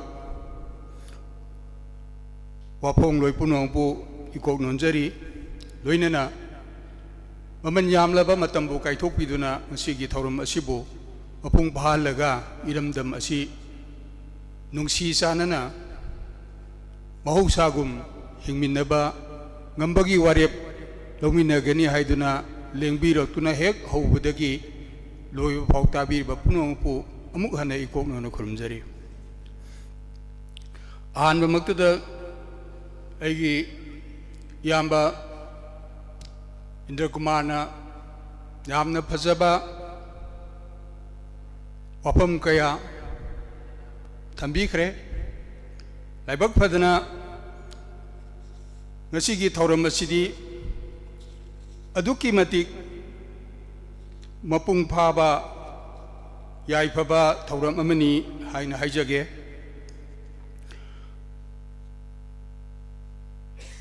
hairiba thauram asida wangang loi mari magna amato oiba wakhalon ama thambiki madudi Union Government of India nakhoi gi miyeng hongu haiba wafam ase iramdam asida leiriba mitei sing tami yek salai taret ki ningon masa piba masa ekhoi lemineriba purup punamagna amato oiba kholau lauminanaba ngasige asina ahobo oiraga achauba mapan kangjebung gumbada missing suna tinba mifam ama atuba matamda warep lauraga Union Government da khanghan ba haibase yamna mathau taba thauram amani haidana aigi wakhalonda thamjage ngasigi thauram asida aigi yamba Indra Kumar amadi Hemanta Inoi bungo Asangka Sar amadi Inoi bungo Advocate Hijam Chandra Kumar Advocate ama oina yamna phajaba Bharat Sagar Pathap ki wakhul pomit ki matung ina article PB duna hairiba article aduda changaga aikhoi si Union Government of India amasung Manipur State ani goiba phajaba wafam ama thamnanaba takpiramba hainingai leitana thagatsari aduna ngasigi wangangloi punamak amadi thauram masibu mapung phan bireba hobudagi loiba phawba tabiriba punamak amadi thauram masibu mapung phana sandok jananabagi ayaba pibiriba Manipur Press Club hol asibu pibiba hainingai leitana thagatsari khwaidagi maru oina ngasigi thauram asibu tung koina YouTube channel da mayam punamagna sangduna nainaba yabagi achauba thokdang lobiriba aikhoigi kumai.com YouTube channel asi aduki matik maman yami matam punamakta lengdana lehauragadoba adugumlaba porsak amani loinana press and electronic media punamagna ngasigi thauram asibu maruoiba thauramni iramdam kananabagi adugumlaba achauba thokdang logdaba yade haiduna lengbirakiba punamakpusu mayam punamakpu hainingai leitana thagatsai hairaga aigi ngasigi thagaru hai si tinjinlage thagatsari oja yumnam nauba maitei mitei ngasi vote of thanks BBBꯒꯤꯗꯃꯛꯇ ꯊꯥꯒꯠꯆꯕꯗꯨ ꯐꯣꯡꯗꯣꯛꯆꯔꯤ ꯑꯗꯨꯒ ꯉꯁꯤꯒꯤ one day brainstorming discourse on peace, normalcy, harmony and progress ꯍꯥꯏꯕꯁꯤ ꯉꯁꯤ ꯅꯩꯅꯖꯔꯤꯕꯁꯤ ꯄ꯭ꯔꯁꯤꯗꯦꯟꯒꯤ ꯑꯌꯥꯕ ꯂꯧꯖꯔꯒ ꯃꯇꯥꯡꯁꯤꯗ ꯂꯣꯏꯁꯤꯟꯖꯔꯦ ꯍꯥꯏꯅ ꯃꯌꯥꯝ ꯄꯨꯝꯅꯃꯛꯀꯤ ꯃꯐꯝꯗ ꯅꯣꯂꯨꯛꯅ ꯅꯤꯡꯁꯤꯡꯖꯔꯤ. Thank you all.